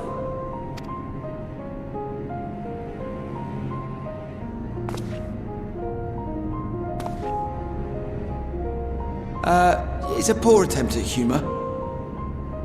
In all honesty, I'm grateful for your efforts. But even with another night of warmth, there are those among us who may not live to see the morrow.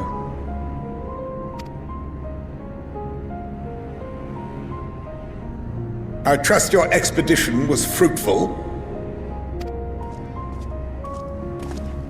Lord Quintus!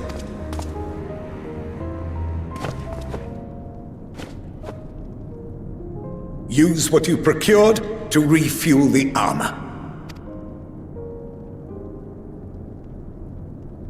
But, sir, what about the heaters for the camp?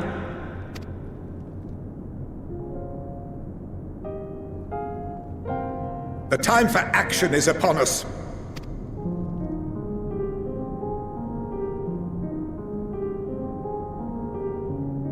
My men and I have matters to discuss. In the meantime, you are to wait here. Do not forget, you are being watched.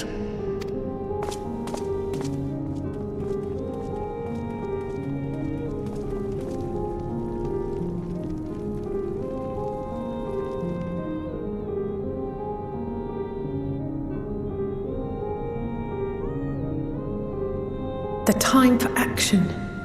What did he mean by that? I can only speculate. Clearly something requiring their magitech, given what we just heard. Whether they plan to utilize it now, or after they join with the 10th, is another question.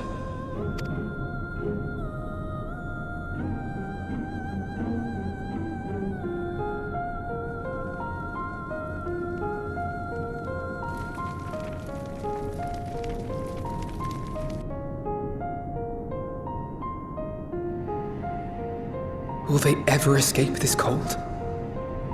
Return to and reclaim the idyllic spaces of which Eulus spoke?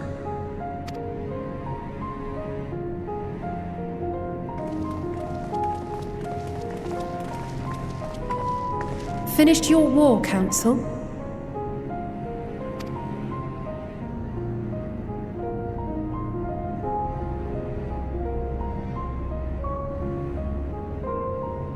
Alphino and Alize are to stay here, as our prisoners. They will be released once your comrades have relinquished their supplies and withdrawn from Garlean soil. Until our terms are met, they will be detained at a separate location.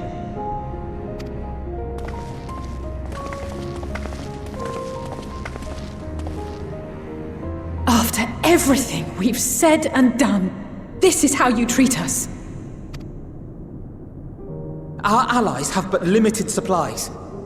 They may stave off cold and starvation for a short while, but what then?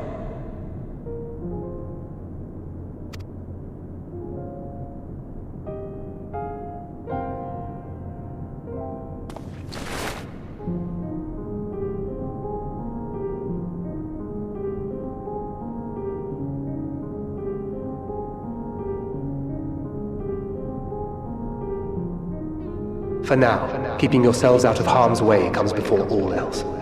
Whatever demands the Garleans make, indulge them.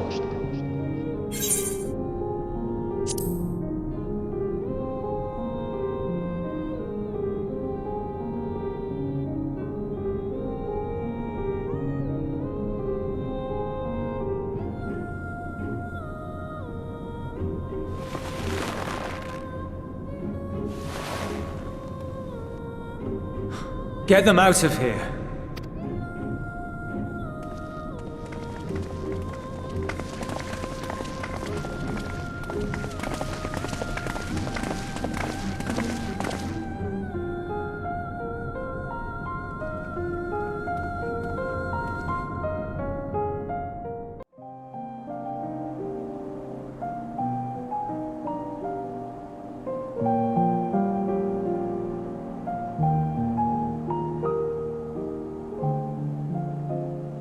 This is my home. Our home.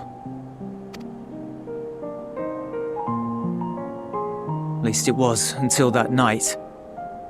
I was with Lord Quintus when the capital fell, and thus spared. My family, who did not own a radio, were less fortunate. When dawn came, I made my way here. My parents, my little brother and sister, they were still inside. But they weren't themselves, and they tried to. And I had to.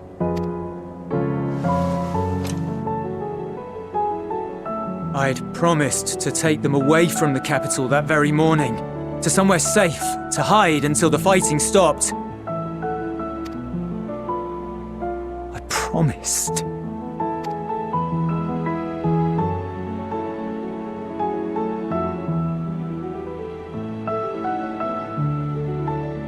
The Garlean flag bears a chain, the bonds between our countrymen. A red link at its center, the blood of the fallen. Our loved ones who lived and died for Garlemald.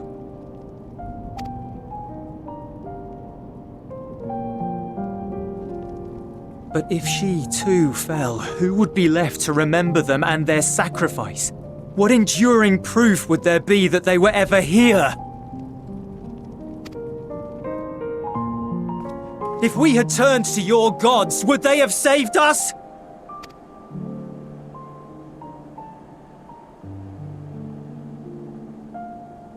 I'm sorry, forget I spoke.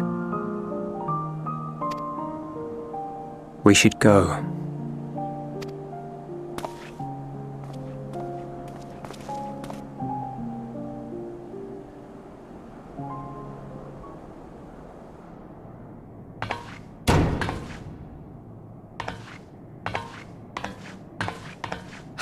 No use. Believe me, I do not enjoy being here any more than you. But he wanted us to play along, so that is what we will do.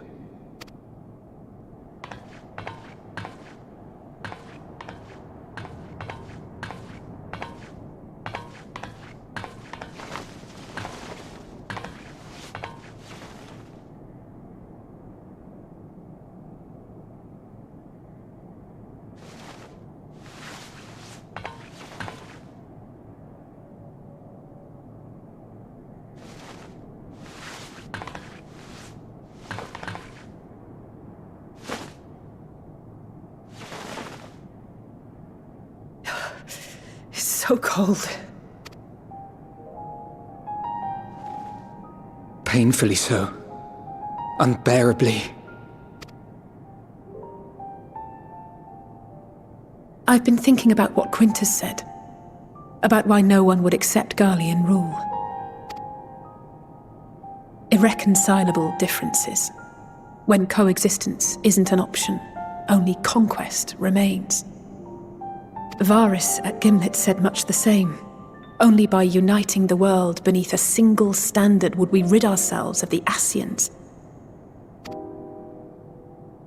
United as one people, one race cleansed of imperfections. A cold and unforgiving vision.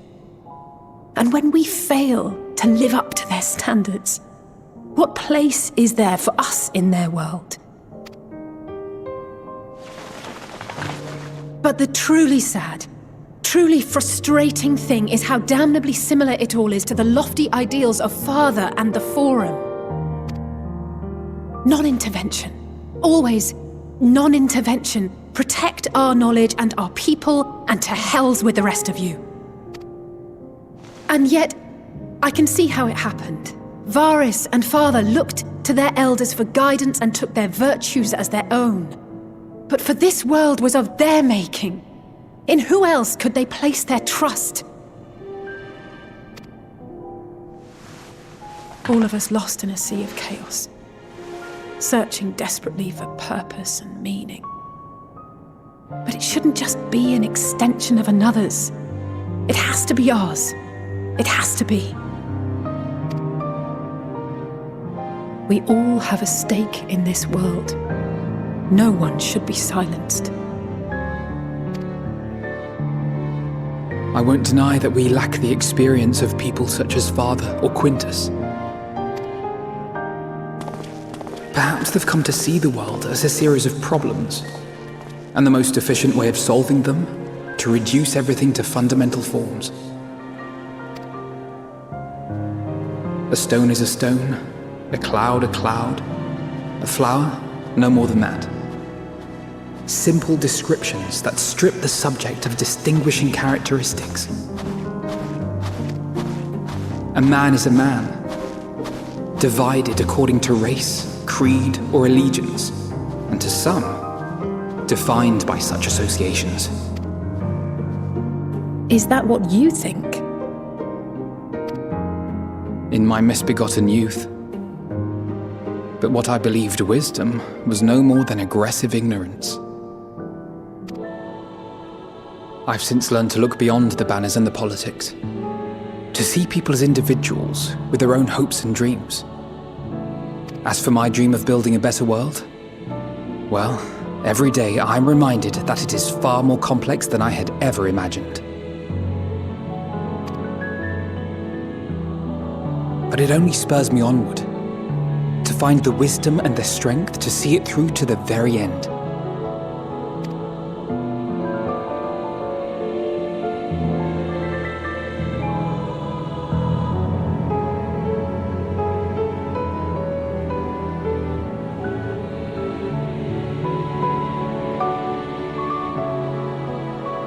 All of our supplies and an immediate withdrawal. These are your conditions?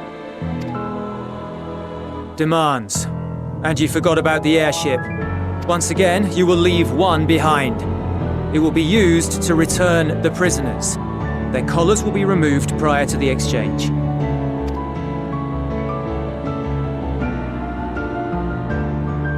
So in the end, not even Father's expertly worded rhetoric could deter you from your chosen course. Huh? Not that I thought for a moment that it would. I've no love for violence, of course, but ours is a cause worth fighting for. I just wish he'd realize it too. Sometimes the only way to protect the ones you love is to take a stand, to refuse to suffer in silence. I want you to know I share your conviction. Whether it be on the battlefield or in the debating chamber, I won't back down. I guess what I'm saying is...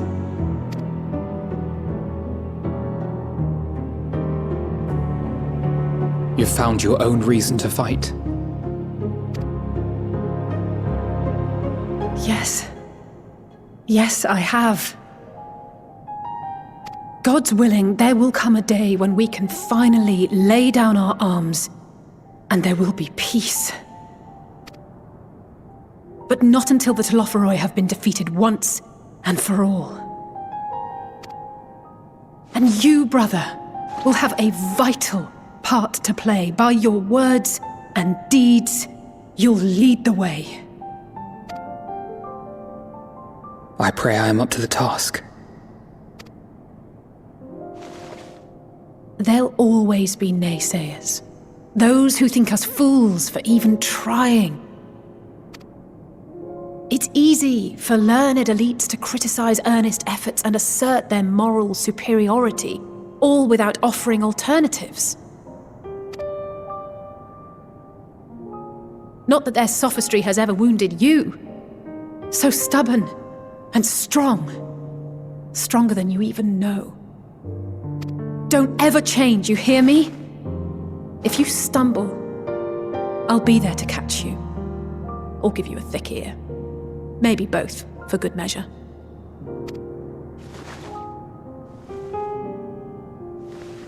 Thank you, Alisaie.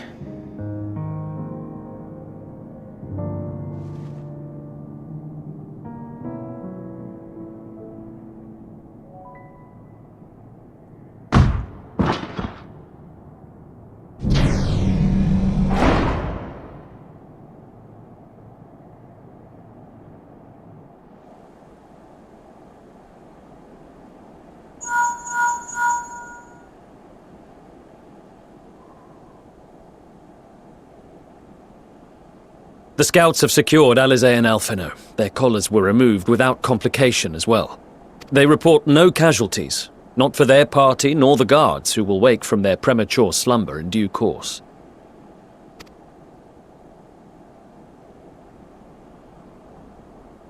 It would appear the situation has changed. I propose new terms.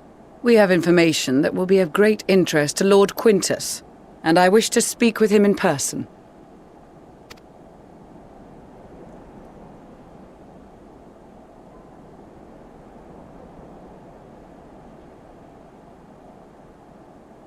No. In the event you rejected our first proposal, we came prepared with a second.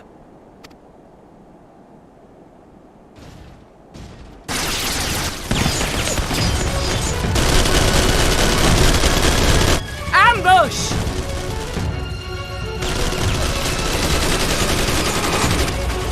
More are coming! Make ready! We, the loyal soldiers of the First Legion, proud servants of Garlemald, of the fallen Emperor Varus, shall safeguard these lands from the barbarian hordes until our countrymen return!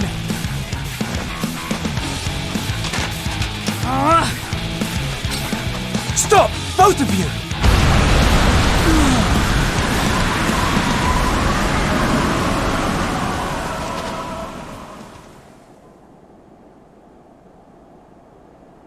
This child may be the worst emissary I have ever seen.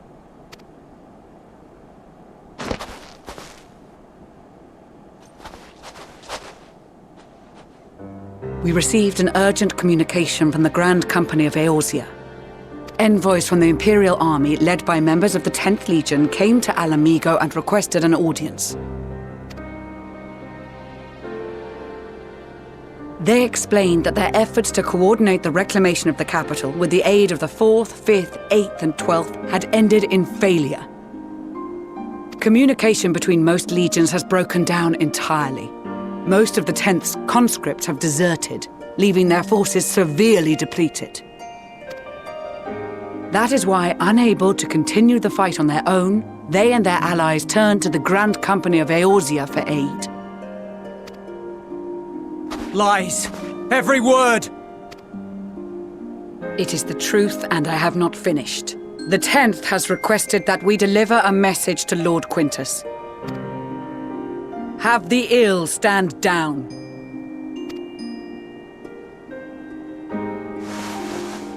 You have been listening, my lord? What are your orders?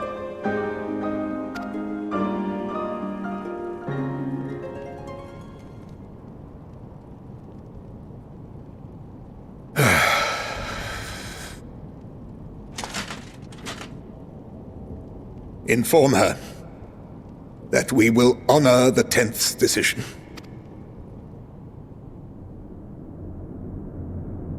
Bereft of hope, and now dignity.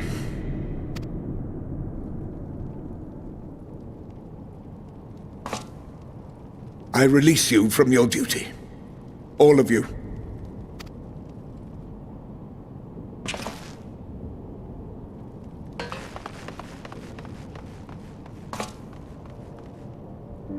I take solace, your radiance, in the knowledge you are not here to witness our debasement. 'Twas a grand, glorious dream we shared.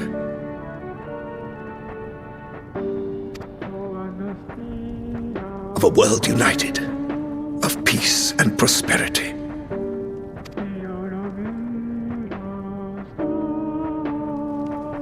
We are ghosts, you and I. Memories of days gone by.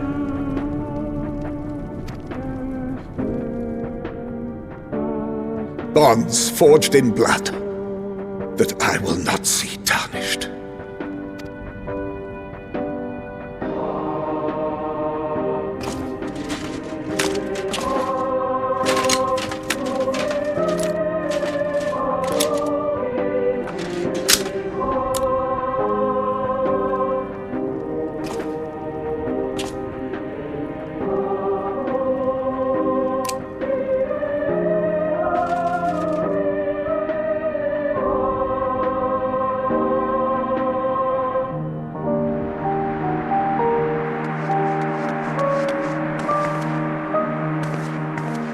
Quickly!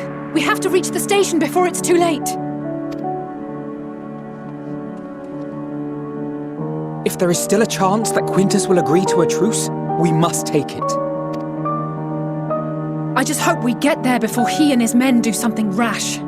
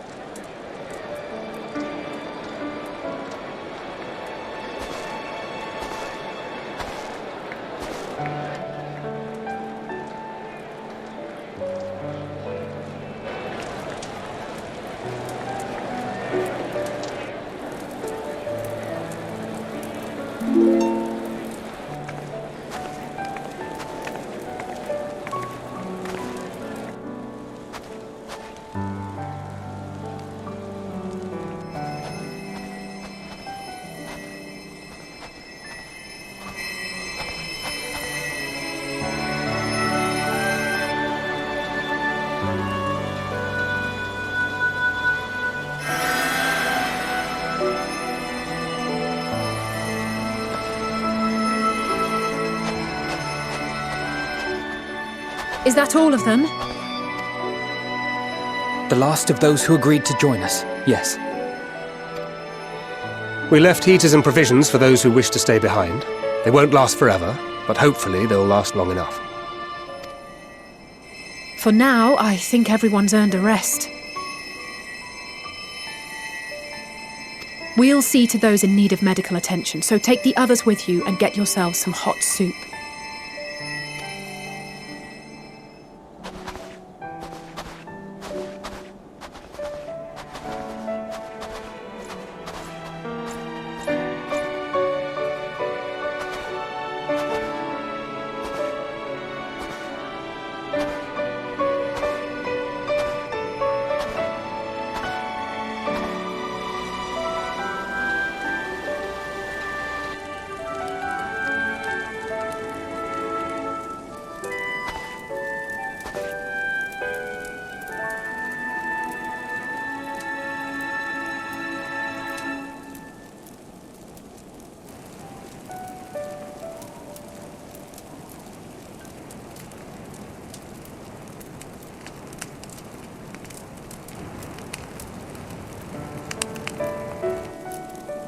Warmth. At last. Marvelous, isn't it? All thanks to the resourceful machinists of Ishgard, I might add. On their behalf, I bid you warm yourself to your heart's content. Hold on. Your people might have scribbled a few things on a piece of parchment, but it was our Minson Smiths that put the bloody things together. Well, be that as it may, we single-handedly got the interior heating up and running again, didn't we? The hells you did! We were there every step of the way! We? You barely raised a finger to help, you ale-sodden reprobate! I did a damn sight more than you lily-livered bilge rat! Take that back! Make me. I will not stoop to your level. Here.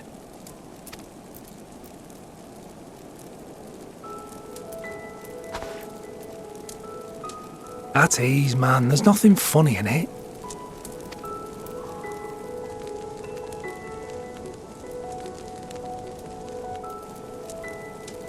I'm from Alamigo, but was a conscript until recently. Used to eat this with the officers.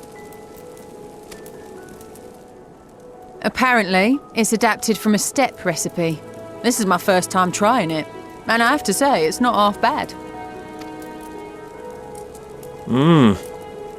It's a bit too flavorful for my liking. Perhaps compared to what you're used to.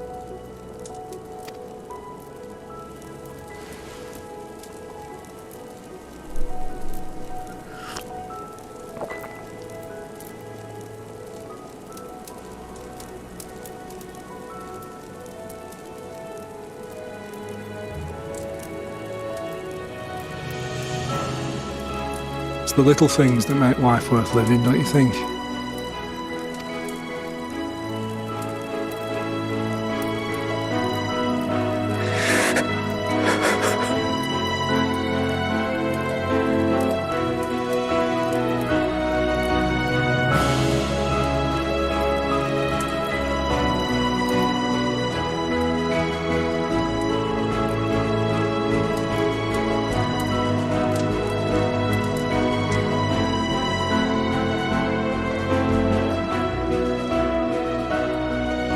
I know this is not a dream, and yet...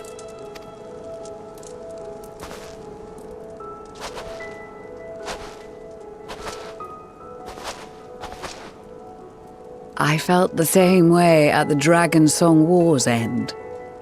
Every morning I would step outside and need to be reminded that it wasn't my imagination, that my world had been forever changed.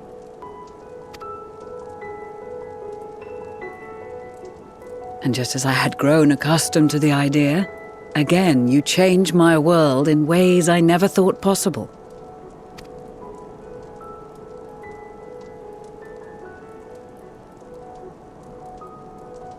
Were it not for you and your fellow Scions, the rift between man and dragon and myriad tribes might never have been bridged.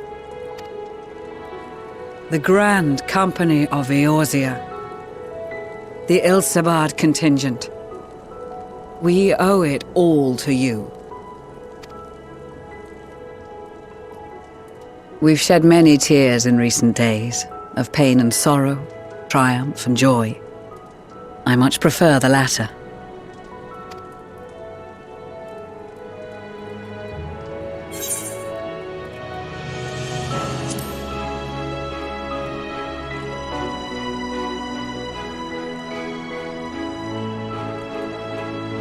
I'm honored to fight by your side.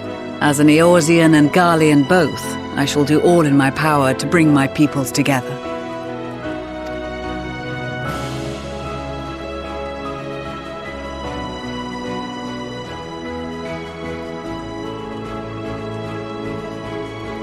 It is a remarkable achievement.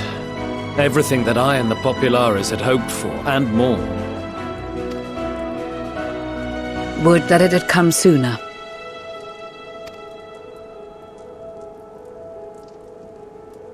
Indeed. Too many are not here to see it. And yet, there is a warmth in my breast, as if they still share in this moment. Yes, I know what you mean.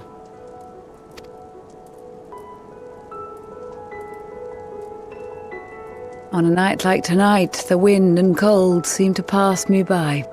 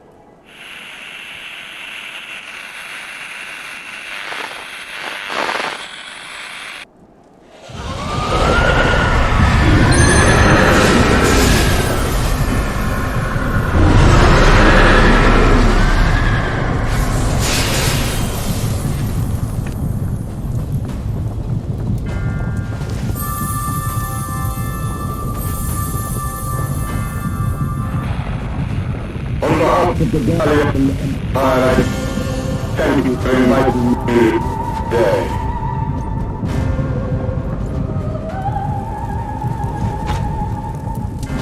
What? Emperor Varus?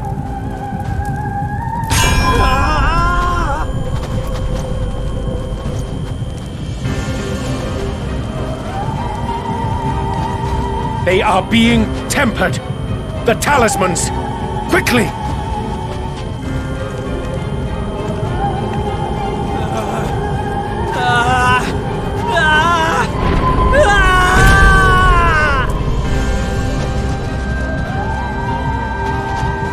Save me, brave hero! Ahem. My lord has requested your presence, and I would hate to disappoint him.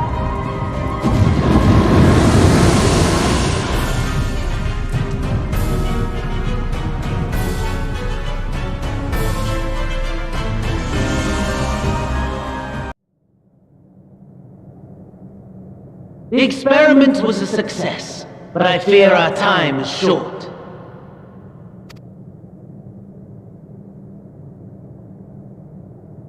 I shall begin the preparations. Now, it is time for you to awaken.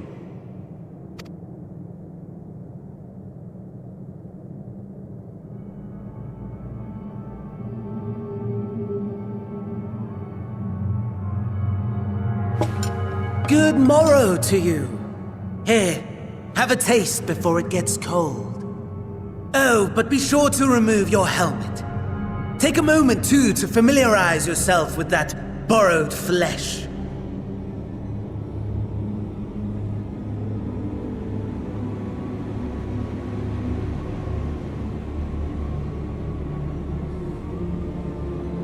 So, how does it feel? I, for one, find those first moments within a new body to be most refreshing. We had a Magitech engineer by the name of Aulus to thank for this method of soul extraction and implantation. I believe the two of you met briefly in Alamigo. His was a rather sticky end, wasn't it? Thankfully, he was thoughtful enough to leave behind his mind-jack technology. I took the liberty of making some improvements and selecting you as my esteemed test subject.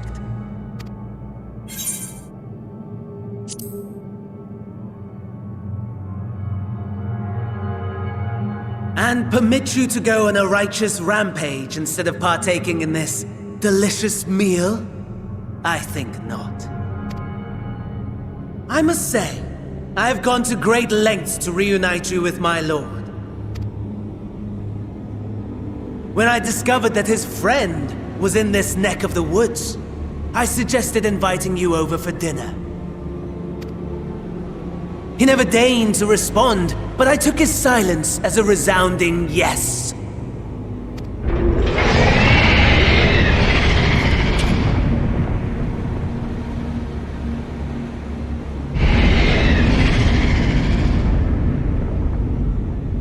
Oh my! Daddy is pleased his grumpy little boy has finally found his playmate.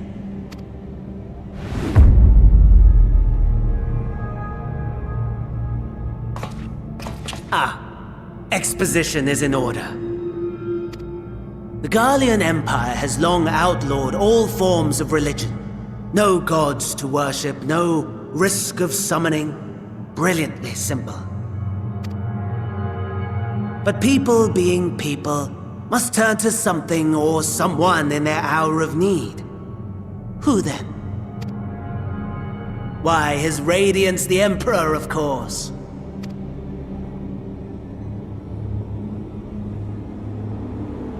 As you have observed firsthand, Garlemald has seen better days. The legendary Solus Galvus, dead.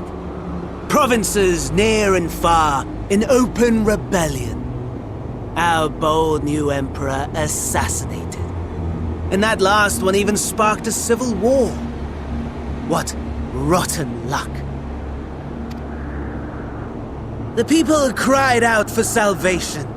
Their earnest pleas, one might even call them prayers, a supplication united for the Empire to reclaim her former glory.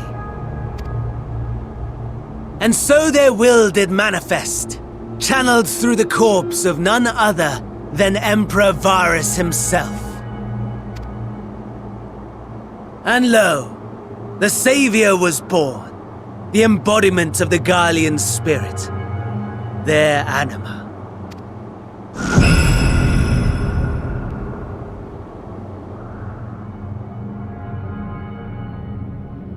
It calls to its subjects, compelling them to take up arms and fight. And just as the wealth and power gravitate towards the Empire's capital, so too does ether from every corner of the globe. The towers with which you and your allies have been so preoccupied were created as an extension of anima itself. An ingenious design. Would you not agree, my lord?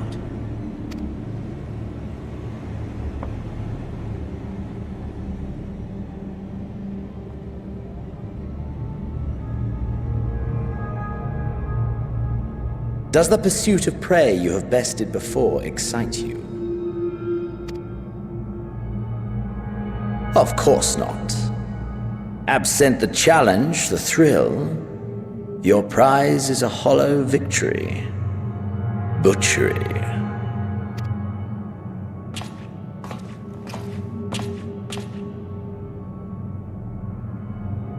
Perhaps you think that to be the extent of my promise. I have no doubt fallen in your estimation since Alamigo. Fair enough. But do not let your disdain deprive us of an opportunity to craft an even more majestic moment of euphoria.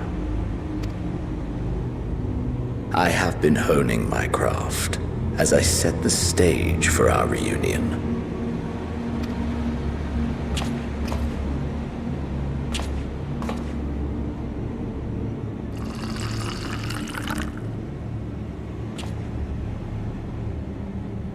Wheresoever there is suffering and despair, you appear to fulfill your duty as defender of this star.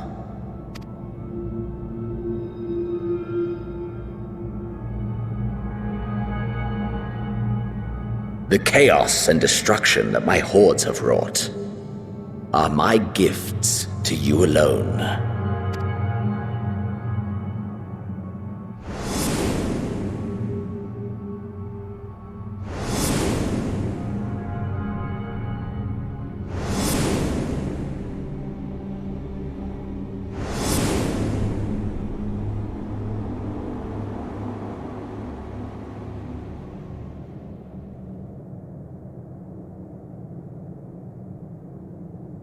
At a loss for words? No matter. As you will learn, I have only just begun. Oh, will you not finish your meal? There is only one thing that can sate my hunger, and it would seem my friend has lost his appetite.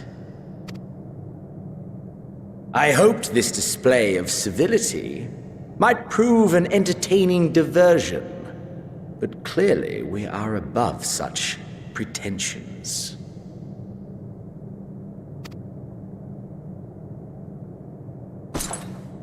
While my lifeless body was in the possession of the Ascian, I too claimed another's as my own. It was an enlightening experience to fight in an unfamiliar form. Flaws and failings in my technique were plain to see. Whence rises one's true strength? The flesh? The soul?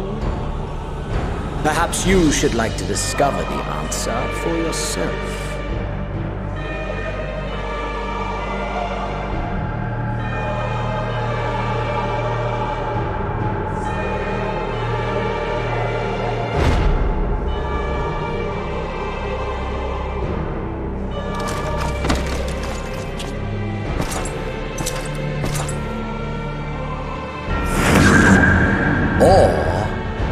Together.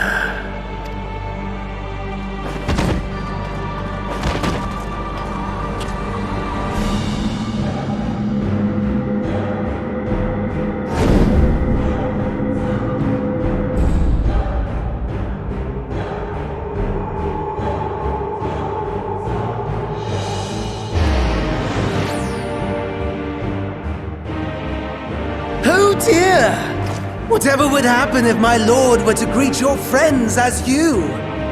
I shudder to imagine what carnage he would wreak.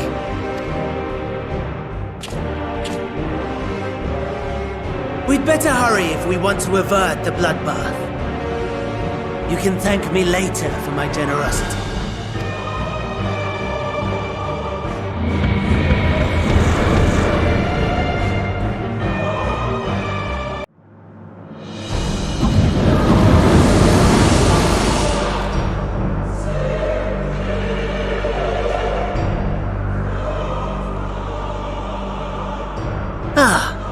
There it is. Your camp, I believe.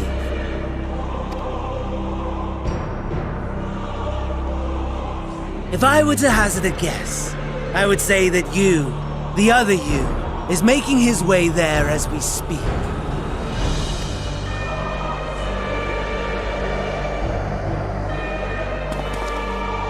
Alas, this you will have to walk from here, or run if you can manage it. My lord would be cross if I made it too easy. Such ingratitude. I'd not squander this fighting chance. After all, you've obstacles enough to overcome. right on cue.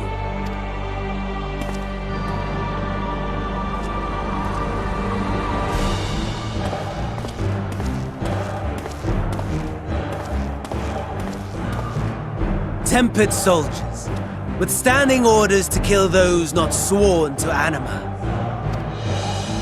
Under normal circumstances, you would make short work of them. But on this occasion, the odds are not so heavily stacked in your favor.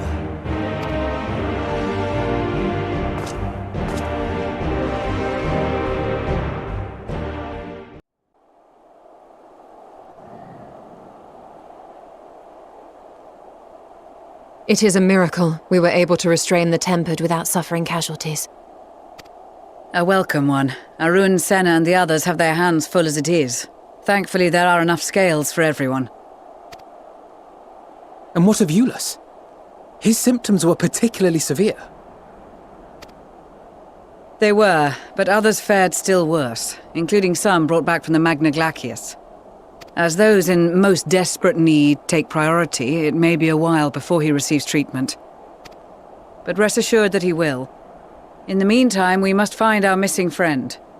May the Fury guide you.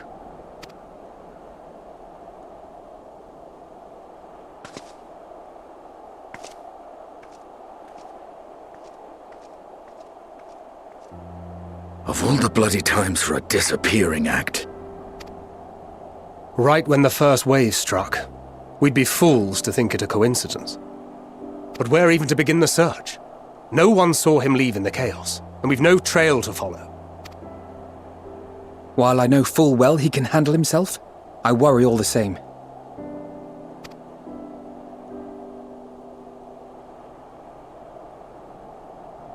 Ah, speak of the devil.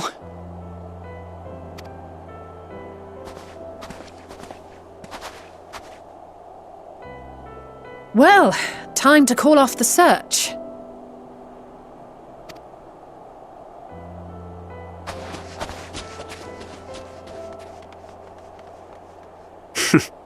Case closed.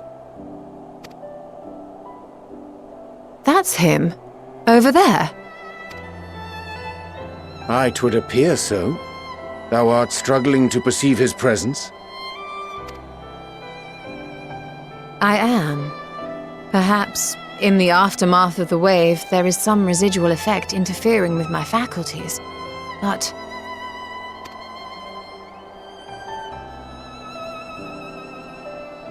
Where have you been? We've been worried sick. Now. All's well that ends well. Are you all right?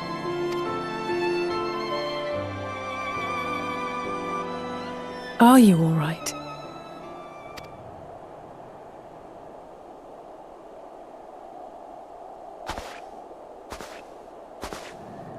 Who are you?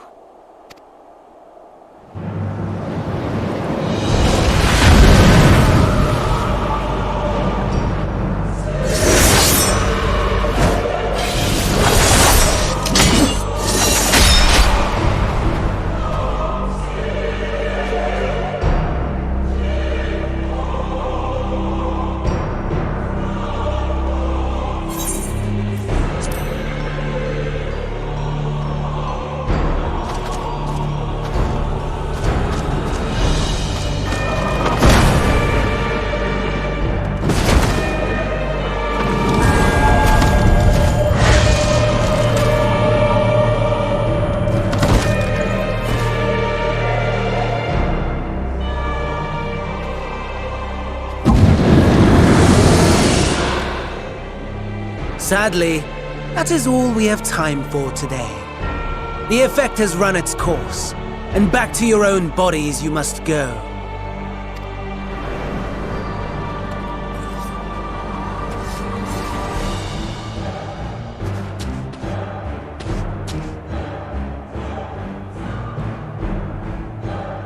But where are my manners? You have all traveled so very far, and I've yet to pay my respects.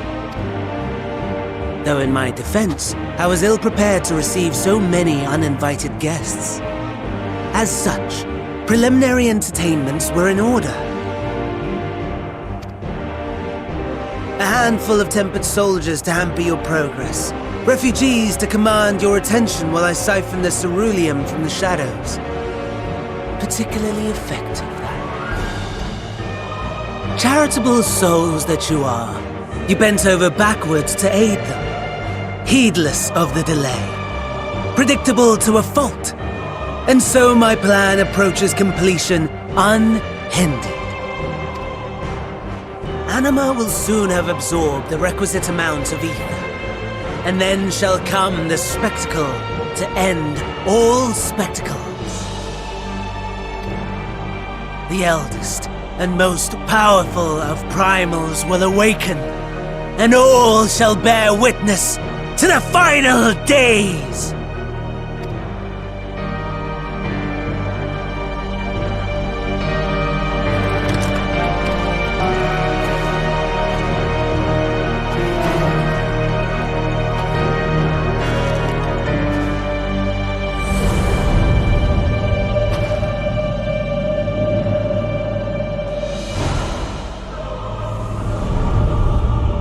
The gods themselves will be my meal.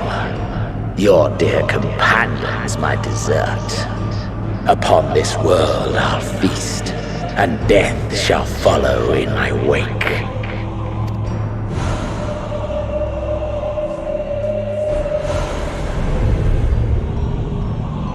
All your hate, all your rage, you will render unto me.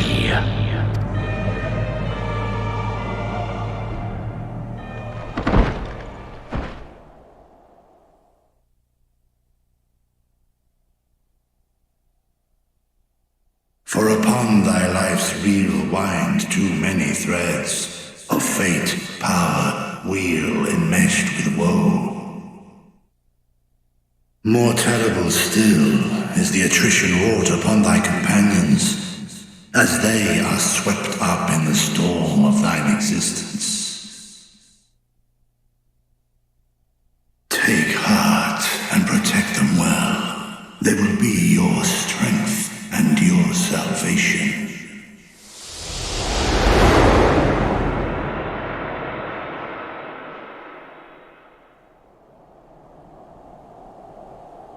Thank goodness. He's awake.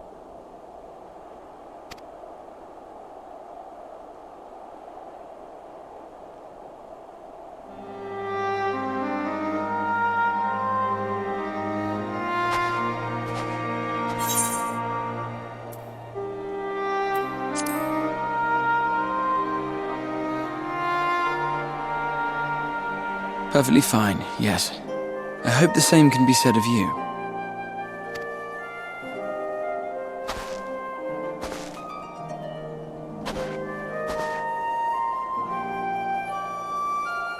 Everything in working order?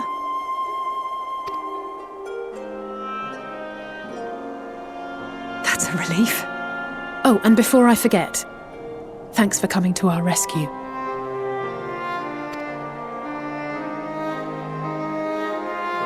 Given recent events, I would be surprised if you weren't feeling a bit poorly.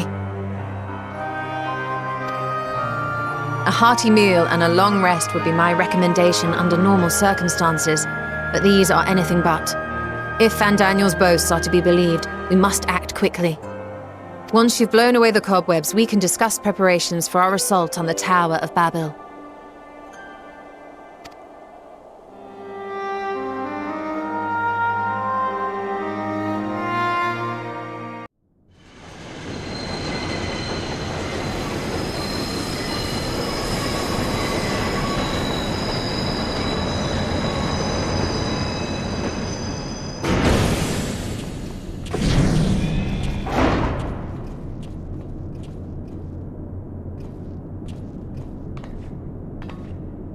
Now or never.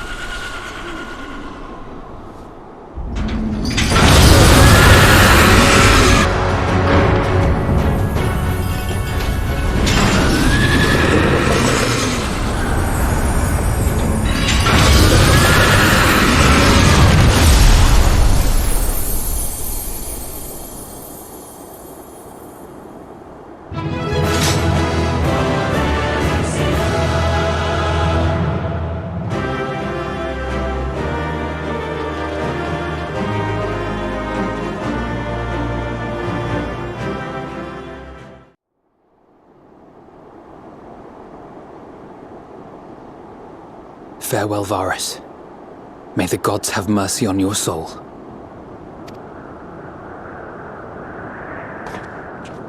Come. The other two await.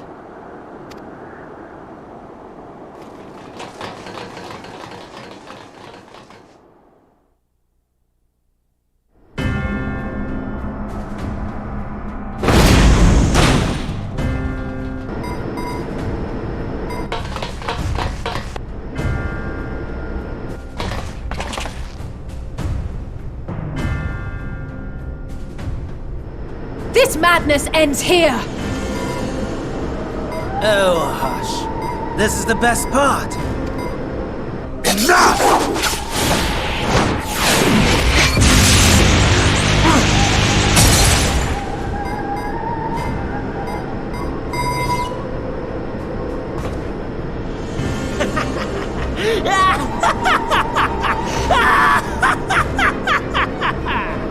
Oh, mighty Zodiac! Awaken from your slumber and descend!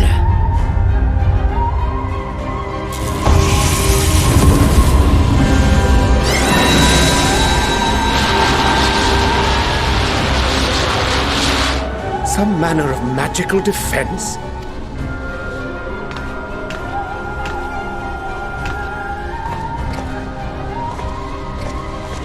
Cryle? But how?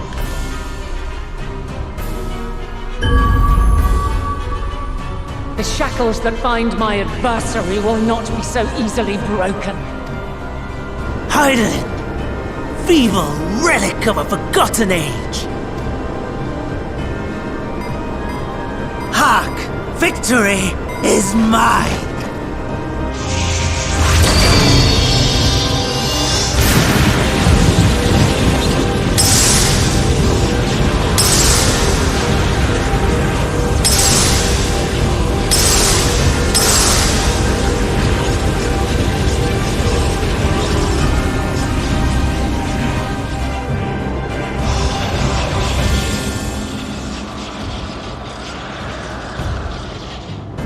No more ether.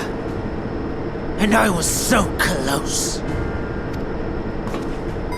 My lord, a slight change of plans. We shall travel to the moon and break this wretched barrier ourselves. Whatever it takes.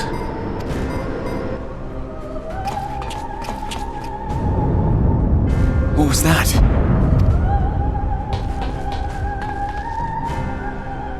The final order issued by Anima to the Tempered Thralls.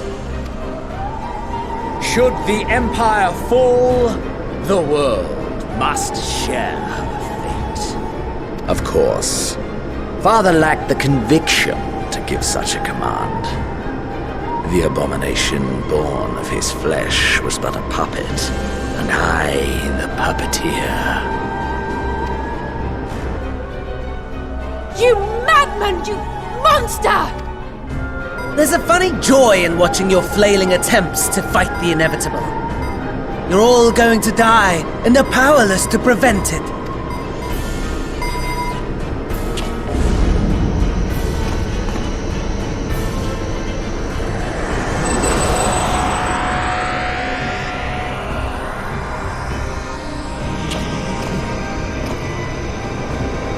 We really must be on our way.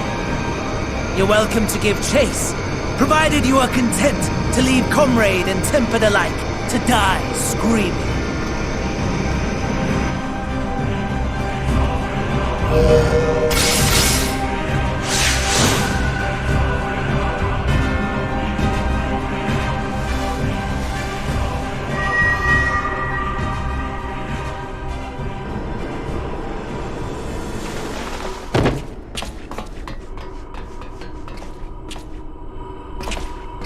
I have asked too much of this child.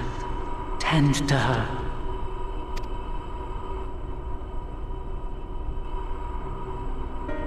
The last brand at Mare Lamentorum is yet unbroken. Zodiac remains bound.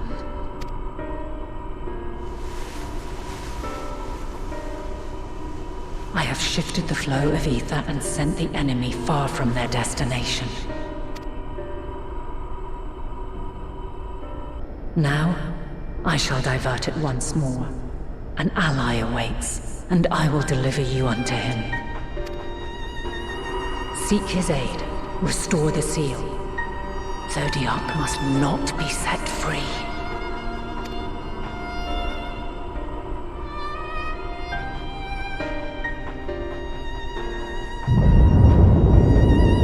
The Tempered are running wild. Not only those at the tower, but those back at the camp. The others are doing their best to contain them, but the situation is growing beyond our control. Leave them to die or give up the chase. Just like Van Daniel said.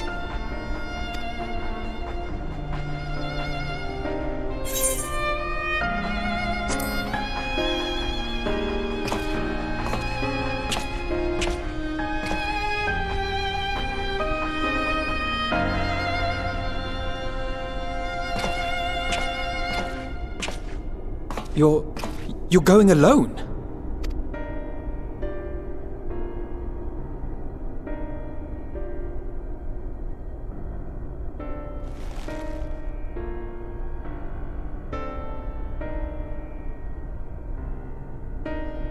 You have our trust and our faith. I pray we have yours.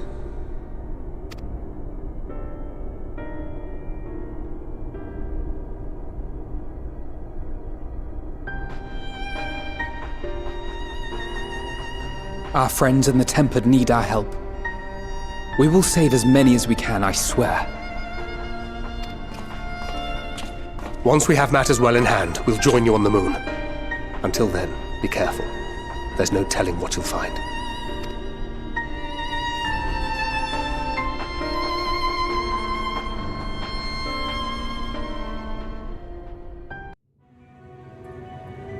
Long, long before Dalamud was forged to imprison an Elder Primal, the eldest of them all, savior of the star, was sealed within a moon of his own. Souls sacrificed to grant him life still slumber and dream of the day he and we will be made whole. Here he waits in this cold, barren place, his cradle and his grave. Silent lamentations and prayers of hope echo soundlessly to a sundered star, adrift and alone.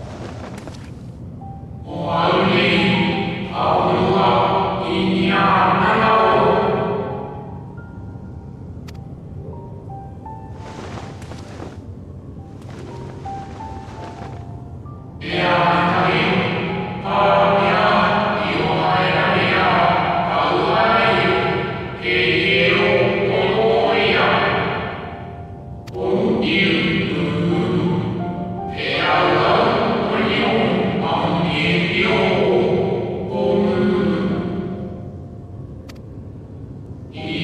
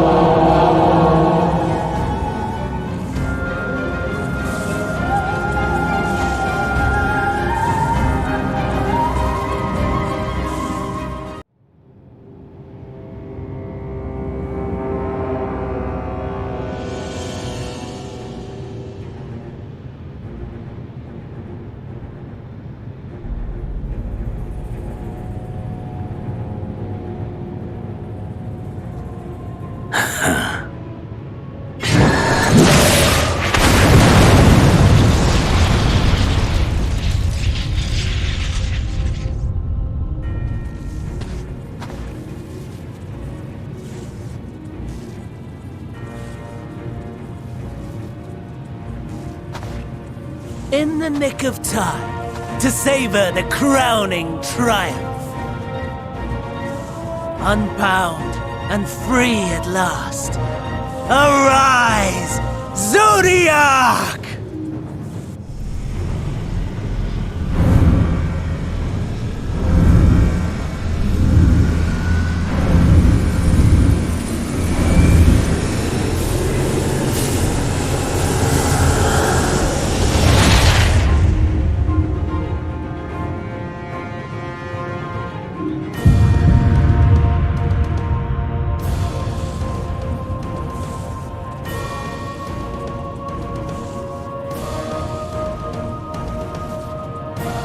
Deprived of heart and will by the loss of dearest Elidibus. A creature of pure instinct, wanting for guidance.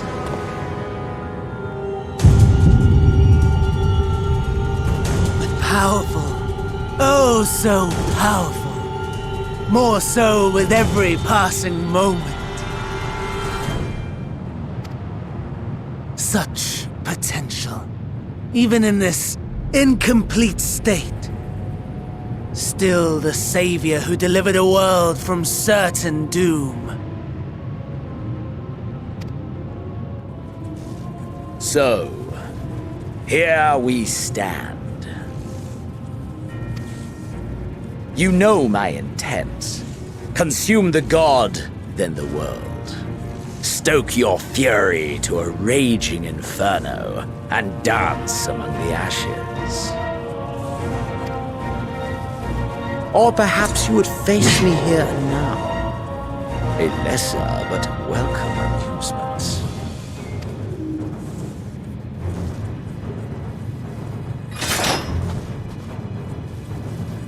Yes, a taste to whet the appetite.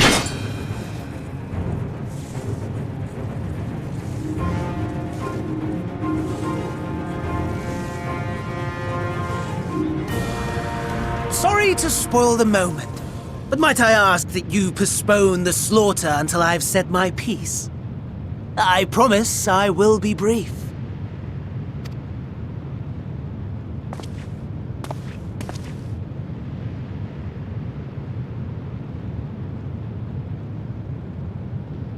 Do you remember when I told you that I wanted to die and take everyone with me? I meant it.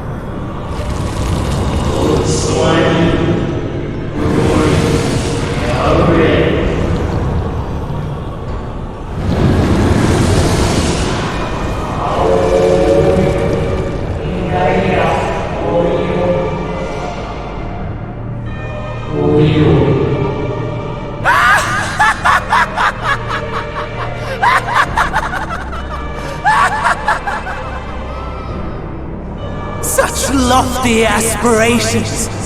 And what sweet irony that the world's saviors will become the agents of its destruction!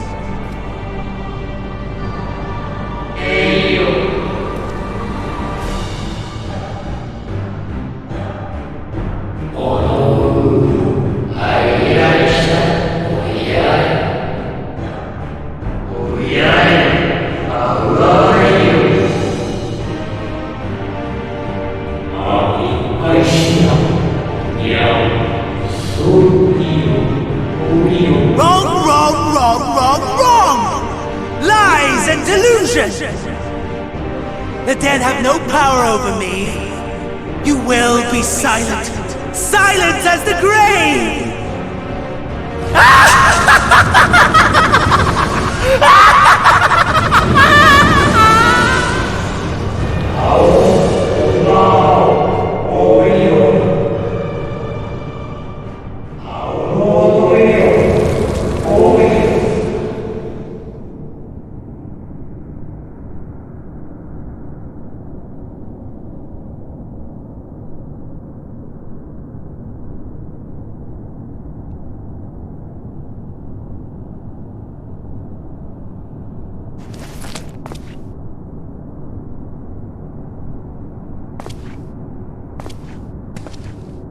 Believe and walk in faith. Let the light of your soul shine for all to see. Not quite the outcome you'd imagined, but a fitting one nonetheless. Don't you think so, Hades?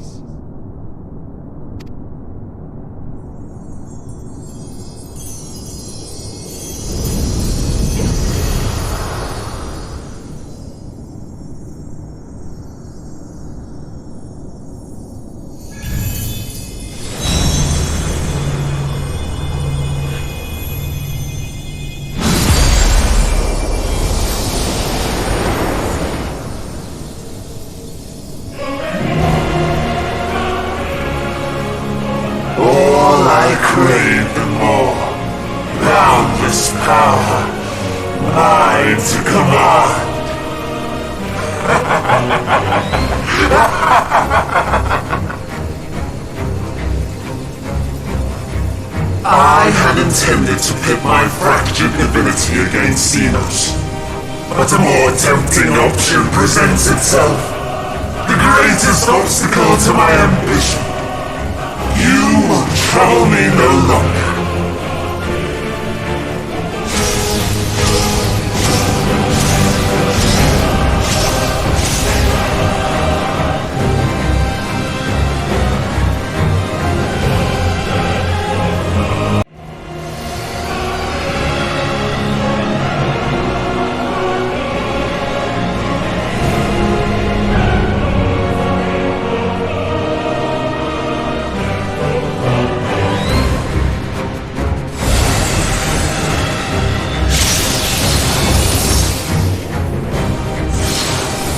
Establishing connection. All creation shall bend to my will.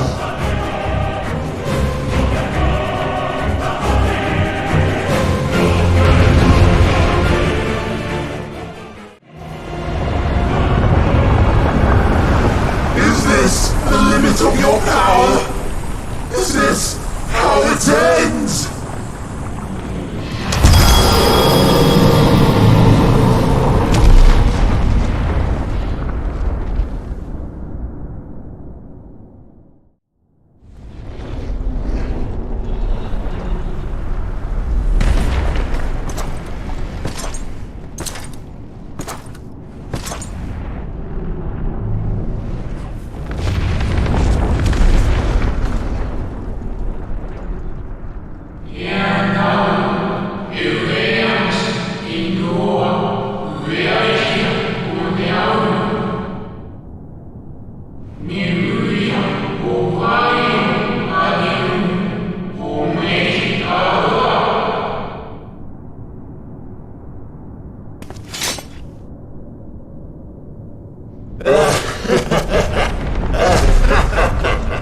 Incomplete and insufficient.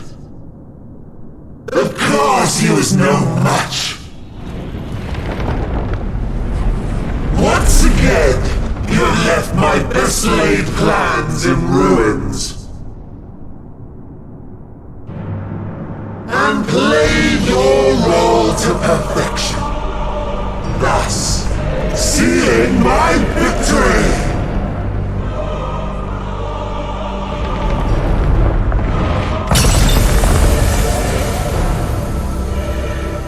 From the first, all I wanted was for you to kill Zodiac!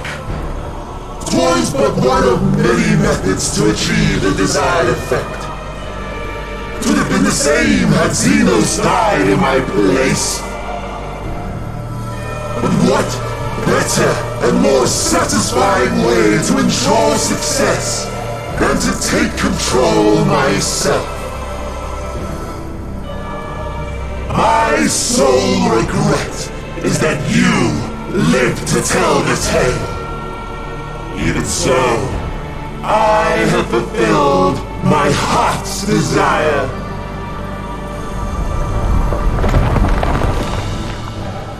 Let your murder mark the beginning of the end. The coming of the final day!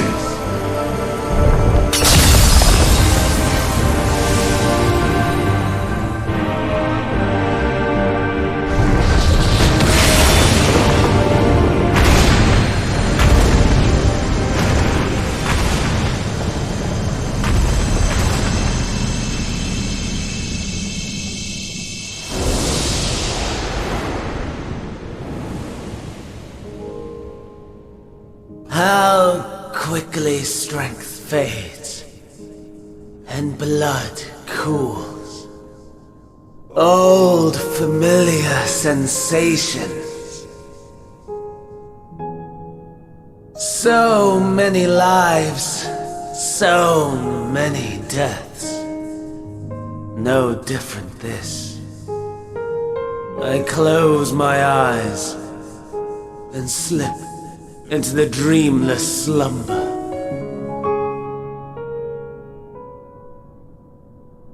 A tired song and dance. Routine. Always I wake. But not this time. Nothing left unsaid. Nothing left undone. Inherit my hell. I intone with glee.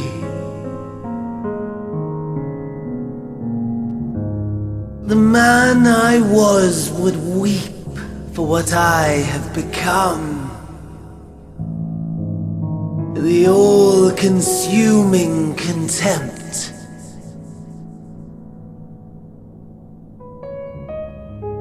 But I've the wisdom of 10 millennia to justify my answer to the question. No value in their existence. Not a whit. For all that I looked. None that I did see. A final chance then for Heidelin and her faithful. In Cataclysm, prove me wrong. I snare. All shall return to nothingness, as was your will, Emperor Sunday. I, the star, and every living being, consigned to your oblivion.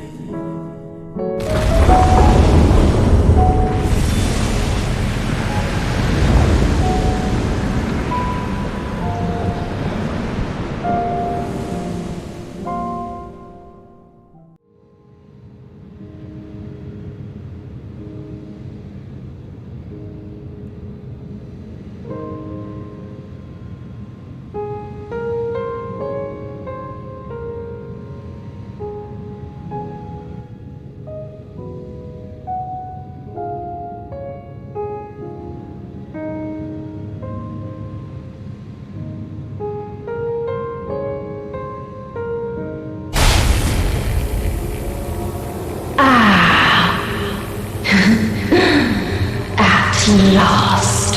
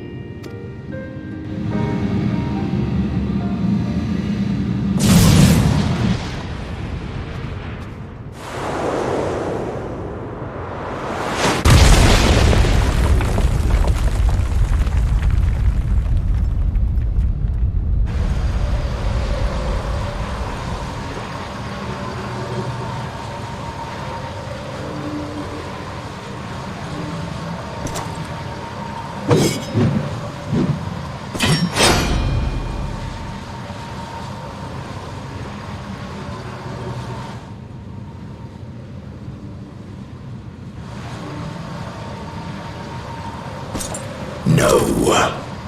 I'll find no fulfillment in a contest with you this day.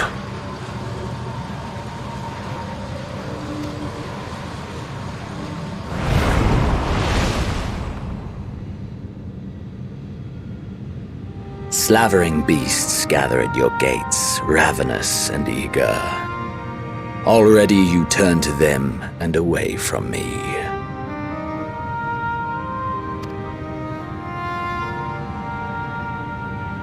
I must go forth once more in search of power far beyond the might of Shinryu. Power to make your heart run over with rage. For the eldest of primals was a betrayal of promise. A pathetic creature incapable of inspiring true despair. That's what I crave. Pure, unadulterated despair.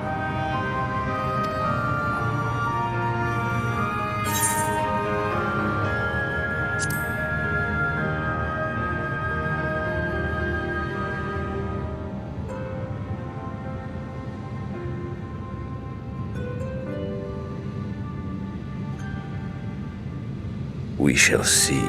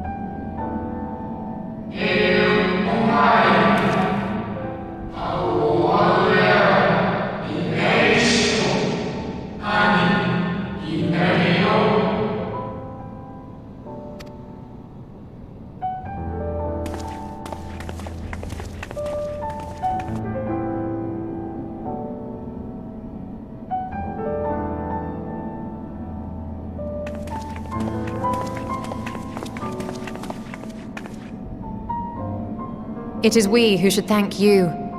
The records stored here are nothing short of extraordinary. There is much we could learn of Zodiac and his imprisonment, but perhaps you could offer us more focused guidance. Pray, tell us of the calamity that came before and comes now again.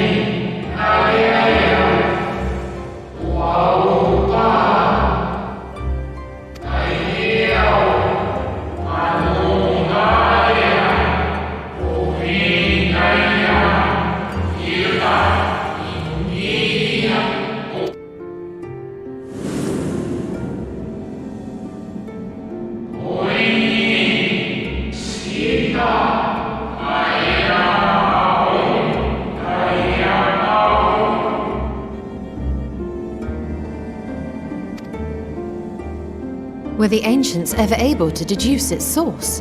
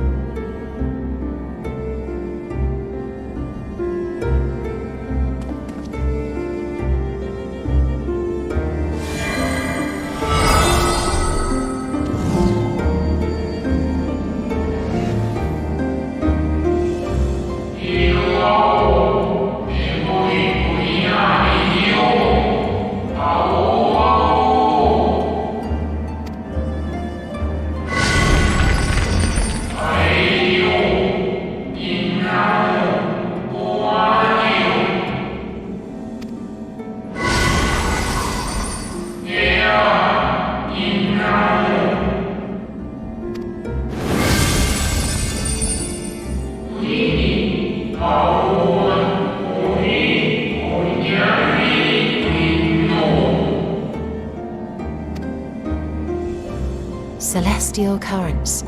I cannot say I am familiar with the concept.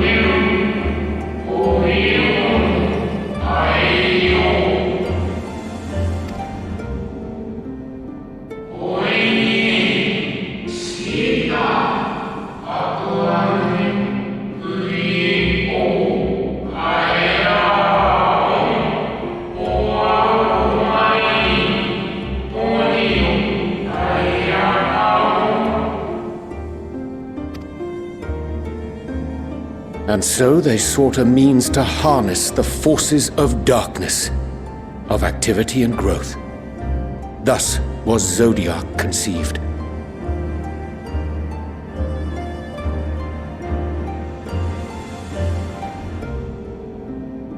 No less a power than a god's could set right the laws of nature and quicken the flow of ether within the star.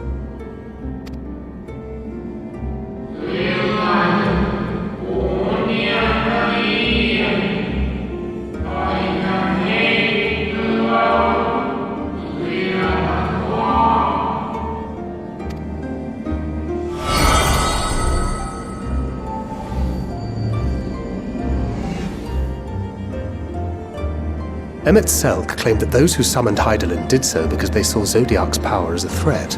Is that true?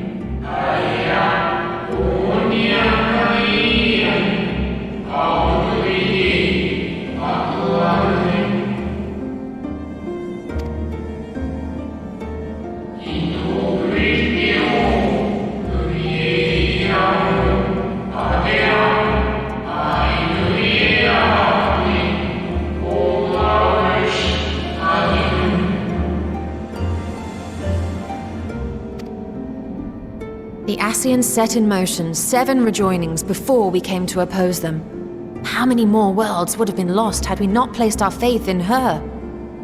How many more souls living in the present would have been snuffed out for the sake of those long dead? Well, in light of recent events, I see no reason to doubt your words. And even if Hydaelyn is not a god in truth, if Minfilia believed that we should trust in her plans, then I choose to do just that. Which brings me to a rather important question. Let's suppose we try but fail to stop this second coming of the final days. Should the source fall, what will become of the other worlds?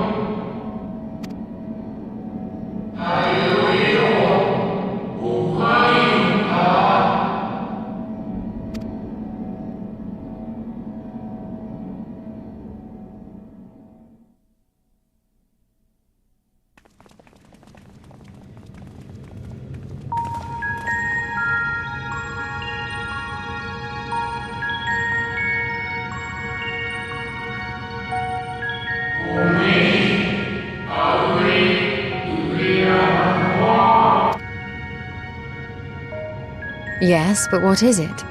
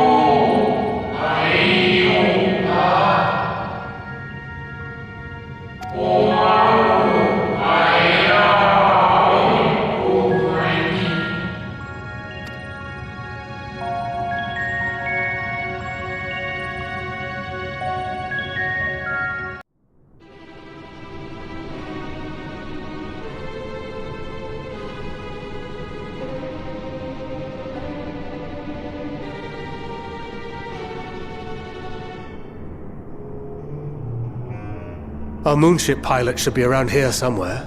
Is that right?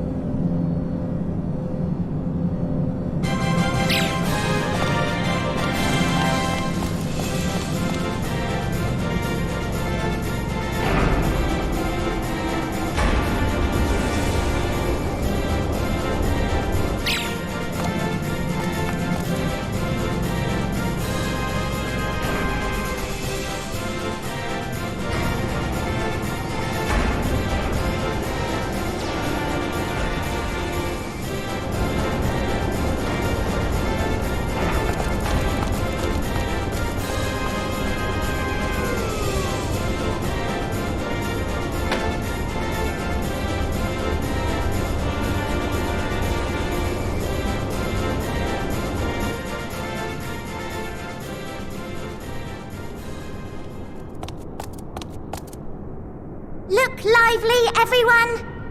I know, this 1243rd inspection is a mite ahead of schedule, but it is of the utmost importance, for Zodiac, alas, is no more. As of now, our mighty moon has a new purpose, to bear the people of Etheris to safety!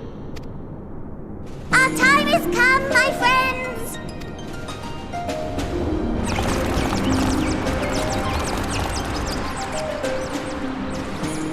We must be swifter than swift. There is much to do before our guests arrive. I expect your workstations to be immaculate, and don't forget to relay our signal to Etheris. Questions? Yes? No? Maybe so? No? Then hop to it!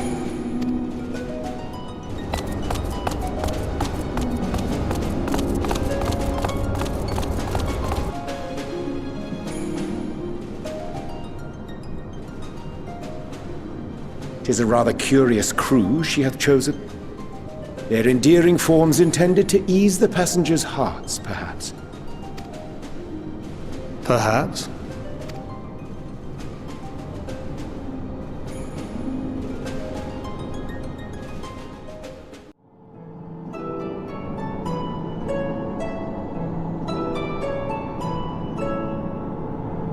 Right, of course. Introductions are in order.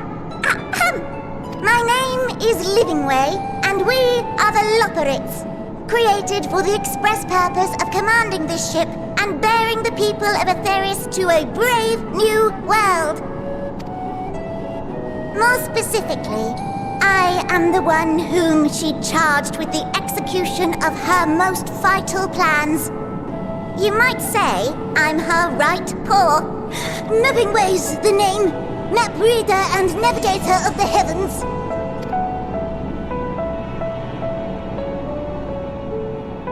Pleasure to meet you all, but I'm still trying to make sense of this. Confusion and bewilderment are completely understandable. Fear not, I shall walk you through it. The people of Etheris, through no fault of your own, I'm sure, set in motion a series of events that, unfortunately, culminated in Zodiac's obliteration. Acutely aware of the imminent crisis, your parents sent you little ones on ahead while they began the necessary preparations.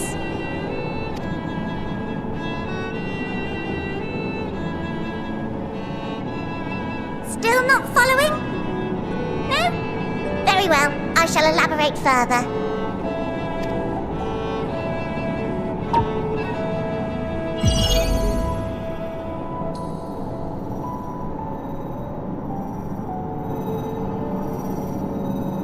Here, we have Etheris, your home, and the moon, where we are now. Without Zodiac around to keep things lively, so to speak, the celestial currents of the star have doubtless begun to degrade. A calamity of apocalyptic proportions will be visited upon Etheris, bringing an end to all life. Very sad, that.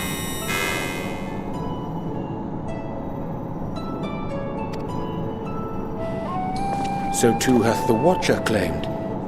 By thine unperturbed countenance, I gather this eventuality was anticipated. The doom and gloom. Oh yes, quite expected.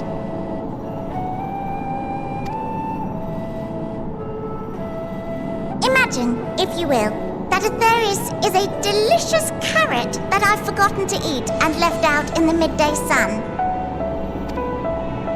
The most earnest wishes or prayers will not stop it from rotting to the core. So sadly, there's nothing to be done but to abandon said carrot, Etheris, in case the metaphor is lost on you, to its grisly fate.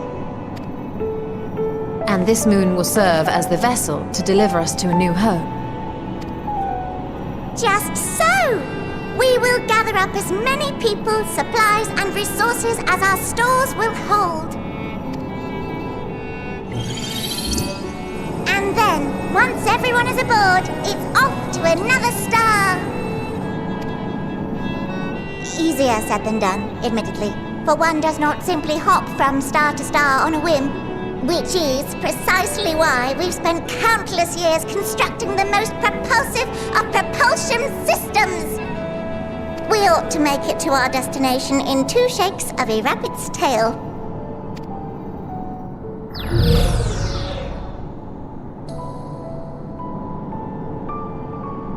Impressive technology.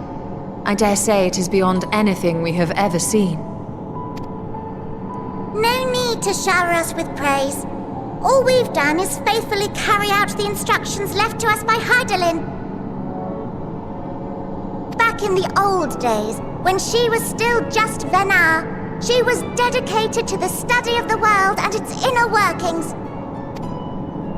And the Watcher, the real one, not the simulacrum you met, was one of her fellow researchers. We and this wondrous vessel masquerading as a moon are products of their knowledge and know-how. There's certainly more to you all than meets the eye. Might I ask where exactly you intend to take us? We identified a few promising candidates for resettlement some time ago, but we cannot guarantee that they are fit for habitation. Moreover, the ship can only travel in short bursts. We intend to go down our list, hopping from star to star, until we find one suitable for resettlement. No need to worry, though. The vessel is being refurbished with accommodation for an extended stay as we speak. While we did have to rely upon outside help to determine what amenities were essential, I dare say we have risen to the challenge. Help? From who? From you and yours! Who else? Each time we woke to perform regularly scheduled maintenance, we were greeted by the resources you sent us. What better way to learn about preferences and proclivities of our present-day charges? But you're still adorable little children. Perhaps your elders were responsible for the deliveries. I'm not sure what led you to conclude otherwise, but I can assure you that we are all grown men and women. And I very much doubt my elders know this place exists, much less how to send you so much as a starlight missive. What? Then who in blazes let you on my moon?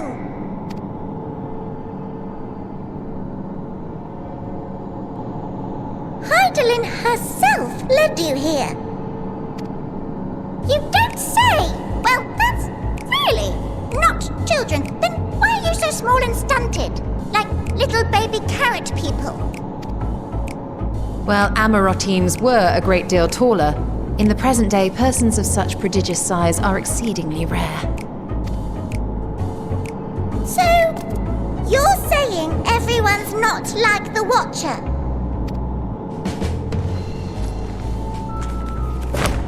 Oh, confound it all! Someone could have at least scribbled a note about your profound miniaturization! That tome in thy possession. Oh, this? One of the first books sent to us. A compendium of the people of Atheris, with a few blank pages at the back for minor corrections and updates as needed.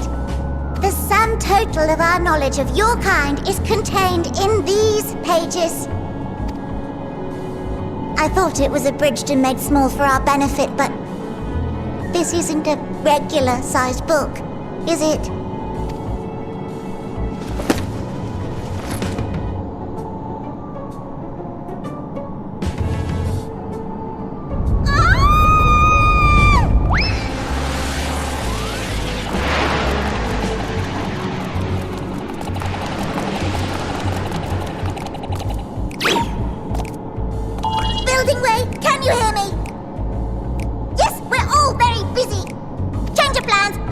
To rebuild the domiciles at 1/3 the scale. All of them! Yes, all of them, and but me no buts! See to it with all speed! Perhaps you could tell us a bit more about your terrestrial collaborators. Yes, in due time. But first, I'd like to hear more about you, if it's all the same. I'd rather not risk any other complications due to outdated knowledge of our passengers-to-be.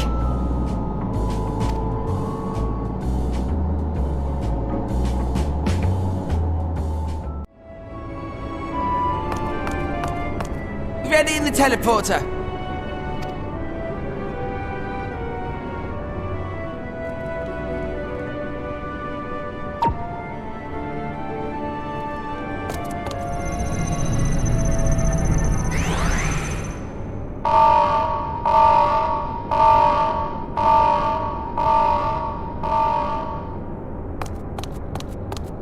Huh? Access to living quarters restricted due to reconstruction. Then where is it? Oh no!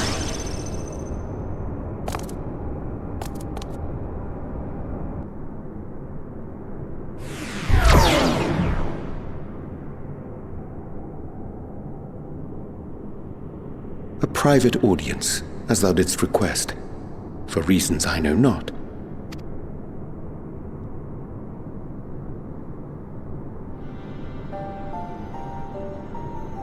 Just a precaution. I'd rather I didn't have to ask the question at all, but I take my responsibilities very, very seriously.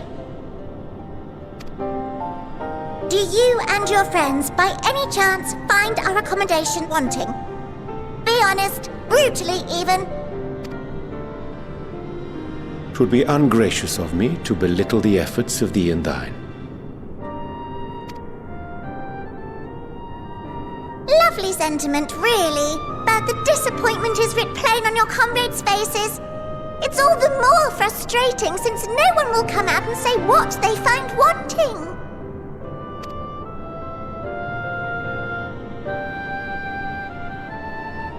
If there are faults in our work, we need to know. We will do better. But time is not on our side. The final days will wait for no one.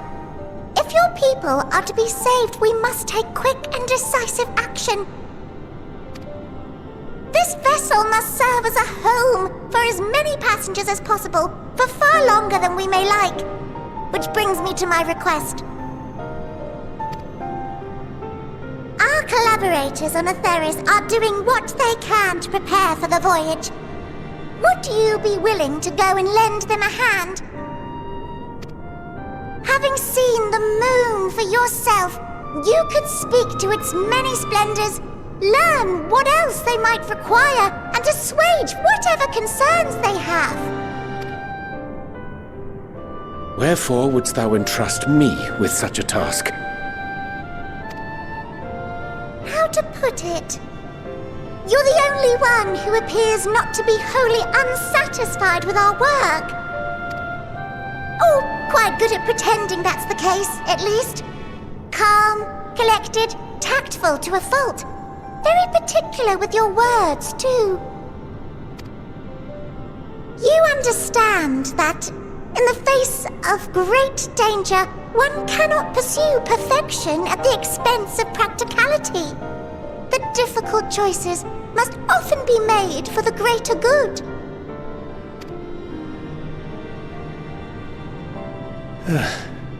And so fate doth conspire to set my feet upon this path once more. Come again?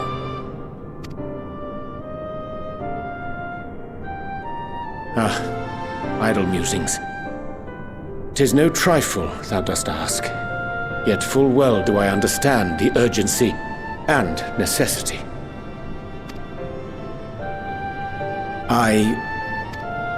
Oh, dear me! Dear me! I was terribly sorry for the mix-up. It's a bit of a malfunction. I hadn't realized the residential quarters were inaccessible, you see. But you're still in one piece. So, all's well that ends well, yes? Won't happen again. I promise.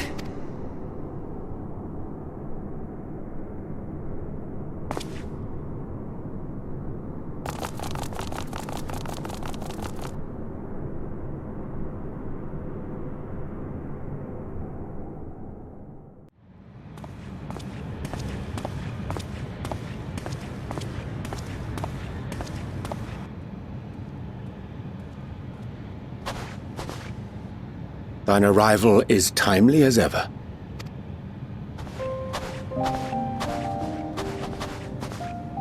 Thou didst chance to overhear my conversation with Livingway, I presume?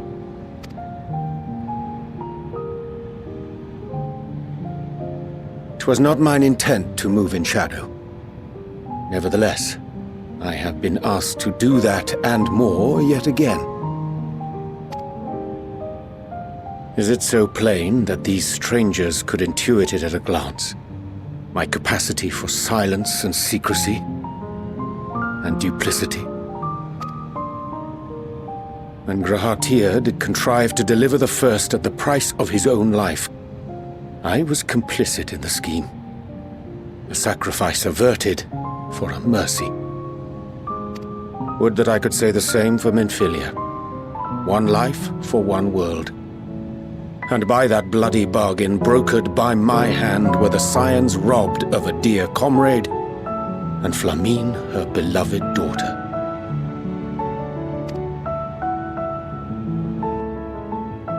Two souls, whose selflessness was beyond measure, whose resolve was unshakable. They would not be moved even had I thought to protest. But protest I did not. Far from it. I pushed them forward. No effort did I make to seek out alternatives, ones that would not demand such terrible costs. That resignation weigheth heavy on my mind, as does the memory of another lost to mine inaction. Dearest Moonbringer, who did face death unflinching, that we might secure a means to bring low the Ascians.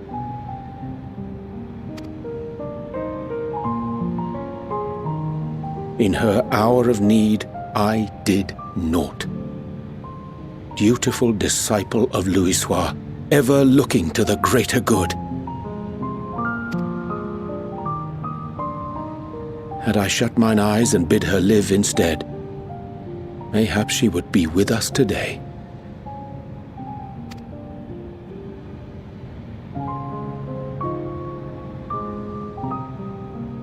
Selfish wants born of everlasting regrets. Most days I put them from my mind, but could think of naught else when asked to swallow the same bitter draught. Subterfuge and sacrifice. Mayhap the right moral choice, but one I regard with great trepidation.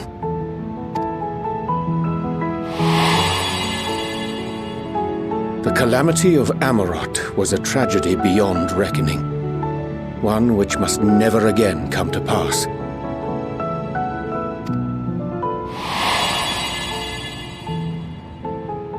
Thus must we struggle, haunted by ghosts of those we have lost, clinging to those we pray we can yet save. But what of those we cannot? How do we make peace with the dreadful algebra of necessity?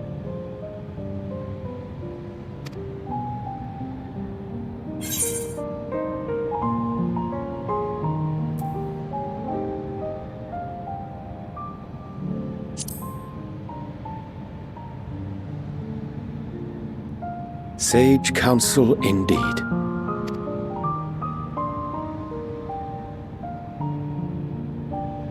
I see. Wisdom as befits a great worm. Curious that he should think thee in need of such encouragement. Strange. Scarcely can I remember when last we spoke alone, and so candidly.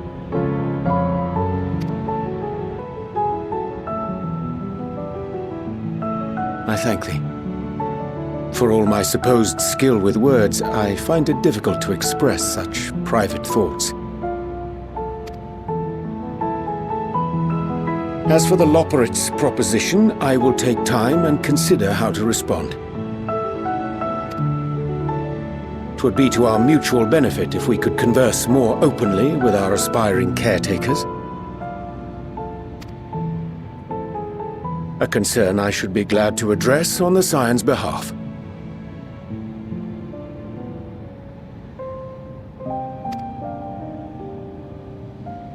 To dispense with all pretense and bare one's heart to another is a frightening thing indeed.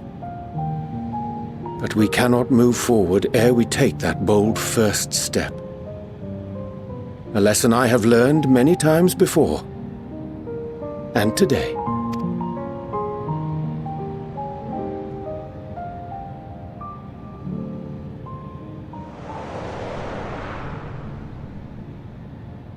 What are they saying?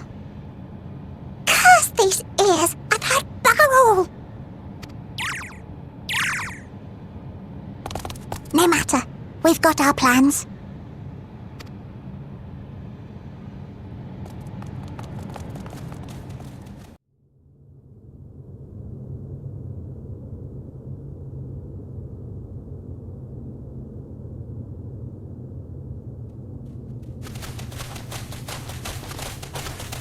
And what, pray tell, do we seek at the Watcher's Palace? Oh, come off it, friend. You know full well why we're here. The time has come for you to return to Etheris and help your brethren prepare for their journey here and beyond. Forgive me, Living Way, but I cannot in good conscience proceed with this plan. Huh? But what about the final days? The death and the doom? Oh, we have to hurry before it's too late!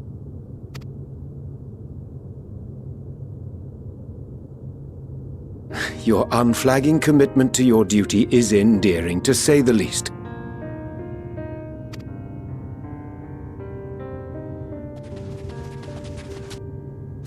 Oh, bugger!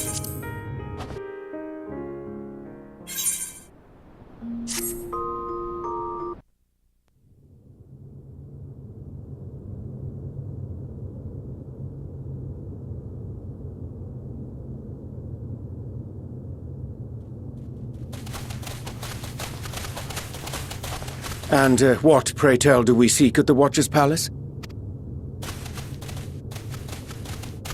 Oh, come off it, friend. You know full well why we're here. The time has come for you to return to Etheris and help your brethren prepare for their journey here and beyond. Forgive me, Living Way, but I cannot in good conscience proceed with this plan. Huh? But what about the final days? The death and the doom? Oh, we have to hurry before it's too late!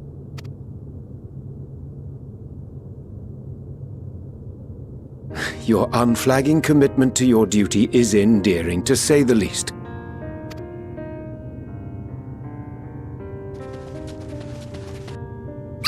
Oh, bugger!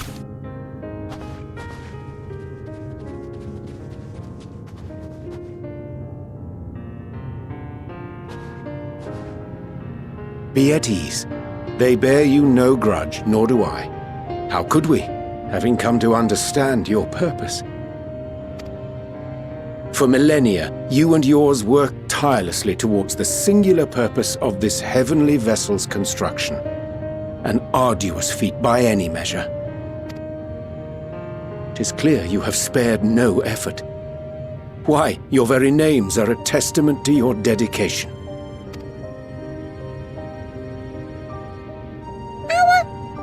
Our names? I'm not sure I understand what you're getting at. Names are an expression of the self, a declaration of one's hopes and aspirations.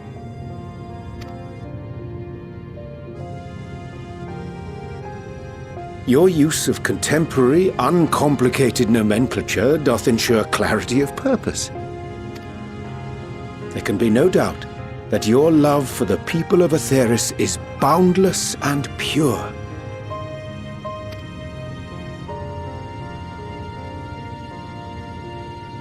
Yes! Yes! A most mellifluous phrasing! We Loporrits were born of Hydaelyn's love for Etheris. That shining, shimmering blue jewel, brightest star in the sky, brimming with life and possibilities. For as long as I can remember, I've toiled in anticipation of the day when this vessel might be needed. All I've ever wanted was to meet those she cherished so dearly. To serve, and serve well. That goes for all of us, don't you see? So help us. Help us help them. Lead them here where we can keep them safe. If there's anything wrong with what we've built, we'll fix it. We'll make it right.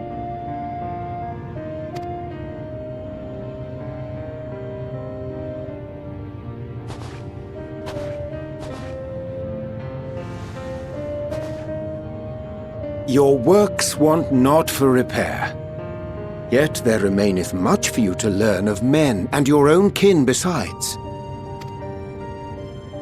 Singing Way, thy name bespeaketh more than the simple marriage of rhythm and rhyme. The songs of Aetheris are beyond counting, and span the length and breadth of emotion. Maps are monuments to man's pioneering spirit, and his devotion to charting the furthest reaches of our star. Many have devoted their lifetimes to exploratory pursuits, to venture unto the highest mountains and the deepest oceans in search of unknown frontiers. And thou, my friend, I do not think we've met. My name is Puddingway. Puddingway? Yes, indeed. A name of deep and abiding significance, I'm sure, but one perhaps better communicated through delicious deeds than tasteless words.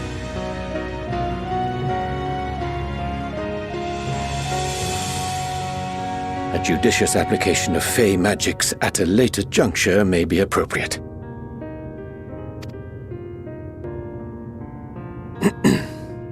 And Living Way. 'Tis no easy feat to convey the significance of thy moniker.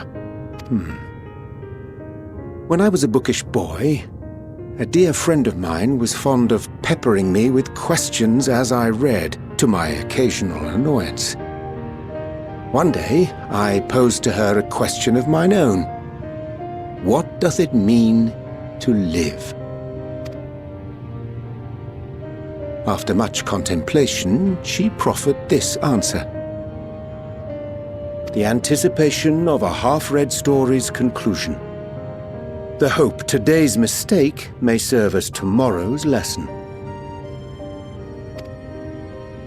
The wish that a new acquaintance may one day call thee friend. She believed it to be all these moments and more.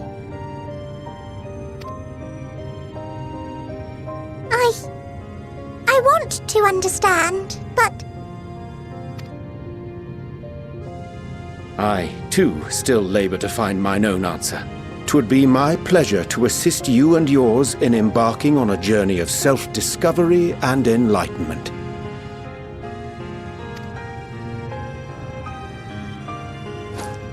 For thee.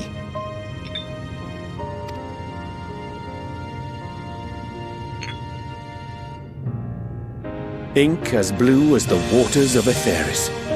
Made in haste, though I assure thee, the quality has not suffered for it. The people need not be persuaded by honeyed words. Nay, I have faith they shall do what is right in due course. Until they do, I beg your patience, friends. And with that ink, let us fill the empty pages of Living Way's compendium. An open exchange of ideas will surely afford you all a better understanding of modern man, and with it, ideas for improvements and renovations. But more importantly, it shall empower us to together find a way forward.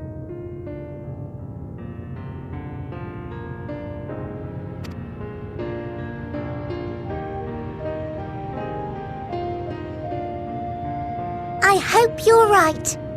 Thank you for this lovely gift.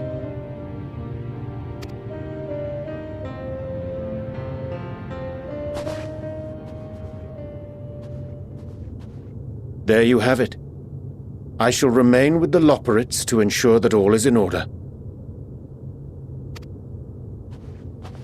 Though we must needs prepare for every eventuality, you would all agree that the evacuation of our star is a last resort. To accept failure is to accept the demise not only of our star, but that of Reen's, of all reflections, and the souls that call them home.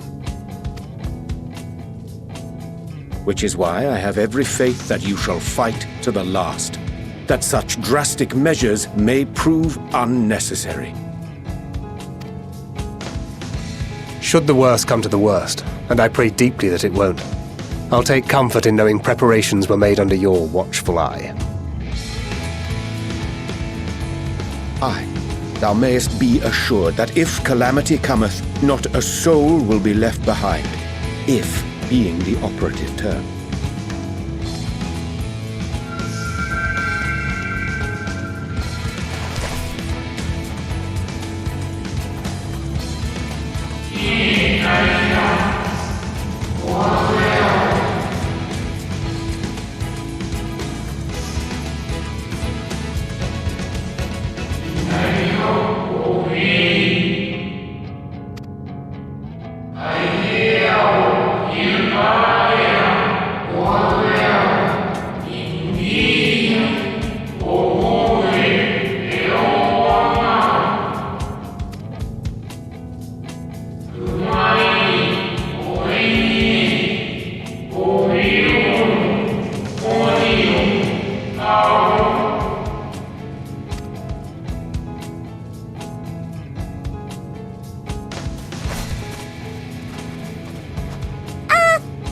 To interrupt, but I feel like I need to make amends for all the secrecy.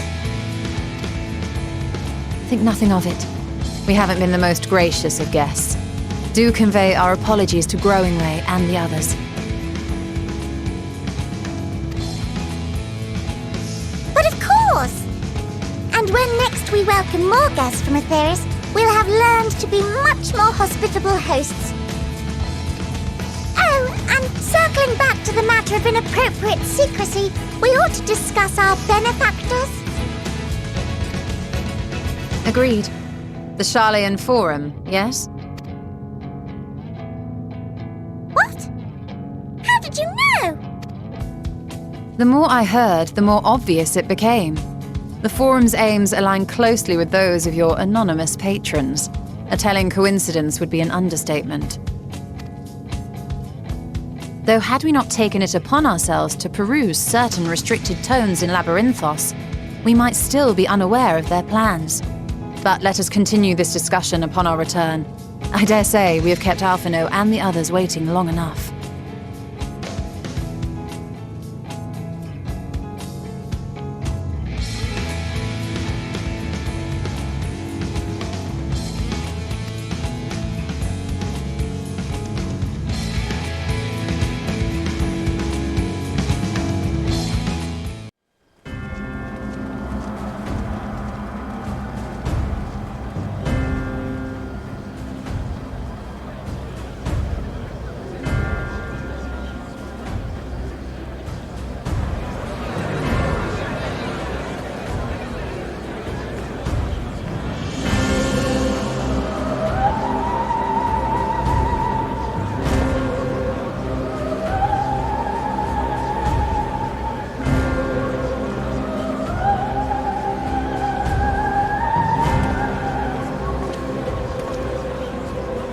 Order! Order, I say!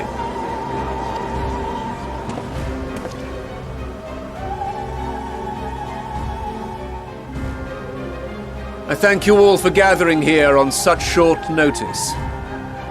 This day we must speak of grave affairs and their implications for the future of Sharlayan, nay, of this very star. Said affairs concern all citizens, and so we have called for a public assembly.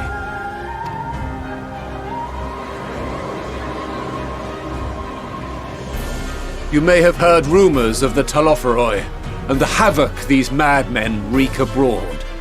Under normal circumstances, we would pay little heed to petty disturbances outside our borders. The final days, however, are another matter altogether. For we dare not ignore these prophetic words of Eld. The Endbearers will come, ushering chaos and calamity. The final days descend and devour the very star. I've never heard this prophecy. Is it true? Will all that really happen? Calm yourselves. The time has come to speak of the Forum's most sacred duties. But first...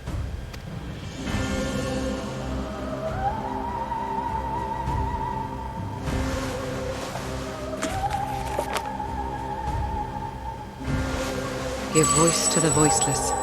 Let bindings be unbound. By unanimous decree, I declare the enchantment broken.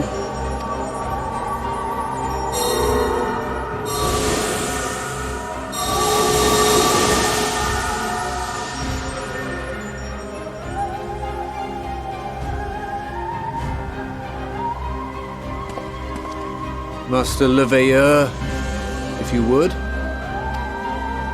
Very well.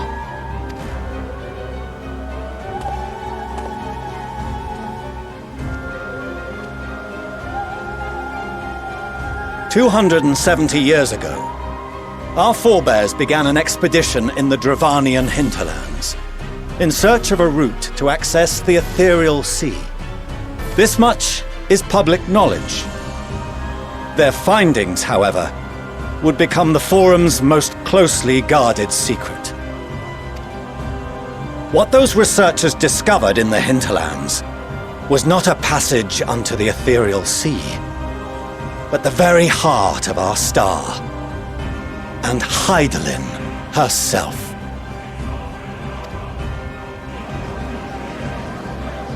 She spoke to them of a calamity that would extinguish all life, and of a means by which we might be spared. The moon. 'Tis in truth a gargantuan vessel built to serve as sanctuary for her children and deliver them from this doom. Much like Nunkref's hope in ages past, it will bear the people of a world in the throes of death to a new home. Needless to say, this will be no small undertaking. To facilitate the great work, the Forum has maintained close contact with the servants of Hydaelyn, who presently reside on the moon. Convinced that the foretold end was all but inevitable, we began amassing a wealth of knowledge, not merely for the betterment of our nation, but in preparation for the journey to come. You reveal this to us now? By the gods, how long do we have?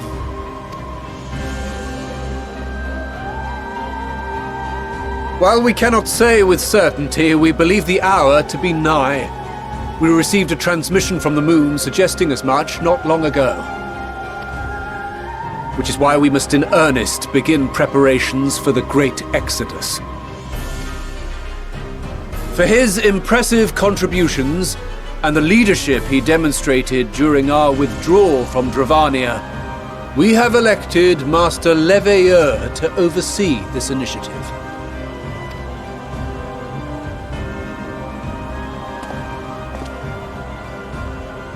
Fellow scribes and scholars, my countrymen, we face a threat of unprecedented scale.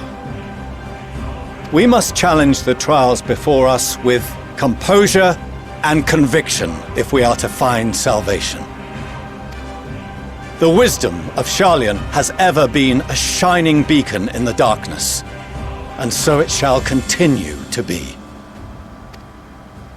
It is our solemn charge to see our heritage preserved for future generations. For those who will come after, we will brave a new frontier.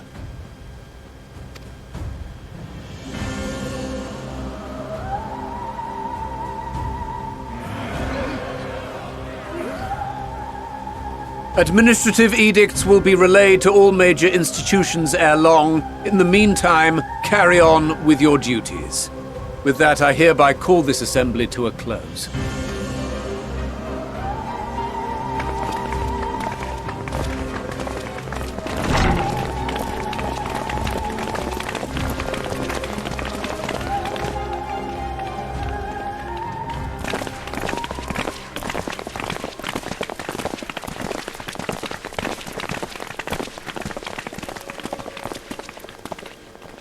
Do you remember what Mother told us when we visited home? That it wasn't until after we were born that Father seemed to lose himself in his work. If that great work of his was the evacuation of this star, then... Yes. It wasn't for his benefit.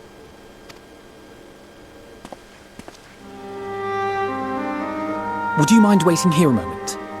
I wish to speak with Father before we leave.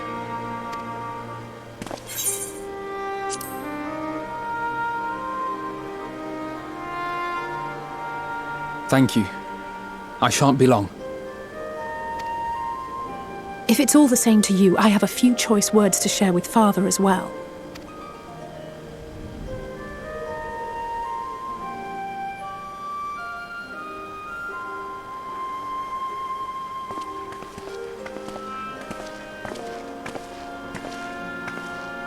So, come to call us cowards and bid us join your fruitless battle against the inevitable. Nay, we do not object to the Forum's proposal. On the contrary, those who wish to flee have every right to do so. Urianger is cooperating with your associates on the moon to ensure that all is ready should evacuation be our only recourse. Then whatever your business, I suggest you be brief. Though we cannot boast the boundless wisdom of Sharlayan, we have first-hand knowledge of foreign cultures and have conversed with no small number of peoples. These experiences have taught us fundamental truths that cannot be recorded in any tome nor charted on any map. The beating heart of this planet is its people, many of whom would give anything, even their lives, to protect the lands they love. Many may choose to join you in the end. But what of those unwilling or unable, for whom escape will never be an option? What would you have them do? To ignore the plight of those one might conceivably save is not wisdom, Father. It is indolence. This is why we choose to fight. We'll not ask for your understanding, Father. Only that you don't turn a blind eye to the good we have done, that we can still do. We're not children in need of protection. Hold fast to your principles and let the world burn if it please. But we believe there is still another way. And if there is, we will find it. You see if we don't.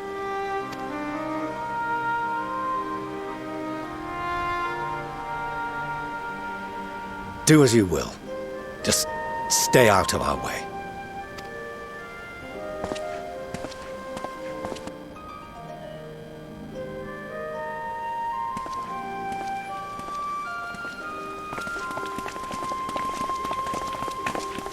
Were he not so consumed with self-righteousness, he might tell you how proud he is of you both.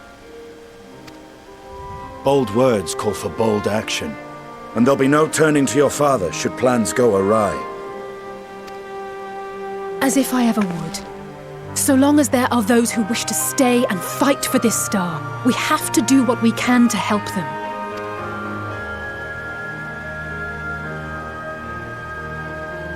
And if we're to do that, we'll need to be well rested. Wouldn't you agree? And having triumphed over what we once thought to be the source of all evil, I can think of no one in greater need of at least a dozen winks.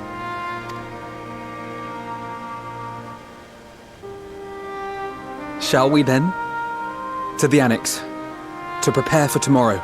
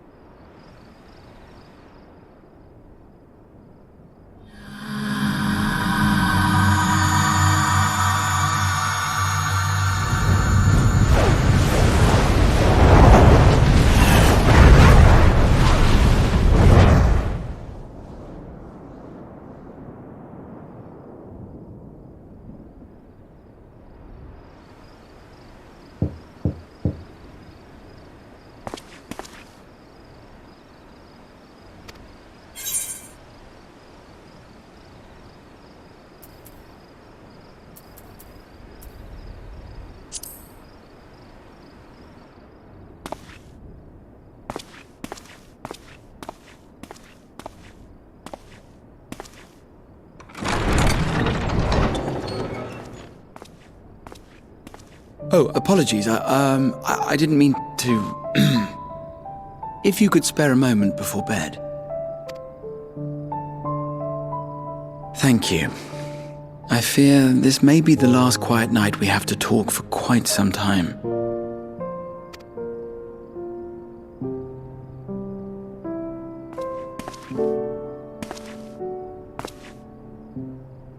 I am troubled of late. Unwarranted concerns, perhaps. I hope. Nevertheless, I feel compelled to share them with you. Though you have bested your enemies thus far, Xenos and even Zodiac, your victories have come at a considerable cost to yourself. No one is without their limits, and you are no exception. I worry the added weight of the final days will prove more than you can bear.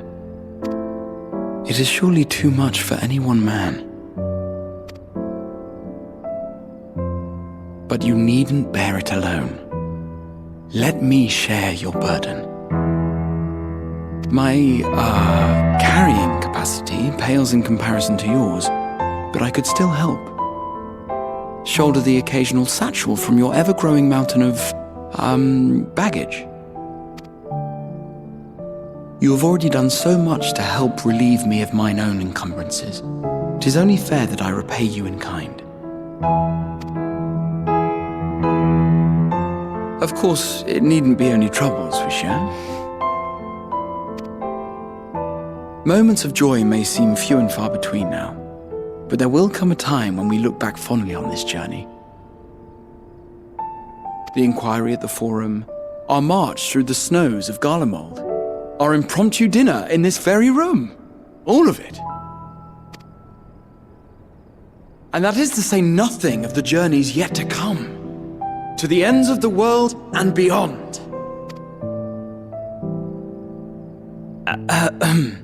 But tomorrow will be no less busy than today, and I've kept you from your rest long enough.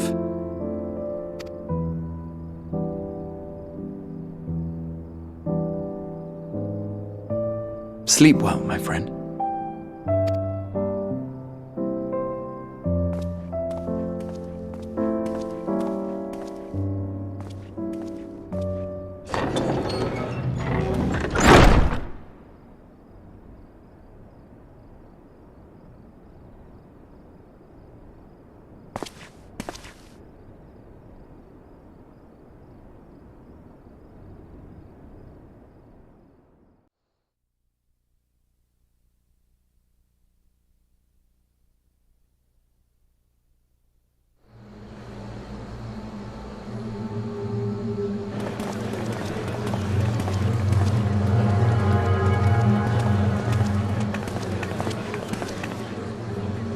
Thank the gods that tower is gone.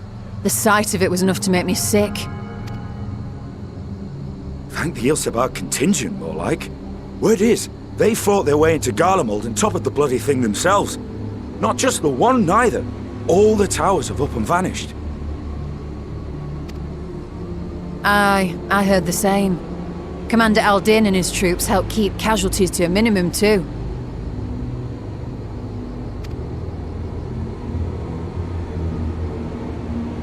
But is it true they brought back tempered Garlean soldiers? As Commander Aldin tells it, they've a treatment for that now. But don't you worry. Cured or not, they've no plans to bring them into the city proper. I see. Well, that's a relief then. I know we've brothers and sisters among the lot, but I can't say I'm eager to welcome them home.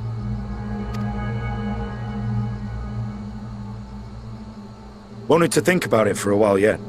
They're to be looked after in Alagana for the time being.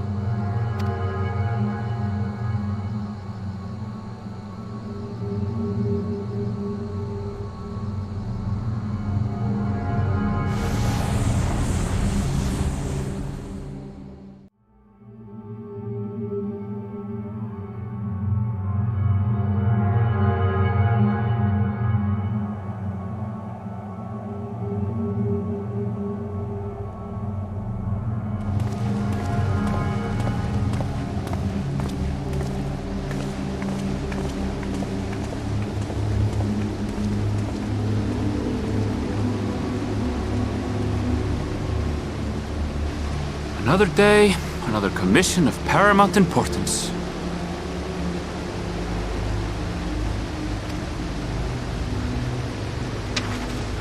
Well, what have we here?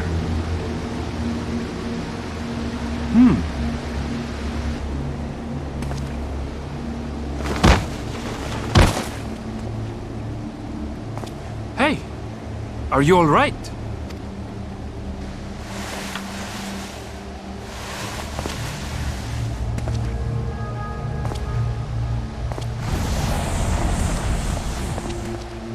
Was that?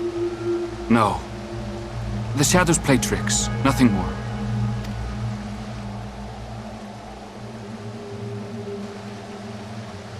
The towers are gone, and the Garlean threat has abated. And yet, why does it feel as though it's about to get much, much worse?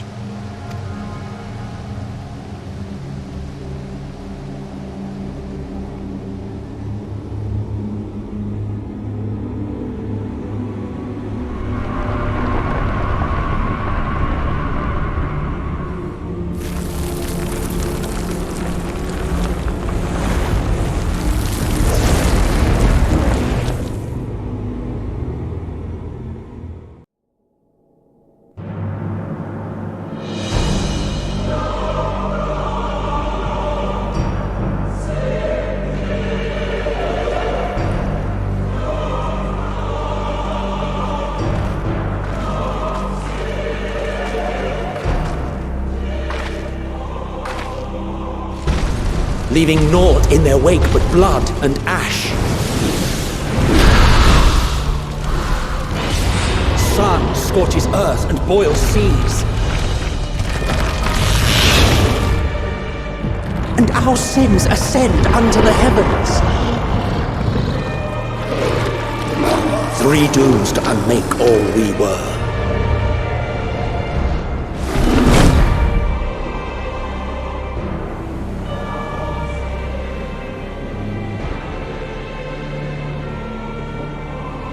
The sky burns.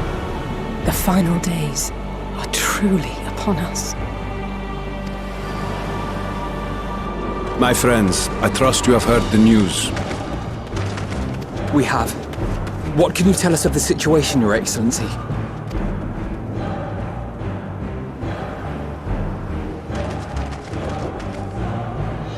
Last night, the Isle was rocked by tremors, and the earth itself cried out.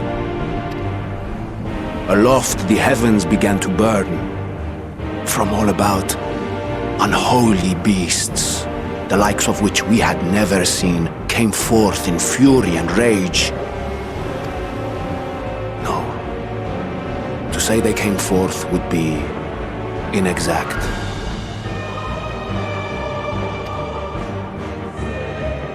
The people of Radzat-Han themselves transformed into these baleful fiends.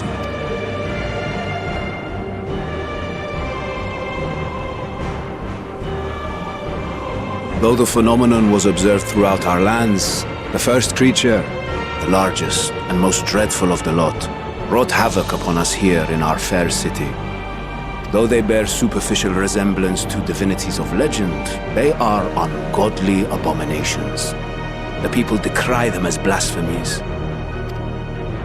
The Large One's rampage has since taken it to the northern reaches of the island. I mean to dispatch our radiant host in an attempt to quell the threat. And what of Vritra? Vritra too makes for the north of his own accord, and yet he knows the blasphemy and its minions were but yesterday his beloved people. I pray his boundless compassion and mercy does not deter him from taking unenviable but necessary action.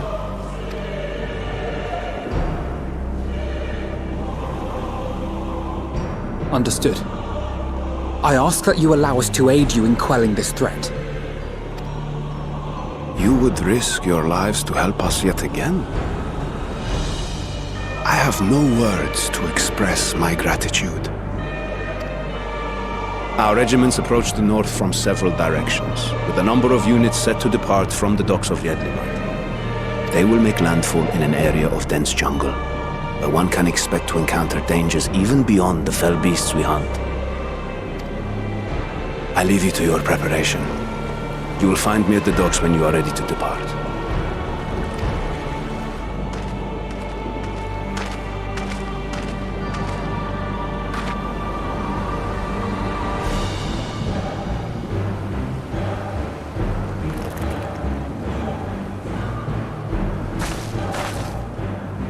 We're as prepared as we'll ever be. Let's go.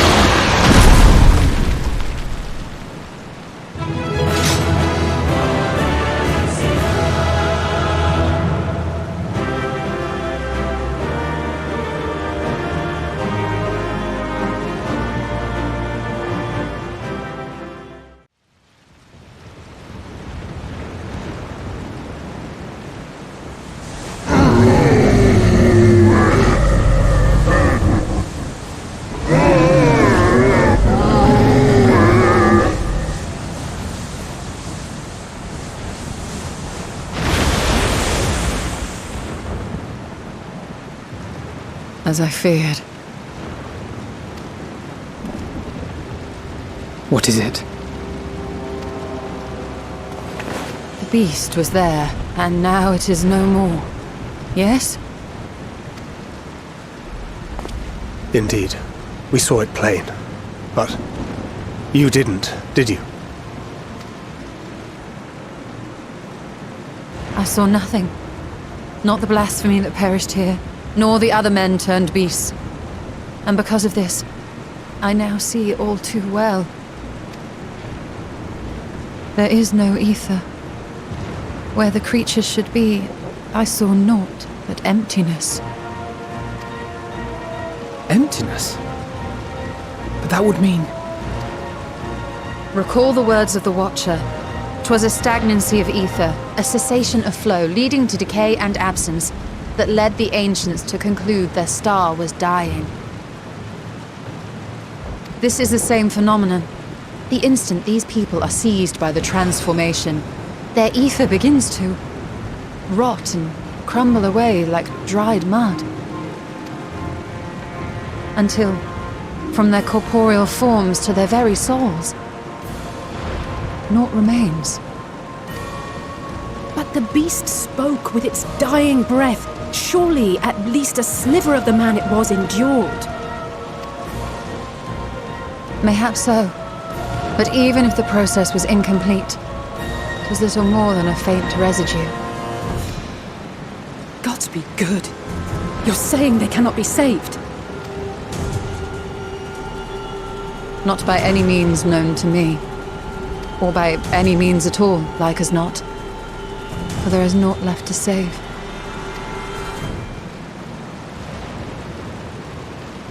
They return not even to the ethereal sea.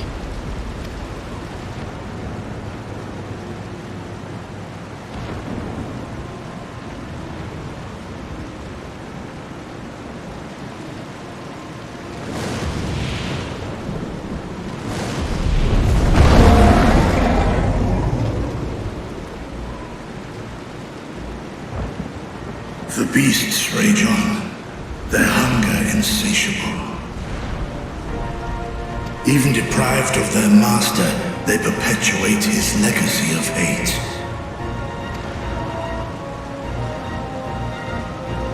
Once proud sons and daughters of Thavnir, all of them, and now I spill their blood.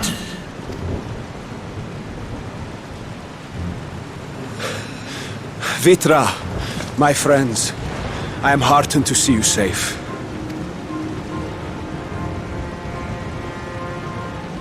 You put your secret at risk.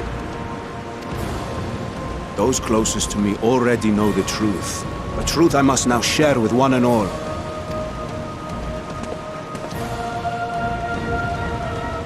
Vitra, Calamity has come to Radzatan. Our fair nation is rent by screams of pain and despair. More than ever, we require a strong leader to shepherd us through the storm. Reveal your true self to our people, Vitra, and guide us to salvation. What madness is this, I-One? Thou dost forget thyself. Were we to reveal our duplicity, it would do naught but foster confusion and chaos. Nay, I shall remain the Satrap's loyal ally, and do battle with the beasts. Easing hearts and leading the people to safety is thy task, and thine alone.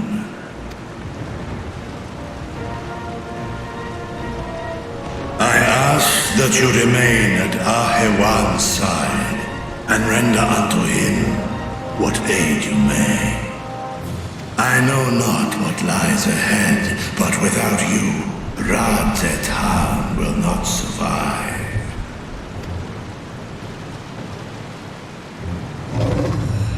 Take me with you.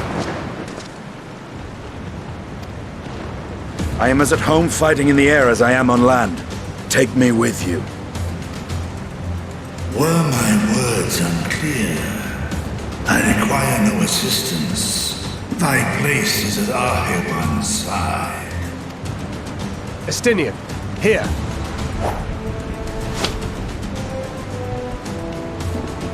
It's the last thing you ever wanted. A link pearl. We'd gain much from knowing your elevated perspective. And it'll keep you from getting lonely, which I know you'd love. You heard the man. Seems I'm coming with you after all.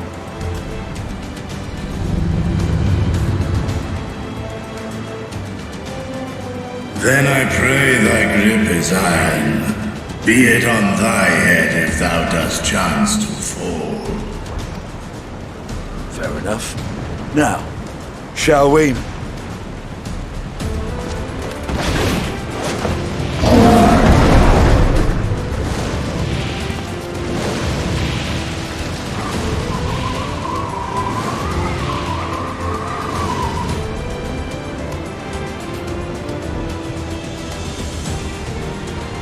I fear it is as Vitra says. We will not survive this on our own, while I am loath to impose upon you again. I would insist if you did not. 'Tis the very reason we have come. Then once more I find myself without words to thank you properly. Let us return to the capital and plan our next course of action.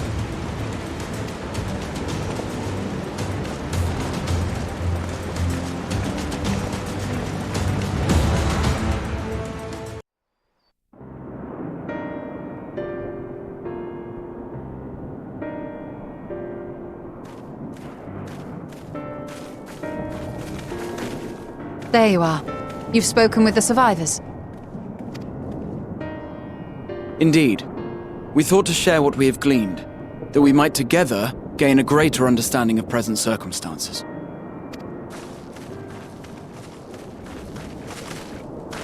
Fortuitous timing. Alize and I completed our own investigations not long ago.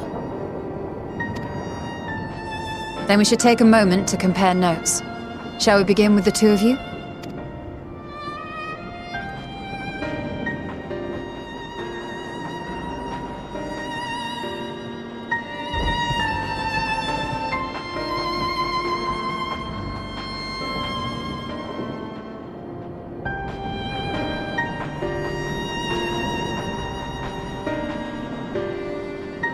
So the merchant Karzal was gravely concerned about his business in the days preceding his untimely end.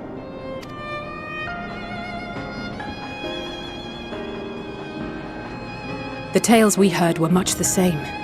The first victims to be changed into blasphemies were all overcome with anguish of one manner or another. Then those who saw their loved ones stolen before their eyes succumbed to a similar panic, setting in motion a chain of transformations. Fear, unease, despair. These negative feelings serve as a catalyst. If so, then it is not unlike the calamity that befell the ancients. With their creation magics, they unwittingly gave form to untold horrors. Had they simply lost control, surely it would have manifested in many forms, not all of them monstrous. Yet somehow, this phenomenon is triggered solely by the darkness in their hearts, a common thread with what we now witness. Common, but not identical. While the beasts the ancients faced were forged with magic alone, those of today are born of sentient beings. Why remains to be seen, but there is one fundamental difference between us and our predecessors. Our souls are sundered, whereas theirs were not. Perhaps that single variable makes all the difference. If I may, there was another detail that troubled me. We have it on good authority that Karzal's transformation took place before the skies began to burn. What? If that's true, then the situation's more dire than we realized. It means even if there's no ominous sign presaging the final days, anyone, anywhere, has the potential to become a beast.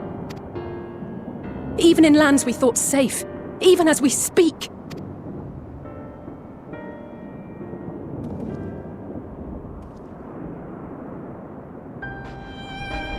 Look! It's the Satrap! The Satrap! Thank the heavens!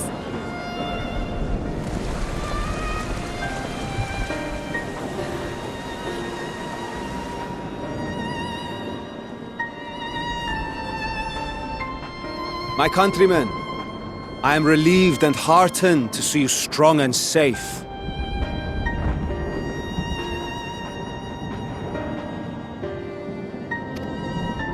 While the danger has not yet passed, far from it, allow me to assure you that the beasts that raged within the city walls have been exterminated to the last.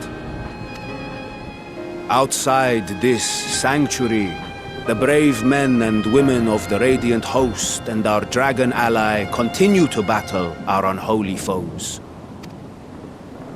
I pray these tidings put your minds at ease and help you calm your hearts. Have faith that we shall soon conquer this terrible trial. Your Excellency, is there any word from Balaka's stand?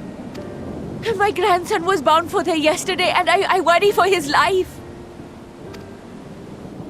We are still awaiting a report, but I promise you, as soon as I have aught to share... Your Excellency, I bring grave news. You are? I'm Matsya of Akyali, a humble fisherman. Ah, I remember you from our first visit. Wait, you're... But no, that can wait.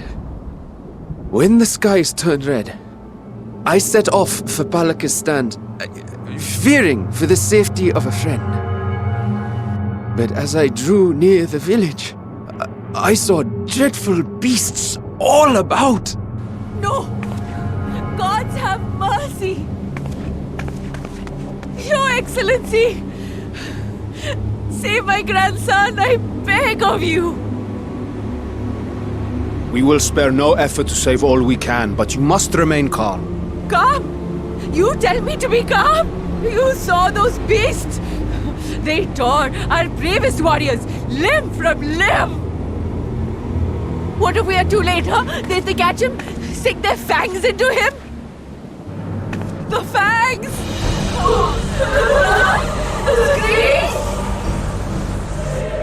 Get away from her, now!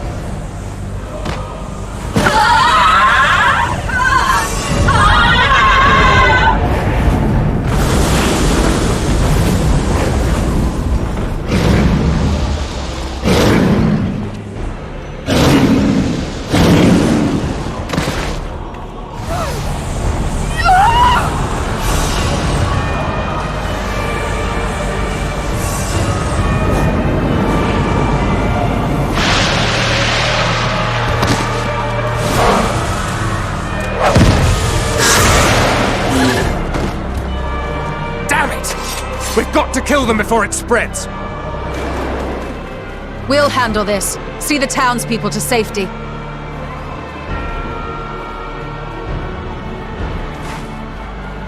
Run! As fast as you can!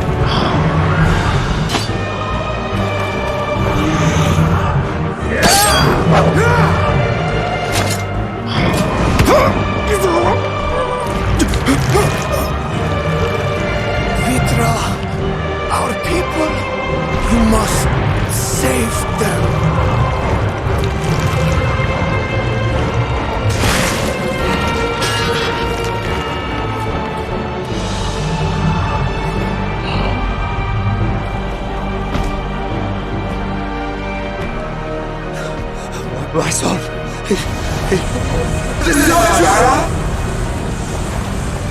Enough! You must run. For their sake and your own.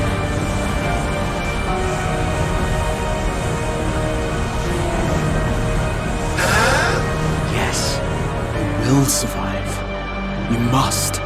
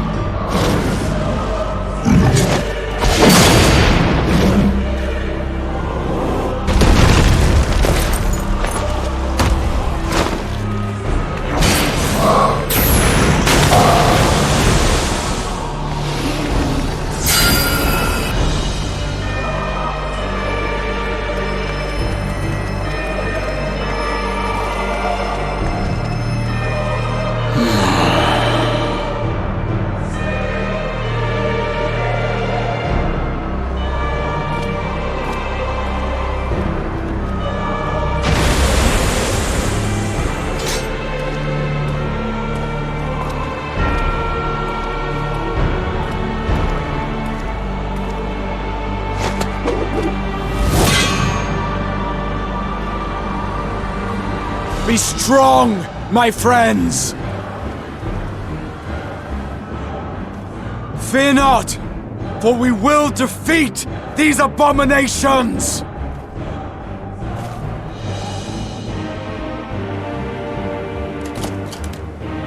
Brave men and women of the Radiant Host, lend your Stola and Thancred your aid! Let not a single beast escape! The rest of you, flee this place! Carry the wounded if you must! Head indoors or underground! Above all, stay calm! No beast will follow you, we will see to that!